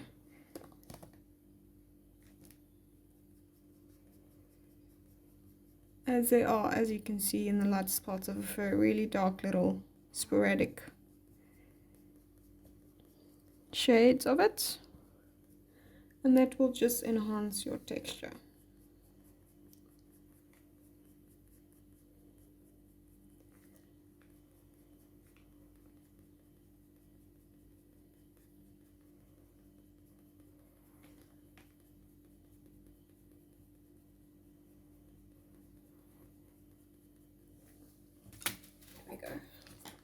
And I'm just going to take a blending brush, nothing on it, just go over lightly, not very hard pressure at all, just softly go over it.